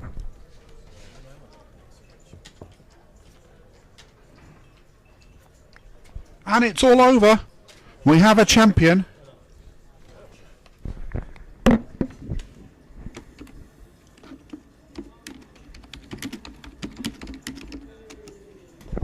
It is Rob Hayward from Warrington wins for 35,000. Robert Burdett from Colchester second for 20,000. The shove on the turn caps off a momentous heads-up battle. Congratulations to both of them. Really well played. I am going to say good night and love you and leave you and ponder life, the universe and everything on the motorway. Good night.